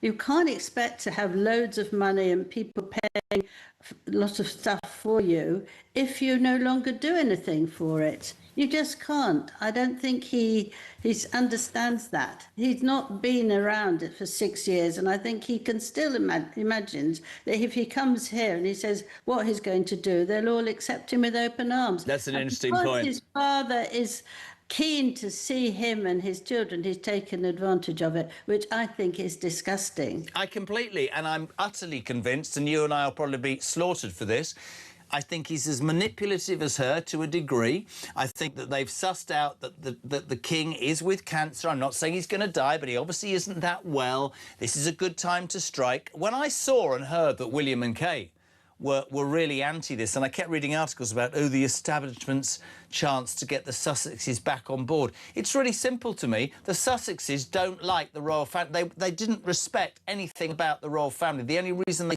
with money is by slagging off something they want to use when it suits them. Not good enough. Not good enough. No, it isn't good enough. And I think that he now looks a complete idiot for what he's done. And she might have woken up to the knowledge that nobody wants her in this bloody country. Yes, she's furious about that. She doesn't believe they're wrong. She always thinks she's right. And she's just very, very angry that the wrong people came to not to say anything or to walk away. She can't believe that she's actually not superb. Few questions for you. Do you think that Harry will come on his own, or do you think she and the kids will come with him? No, that she and the kids won't come with him. So it's been more psychodrama to upset your father. Yeah. It's always this. It's always, and in fact, you know, it's much too much for him. But it will make him not feel very well if he has all this, because he's working. Okay, he will see him, but he knows, the king knows, that he couldn't have said anything about protection because it's not his job. And Harry keeps saying it is, and it isn't. So this lady says to me, he's obviously pushed the envelope, Jez. If the king invites him, he gets security, says Alison. No, he doesn't, does he? No, no, no, no, no. I thought that if you're a working royal, you get it the whole time. That's what I thought, unless I'm missing the point. You don't get it the whole time. You get it when you need it, and except very, very important ones, which is the 4 up the top. Otherwise, they'll get it just for when they need it. So, you know, he's not even in the line for having it all the time anyway. This is interesting. Harry was offering to pay for his armed security. He really wants to bring armed US security, which was declined. This is a definite line that would set a precedent to legalise guns in the UK. So now he's asking UK taxpayers like me to foot the bill, the people who he turned his back on, abandoned his family and duty. So in reality, I would describe Prince Harry as a non-UK citizen's benefit claimer. I mean, it is quite interesting, isn't it? I just don't understand. Unless he is completely controlled, does he not understand how bad this looks? Again. No, what he's feeling is that somebody else is going to be killed other than his mother, late mother. And he's so frightened that it can be Meghan or the children. That's why the children have covered their face. And with Meghan, she just knows how wonderful she is. Covered their face, but then use them systematically on social media to push their brand, yeah? He's really not well, you see. He's really not well. I don't know how he's given to see so many doctors who could have helped him, and he's refused to sort of take it in. But he does feel that he's got to make sure that no one else gets killed. Of course, and that's absolutely right. You want to protect your family, but I just not doing the right things anyway to do that. No, and the other thing is, this is why I'm cynical, Angela, right? If you were concerned you hadn't seen your dad hadn't met your kids, your dad was ill, I'd have come over here privately on a private jet and seen my dad. Why does it have to be such a big kerfuffle? Because that leads us all to go, they're in it for the wrong reasons. This is just about their brand. This is just about them still being relevant. Yeah, that's quite right. You see, he could come and see his father without anybody knowing, going in, talking very nicely. In the summer, he could go with the children very quietly. Of course. Very nicely. But he wants to make a fuss about it because he's cross with his father. He still resents everything that's happened to him, even when it's his brother having 3 sausages and he had 2. He hasn't even got rid of that. Sorry, it's an Angela Levin masterpiece. Who had what sausages? He wrote in his book, Spare, that it wasn't fair that William was given 3 sausages and he was only given 2 sausages. And can you imagine if Keir Starmer had been there, he'd have gone, I demand the return of the sausages. A lot of people have made a fool of him for that, but you know that he remembers that since he was a little boy, 4 or 5. That he had no sausages. In his man in 40s, that he didn't get enough sausages. I mean, you know. Is he a bit of a baby? I think he's very childlike. Is he? And that's why Meghan looks after him. She looks after him. Yeah. She does all that. You've got to do this. Oh goodness, wash your face. Make another. You know, she has. Do you think she knows that she's not very well liked in the UK then, Ange? Yeah, that's why she doesn't want to come. Yeah. Then She why doesn't did want they? Why anybody did they to let say- it out that they might come? That's what I don't understand.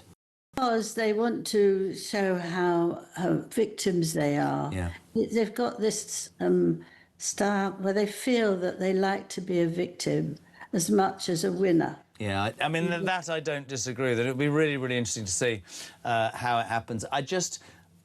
I'm so bored of it in the nicest possible way. They're so manipulative. There's always a condition. There's always a cameraman, and I don't know, you can't just go, "Hi, son, how are you? Lots of love. Come and see. This is brilliant. We've had our part." No, they play it out in public.